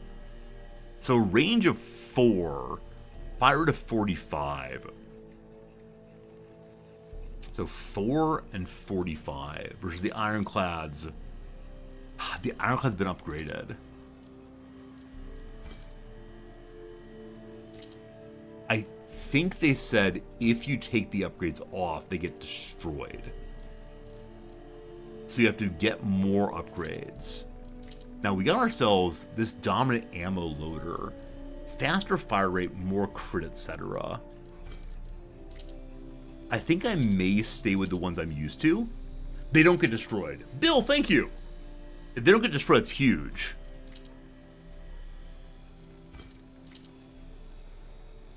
Huh. I don't see how to remove them right now. That's fine. Double click remove. Hey, Bill, how do you know things? Thank you, Bill. That's awesome. I really appreciate that. So I'm going to strip everybody right now. Okay. So I kind of sort of want to take the sniper. But to this point, the Ironclad has kind of been frontlining for me. Also, the maps feel kind of small for effective sniping. Now, is that the case? I'm not sure. You started the game a few days ago, been fixed ever since. Bedtime for you. Bill, good night. Thank you for helping me with that mechanic. Sleep well. See you again soon. Huh. Huh. The idea of a sniper. If I had a sniper, I think faster movement speed is most important. Bonus health, bonus weakness damage, and then more fire rate, higher crit. So sniper gets all the big upgrades. You see the green, the blue, the white there. Cool. What happens if I don't take an explosive? Also, I only have 3 pilots. I think I'm not going to use this one right now. I'm going to use the one that make more sense to me, what I'm used to, and that'll be fine. Okay. Advantageous big red button. So, is it the case that each time you just get 4 random unlocks? Here are the ones you can do. So the big red button does what? More crit, more armor, high ground damage. I mean, the blue level upgrades seem amazing. We have 270, so we can get 1 of the blues and 1 green. The plated velour chair. More armor, some high ground damage. Oh, we're definitely taking you. Okay, the difference between plated and advantageous. Crit armor high ground versus crit chance armor. So no high ground damage. How do I compare these? This has higher crit damage. Oh boy. Oh boy, having to think thoughts. Having to think thoughts. The ammo loader sounds nice. I mean, high ground and weakness and fire rate. I mean, is this the moment if we don't believe in armor? Is this really what it comes to? Are we just doing the damage thing? We're not doing a single moment of let's try to have our mechs stay alive. I like it. It's a 1 for each of them. Okay, crit chance for you, brother man. Fire guy, we're gonna give you more fire rate because you're slow. Now, speaking of slow, hello, new brother. New brother, your fire rate's 45 versus 283. Fire rate's actually very high on the fire class already. I didn't realize that. So you get the big speed up, you get the little one. I like it. I like it a lot. In rate cockpit, we only have 2. And they are either more weakness damage and more health, or more armor and high ground damage. I wish the Thunderhead had a little bit more range, so I can keep in the back line and just bombard from high ground. Okay, I'm gonna put more weakness damage on the Ironclad because they're fire-heavy troops to fight. And then Thunderhead, I'm gonna give you more high ground damage. Please use it. Am I cocky or overconfident? Not cocky, cockpit. Something like that. I now in-raid the body parts. So health and repair or armor and movement speed. Now on movement speed, we have 20, 10, 15. I need to get the Thunderhead place, so faster movement speed on you, and then straight health bonus on my tanks as it is. Oh, you know what? The Thunderhead pilot has a health, a healing thing, self-healing. Good placement then. No, I put her in the, actually put her in the fire one. Well, we'll see how it goes. Welcome to the last run for now. There they are. Aren't they beautiful? We start the mission. Here we go, team. Battle number 1. It's a capture battle. General, kind of give me something nice. Keep your wits about you. Enemies that way immediately. So they are explosive, so fire goes here. New buddy, you're very slow. So you grab, actually, have the command units grab it, and then move over to the capturing.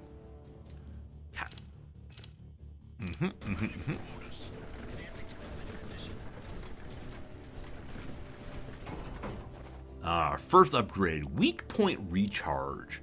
The Thunder has a chance to get an ability charge when attacking an enemy that's weak against it, or blinding overwatch.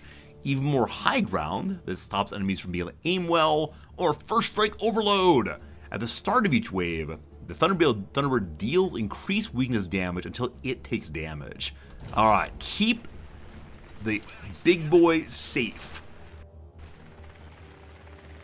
Okay, stand right here. You have a lot of range then. Right here. Take no damage, please. Awesome. Okay, we need to pivot over all together. All together now. All together now. It's a great Beatles song, right? Actually, not a great one. It is a Beatles song of some function. Oh, the +1s are kills they get, looks like. Okay, it's out of range, but it's coming right away. Cool. Still full health. No problems. Step back, grab this. Oh, I forgot to move my command vehicle onto capture. A little wasted time. Health and Dragon, Fire and Dragon, or Damage Dragon. More fire rate, please. Already shoots very fast, but how about a little faster? Next way to the south, in which case we'll flip you to here. And there's nothing for us to protect, so I think we can maintain high ground here, and they'll want to destroy us. So we don't have any cover, which means the Ironclad is front row.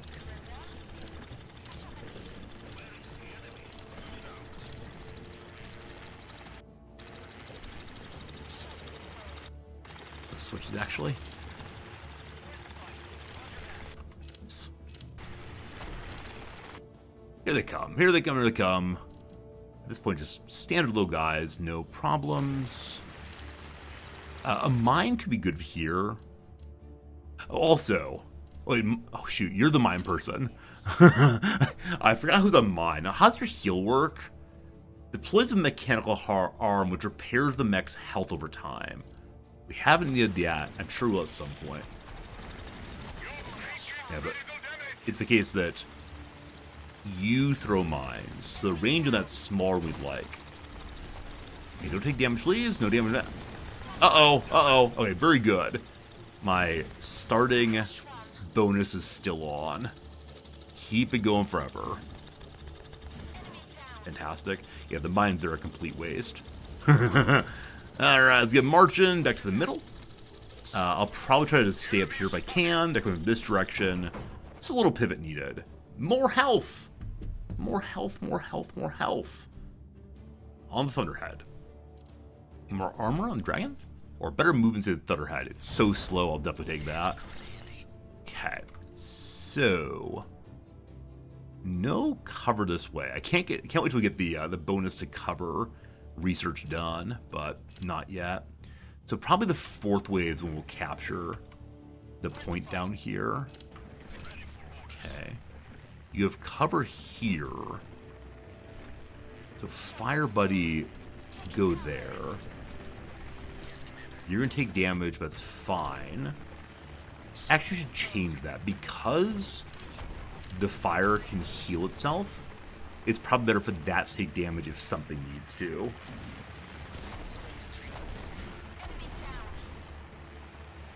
I suspect that at the end of this thing, the Thunderbird's gonna have so much damage. Thunderbird, something like that. Okay, you're all weak to flame. Yeah, I believe it's the case that hiding in the corner like this is absolute cheese. Which means, like, possibly skilled gameplay. I'm not sure. But I'm all about it. Alright, now what do you want to bet the next enemy attacks me this side? The final wave! Okay, it's actually from behind us instead. And it's going to drop down this way. I need to continue capturing this thing.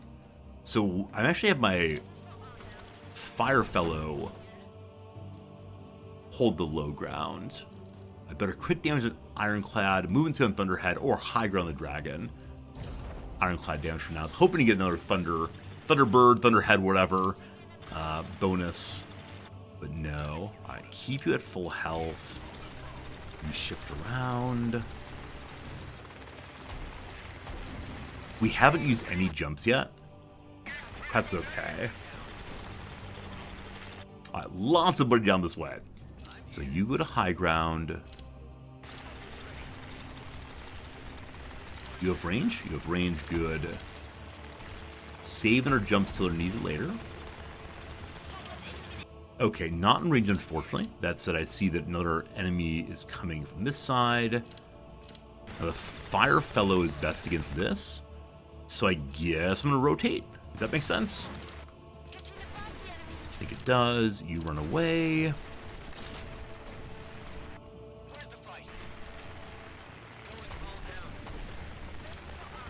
Awesome, awesome, less awesome. Everything captured, wave done, a little damage taken, but pretty good for the, I guess, first level. What do we receive as wards? Give me! The dragon has a better chance of healing combat. End of each wave, the dragon below 30% health restores health. When the Thunder has dealt damage, absolutely. Anything for more damage on my longer range one. Okay. The one to the right gives me more options. The one to the left are stuck on one path. Destroy the rockets. So I can't decide if the levels in this game are repetitive or if it's only because I'm seeing the very first small bit of levels. Like, is it possible that they're actually quite varied? And I'll see that if I can get through the first few. If they're all hold the radio tower, destroy those rockets, might get a little repetitive, possibly. First text on this side. It's fire, we use you primarily. Cover down here, probably too far away, we'll see. And awkward drop location all the way. Okay, so again, the explosive buddy has a bonus until it takes damage. I'm going to keep it hidden for right now and then pop out once named on something else. Alright, what we got? Better crit on the Ironclad, Oh, wait, crit damage versus crit chance or health Ironclad. Crit chance, please. Okay. We could jump up. We should stop and fight. Okay, you now step out, begin bombarding. Why are you walking? I thought I told you to stop. Run away. Not ideal by any means there. Okay, you have a target. Everything's fine. You pop out again. You move forward. Oh, we're attacking these now. Fine. Okay. That was a little bit spooky for a moment there. It's all fine. Alright. Ability to recharge on a mine. Back up to 10 again. That was not a great bonus by any means. Variety of enemies coming in. We'll get the first one there. You'll then stand behind a little bit. Finish the kill. Because they're all piling up here, I do not mind throwing a mine at all. Gotta wait for Buddy to move forward more, though. That's right, Buddy, you can do it. I don't know why I call them all Buddy. Is that kind of like dehumanizing? Hello, Buddy. Dump one there. Then disengage for a moment. And you move forward. This is going to be a great place for jumping. Actually, not necessary at all. Not even a little bit. Friends, an ad break is coming. The 3-minute ad. I do wonder how much more into the difficulty of the game we're going to get pretty soon after this level. I believe we get max, and that'll be a fun thing. For now, though, 30 seconds ad break. I'm going to change over to that. We don't want to have y'all miss anything at all. So, 3 minutes of ads, and we'll see you on the other side. Thanks for hanging out with me today as I play a game I didn't know much about until today. I'm having a good time with it, but we'll see where it goes. All right, old crossword puzzle. I made so much progress last time. Can we finish the last corner here? Hook up Gizmo. I said it early. How about a date app? Never mind. So some kind of like transformer. Hook up Gizmo. Not sure. A Spanish city with a massive Gothic cathedral. Sevilla, possibly? Possibly.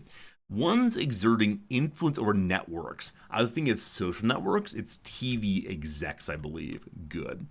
Assume relative, I do not know. Catch and pass, to overtake, like on the road. Cut, to nix. Gaiety is glee. A dongle's how you make your connections. Some EIN applicants. I don't know. Right direction. Is dongle LE? It's LE, I'm sorry. So east is right, and then LLCs. There we go. Of course, it's est. Of course, est and sum go together. Hooray! That Monday puzzle bedeviled us for a while. We have one more bedeviling Monday puzzle hanging out. Let's see what it looks like. I believe this will be one where we ask a question. Because I don't see myself figuring it out. So only one corner left. Throws out. I like expels because I can imagine that college students pull all-nighters for papers. Aren't you a little short for Stormtrooper is correct. Feature of bras, a wire is possible. Now, with L here, story. Story with a T ending.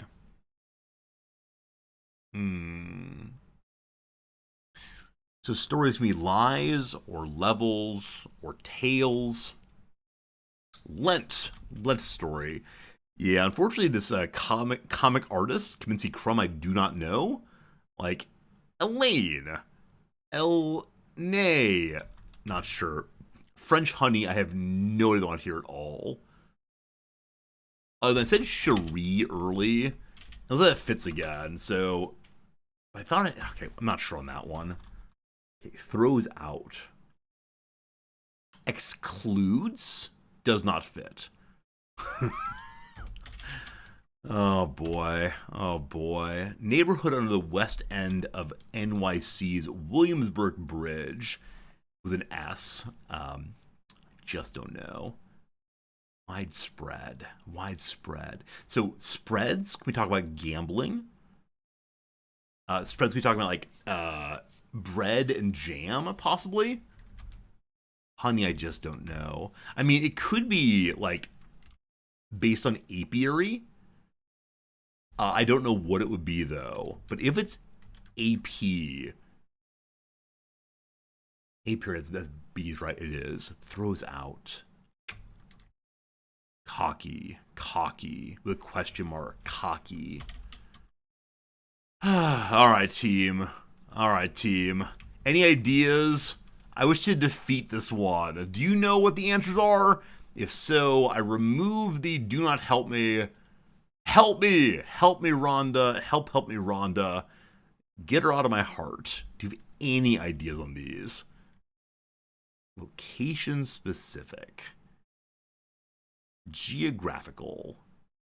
Are we sure about papers? We're not sure about papers. But college students pull all night for them. I mean, that worked with expels was the reason I had that in there previously. French honey does not refer to the food. In that case, do you think it's a love? Like ami, chérie, etc.? You don't need to be Socratic here. You're welcome to just put answers in the chat if you want to. It's that kind of moment. Do you know the geography of New York neighborhoods? Well, it's under the west end of NYC's Williamsburg Bridge. 17 is Aline 17. That might help quite a bit. Story, not sure. The throws out, expels not work anymore. Could it please be an E? Mon chéri. So it is indeed true that an E. Phallic works great. Phallic works wonderfully. Thank you. Aline is somewhere is right then. Story slot. I should have gotten this much long time ago. Location specific. Location specific. Location specific. Oh, sure. You think I missed the E there? I was typing too excitedly. Widespread phenomena. Throws out. Scoops, possibly? Scuppers the word, of course. So if it's Aileen, like that. A line. Not sure how to say actually. Scraps. Can be an R name instead. Be Scraps, possibly. Wait, Scraps would be an R here. That's not gonna work. Oh, okay. We should probably go ahead and take Updog. Widespread phenomenon. Updog? Really? Really? Location specific. Death something? I don't know that word. Thanks, I hate it indeed. I definitely sprawl. Sprawl is better. Sprawl is better than updog. Did it fit though? You're a hero. Location specific. Rip. I do not know what this word is, unfortunately. So scraps would fit. Ragers! Ravers! Oh no! They're drinking! They're drinking! They're not doing their homework! Oh no! Oh, this is breaking my heart. What's plot here? A story's a plot, fine. Alright, something is wrong somewhere. Who knows what? We'll call it good enough for right now. It might be this one here. A Korean rice cake soup. Gook? I have no idea on that one, unfortunately. But I'll figure out after stream there. At least we got some words in there. Ragers. What a heartbreak that is. Alright, team. Back to the game we know what we're doing in. Or at least try Ragers. Professor Resorti says, no, the students are studying. Isn't it glorious they're studying? Yay, studying. Are we getting our drop in there? Command vehicle, go. Alright, next wave is coming from the south. Blueprints or scraps. So I think upgrading my current ones makes more sense than opening the blueprints. Though if one could run through all of the blueprints and unlock everything, pretty cool to see what you got. But keep upgrading as I can. Especially we know now that upgrades are forever. Okay. One down, awesome. Kind of slow to go.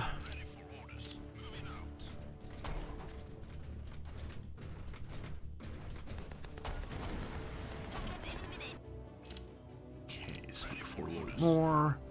If my explosive one never takes damage, I guess I just need to be as thoughtful about that one not taking damage, or maybe as thoughtful of the other ones but not taking damage as that one. Like, absolutely just need to be respectful of all of my vehicles, and they'll never ever take damage, I'm sure. Last one for now. And epic movement speed on the Thunderhead. Okay, finally, it's not going to be so darn slow. That said, enemies coming that way. I'm going to oh man. We got to finish this thing real quick. So you're going to hold your ground. Their health is dropping pretty substantially. And you don't have the healer in you.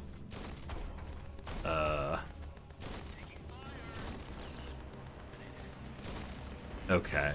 Everything's good now. We aren't using cover. That's fine, though. No, run. Okay, whew. Explosion Brother did not take any damage yet. That's right, Explosion Brother. We're all the thing together. I wonder if corners like this make sense. Corner camping, so-called.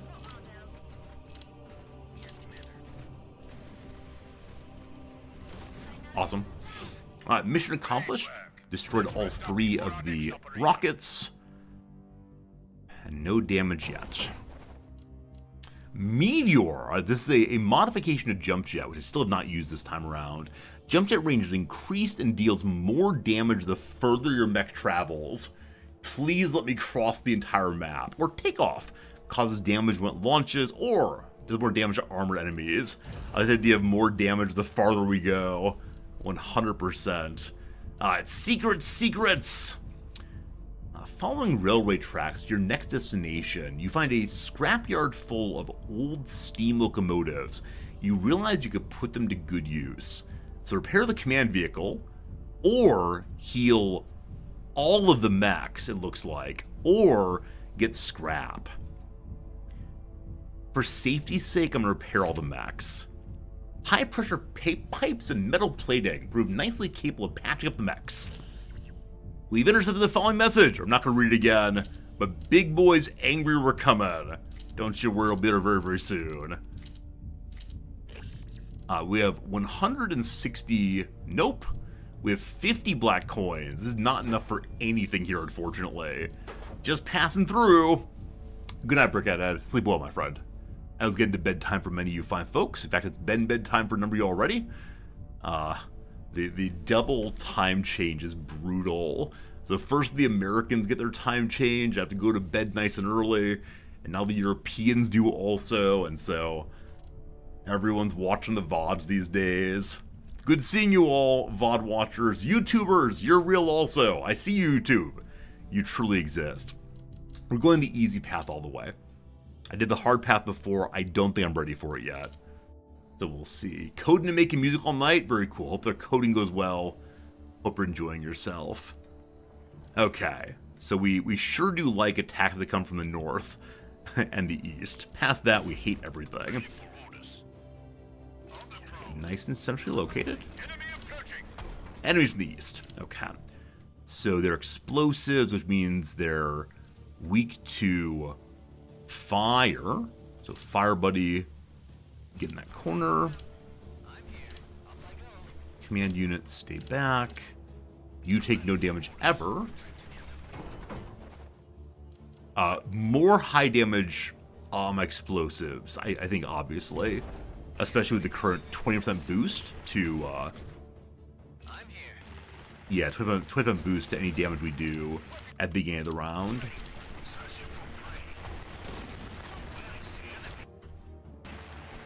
Okay, some are coming at our level. We do not like that at all. Please stop. Run, run. Run, run. Come back in. Okay, once again, let's destroy some rockets. Also, this wave continues.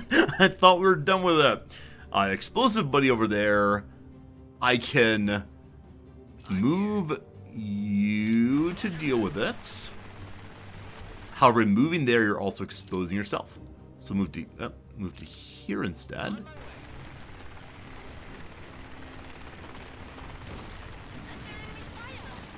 Okay, first armored one, fine. A little bit of damage on the mech here. I'm going to have her deploy her first arm. The healing is happening now. Great. You, my friend, begin firing on this. Cool. You're kind of speedy. You're going to help. And drop right in position there. Fantastic. We get more health from the dragon, more fire on Thunderhead, or more armor. This time I'm dumping it all into the Thunderhead. I think every single time I dump into something. Coming from a good direction this time, where we can get lots of cover, no problem. And we see fire and explosives. That means you two. And you'll stay back. We could push forward, or we could use mines. I think for now we're fine. Also glad to see that the dragon is almost all healed up now. Cool. Yeah, the cover's on low ground, which might mean the enemy will have cover against me. I don't want to destroy my own cover, so do we push forward? I think we push forward with everyone except for our explosives. So I think he can high ground to some of it. Looks like. He, she, they, I apologize. I don't know how to gender mechs, unfortunately. Of my many skills, that is not one.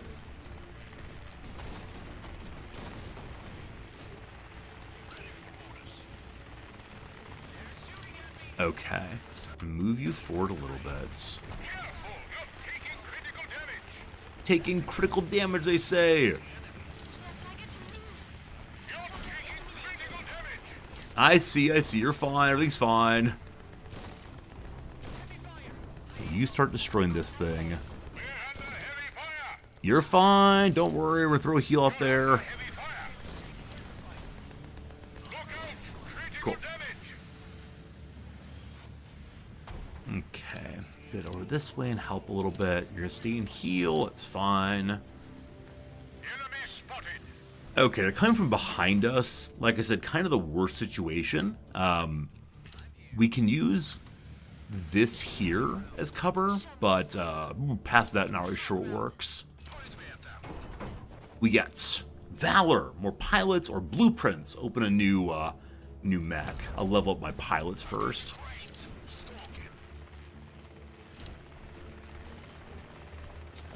Would a mine be useful here? It probably would. Certainly a jump's gonna be very useful here. Also, my command vehicle should be far away. Scoot, scoot, scoot. Scoot, scoot, scoot. Command vehicle kiting, here we go. I know I need you to attack this way instead. You move here. Oh boy. Oh boy, heavy damage on the ironclad. It's fine, everything's fine. Okay, my ironclad is now taking damage. It's a loss of a big amount of damage it's doing. Is not well set up this time, unfortunately. Oh boy, all armor gone. Fire is strong against explosives. Oh boy. Okay. So, I believe it's possible in this game to, like, figure out what you need to do and change / repair things during your actual attack phase. However, I think in many cases, once you've deployed whatever you're using, you just gotta deal with what you've done. There aren't a lot of other ways to respond to your mistakes, unfortunately. Like here they have high ground against us. We don't like that. Now, every single level, the Thunderhead gets its full attacking again. You can save scum. I mean, I think the honest answer here is I really prefer, what's it called? I prefer turn-based to real-time strategy. I'm just not very good at real-time strategy. It involves the kind of thinking I'm pretty bad at. Okay, you jump here. Cool. That's almost destroyed. Great. Get you behind cover.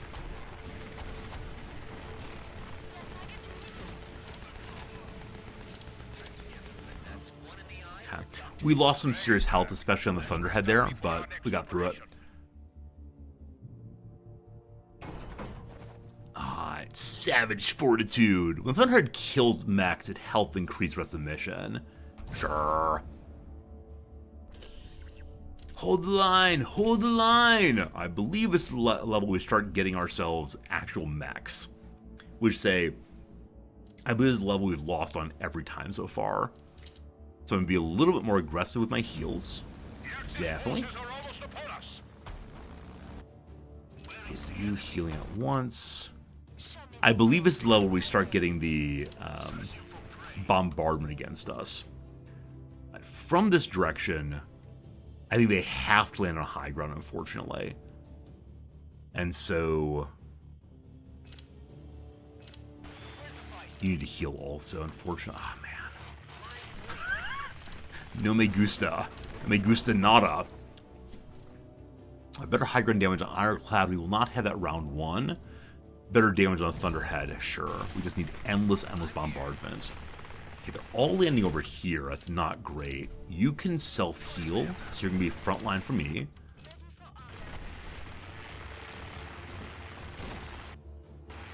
Awesome. Awesome. Okay, the bombardment's so good. This is terrible because ballistics are weak against explosives. So we're going to jump jet away. Okay, good. We're now low ground. No one likes that. I want you to move here. Fantastic. Okay, worked out okay. I think because the tutorial sort of fetishizes high ground, I'm very resistant to giving up high ground, though I think I really need to do so fairly often here. It's just one of the strategic moves that I'm not exactly ready to think about each time. And, it works very, very well when we do so. So in this case, I would like the high ground, in fact. So you're gonna move to here. Yeah, also, like, redeploying troops, the real challenge for me. Consistently, I just don't know. Oh gosh, command vehicle. I moved everyone except the command vehicle. Oops. Awesome. Not great. Not great at all. Ballistics guy. I hate defensive jumping. I hate to jump so much. This is good. This is great, in fact. You're taking fine damage. Go self-heal. All fine, all fine. All right, good. One down. You heal. This is our first time with 3 mechs, isn't it? I believe it is. I guess 4 mechs.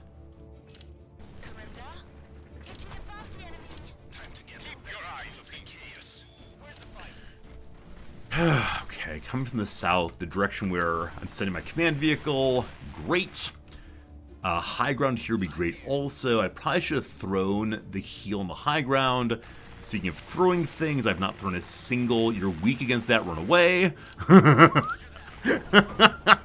Oh boy, oh boy, oh boy. Oh boy, okay. So, little buddy, scoot, scoot, scoot. So much explosive. So, Fire Friend, you're in charge of this. You high ground, get the destruction here. No, keep killing it. Oh, man, ordinary move accidentally is horrible. This formation might work. Oh boy, run command unit, run! Jumping in to save the command unit, I really don't want to do, but I think it's necessary to do. I didn't get kills there. What do you mean you didn't get kills there? What? What? What? How'd that work? So we jumped in and only hit 1. I thought you hit the locations right next to you. Well, that wasn't great. Alright. So in you go, because you do big damage against them. You'll come help also. Fine. Poke up a side here. Oh boy, self-heal again. Good, right, gotta get this thing destroyed now. Okay, please, enemies do not come from the north. They're coming from the north. I'm going to recharge field repairs. These are mostly explosives, so you're going to stand there. You work on destruction for a moment here. You're going to throw... High ground here would have been so good, but I can't get there in time. So you're going to throw your heal. There is fine. Please move.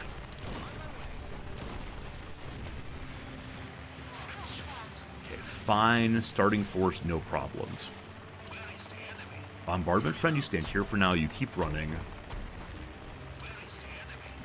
Okay, shooter friend, you can go here for the moment. You heal again. Did you heal again? Self-heal, please. There we go. Okay, this one's coming down into bombardment range. It's coming towards it. I don't think it's taking any damage yet. So that's not great. You go to the corner. Awesome. Awesome, awesome, awesome. They have high ground. We don't like that at all. They have a tank and some little buddies, and that's the end. Okay. It ended up working out just fine. There's a moment of pure panic there, but it's fine. Whew! Alright. At the end of each wave, the Thunderbird is very low on health. It heals up. We're fine. Oh man, my command unit is under 100 health. Okay. Thunderhead deals burn damage. It restores charge. I don't think you have a way of making burn yet. So I'm going to have the dragon have additional burn damage. Is that right? I think that's right. Alright, it's time for his story.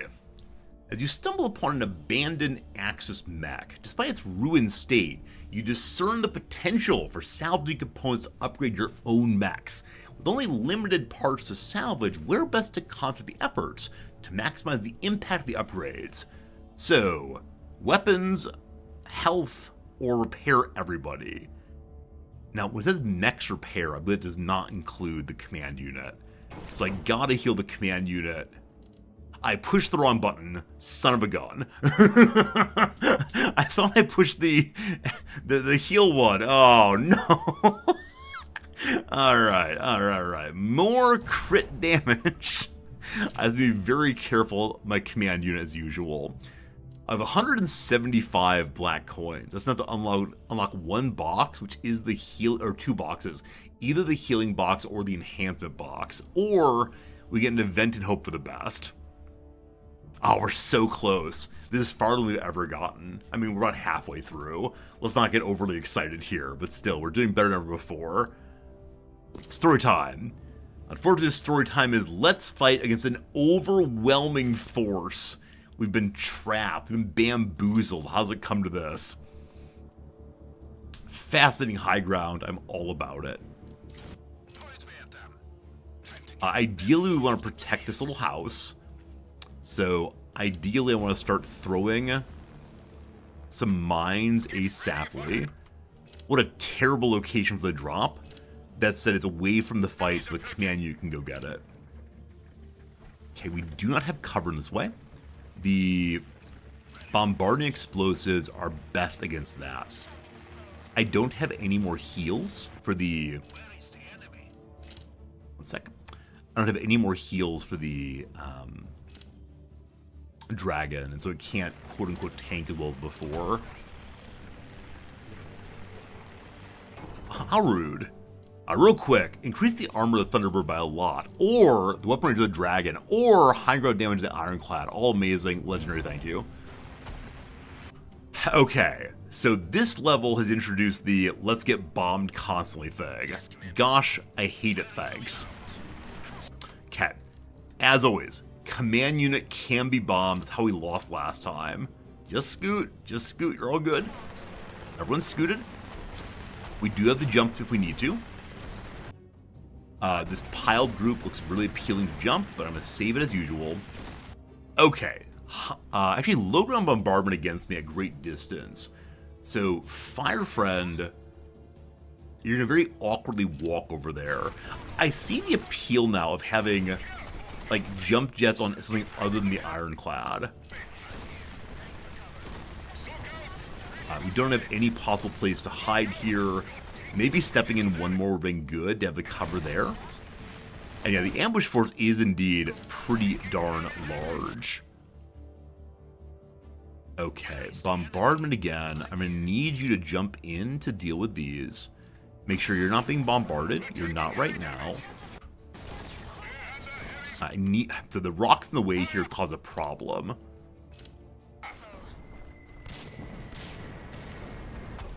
Whew!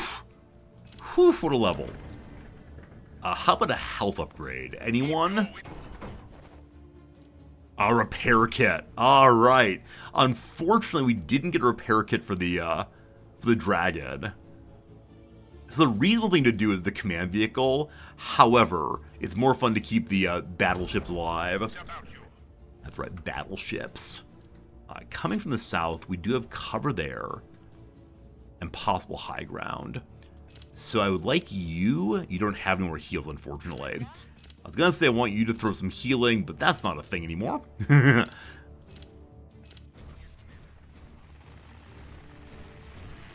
Just avoid against bombs. This is not cover, actually. There's no cover on this. There's some of them going low ground, though. You need to deal with that. You need to run and run. Please don't get killed. No bombing on. This is a terrible setup, unfortunately. Where's the fight? Okay, no one likes this. Also, the red dot underneath the thunder head I did not notice. Well. well.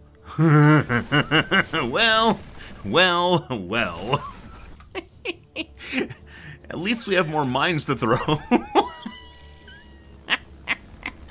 Alright, how about a heal? Can a brother get a heal? What'd the brother get? Alright, coins or valor? We're going home, so valor it is.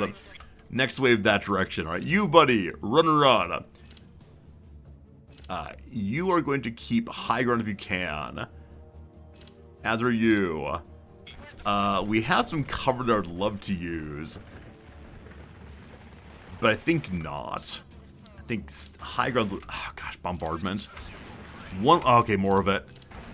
Oh, gosh. All right, fine. Everything's fine. One more thing to worry about. You don't go there. You go... Oh, boy. This game, though. This absolute game, though. I think my command unit rolled into it. So it seems that this game ultimately becomes, what's the word, kind of shambolic, I guess? Pure shambolatry, I'm afraid. Okay, so Fire Buddy is strong against ballistics. No, against explosives. So you're new here for the explosives. You're gonna step forward one also. That's not great. Don't know how to fix it, though. Okay, another enemy's over this way. Fire, you're very low health, but go. Okay, again, bombing. Watch the command vehicle. It's fine. It's still fine. Good. You high ground. You come around the side. You can't shoot over the rock, unfortunately. Okay, we don't have cover here at all. You're going to jump jet just to deal with them for a moment. Okay, did some damage. You run away.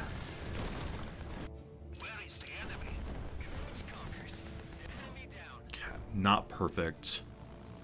Do we really have another wave? Do I seriously need another wave of this? Okay, watch for explosions. That's the first thing. Okay, level up. Armor, crit chance, movement speed. Armor on the one with only 11 health left. They come from this direction.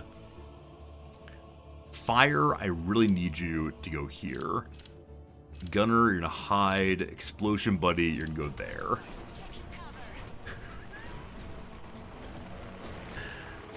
This game is challenging my sense of myself. Oh shoot! Oh shoot! Oh shoot! No! Whew! Okay, got out of the way just in time there. 21 health remaining on the command vehicle. The command vehicle is the... What's like the phrase for it? The neediest thing I've ever had my entire life. Thunder Buddy is going down here. Or not Thunder Buddy, Dragon down here. You can't see to shoot. That's unfortunate. You go here. Run and gun. Run and gun. We can jump in. That'll protect our health for a moment also. Boop. Cat. Okay. Level dealt with. Eventually no pause. I mean, I can't imagine. Absolute craziness. Alright, jump jet bonus again. The in and out is the way to go from right now. One of your mech's been destroyed, but you may be able to repair it. The salvage outpost is ahead. I didn't know that, so you can possibly bring it back to life at a salvage outpost. Good luck getting through the next 2 levels for that one. Alright, team. We're going home. We're going home. We're going home. So, the assaults really are just get the radio towers. It'd be so much cooler if the assaults involved you coming from the outside edge and the enemies being set up already. And that you end up defending no matter what, I guess I get. But I prefer to see a variety of these things. Alright, team. I give you Resorty's Panic in D major. Command vehicle, please don't explode. We got nothing, team. There is cover there. Where's the fight? We're so... oh, gosh. There should be a rule against dumping the reward on the side the enemy is coming from. It is so unsporting. My poor command vehicle.